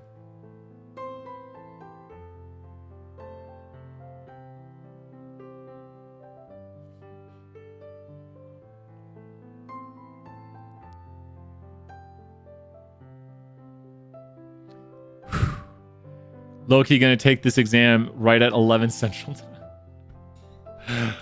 I think you got it. I'll be opening it up here soon. Yeah, it's opening up soon. I gotta make sure the final touches on done. You're welcome, Fatima. Thank you so much. Thank you, everybody. Man, I tell you, and thank you. I mean this. Thank you, everyone, for being awesome.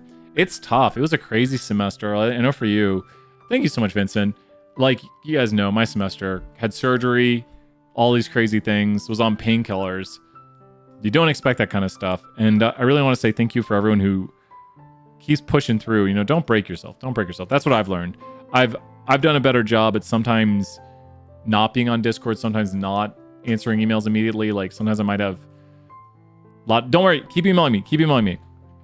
But one of the most important things in life is balance. And I kind of try to teach myself that. But sometimes you want to do an 8-hour stream. Be like, you know what? We're gonna do a review for every class. I'll probably do some more reviews, some more office hours this week. That's my plan. Thank you so much, Mark. Yeah, I know, right? It's the bright lights generally that are the biggest part. The bright lights. The bright lights. Ah! You're welcome, Jake. You're welcome. Thank you so much. No, I really appreciate it. We'll play our last chill song right here. Oh, I'm gonna grab some dinner. Gonna grab some snacks. Maybe play a video game real quick. Reply to emails. Make sure everything's good with our exams. I changed the point tools. Maybe I need that first. But I want to say the lights. It's always the lights. The bright lights, the key lights, the everything. Shining on me. You fix everything. Thank you so much. With that, we have streamed for 8 hours. We'll be back this week. Farewell for now. You're welcome, Snea. With long hair and a short haired Brian. Love it. Keon, everybody. Thank you so much. Papa Shark, you want to exit us out? I can't put my hand over there. It ruins the illusion. Tiny Papa Shark knows. Bye for now, everyone. Bye. Play some Pokemon. Enjoy Pokemon. I might play some Isaac. And have fruit snacks. Night, everybody.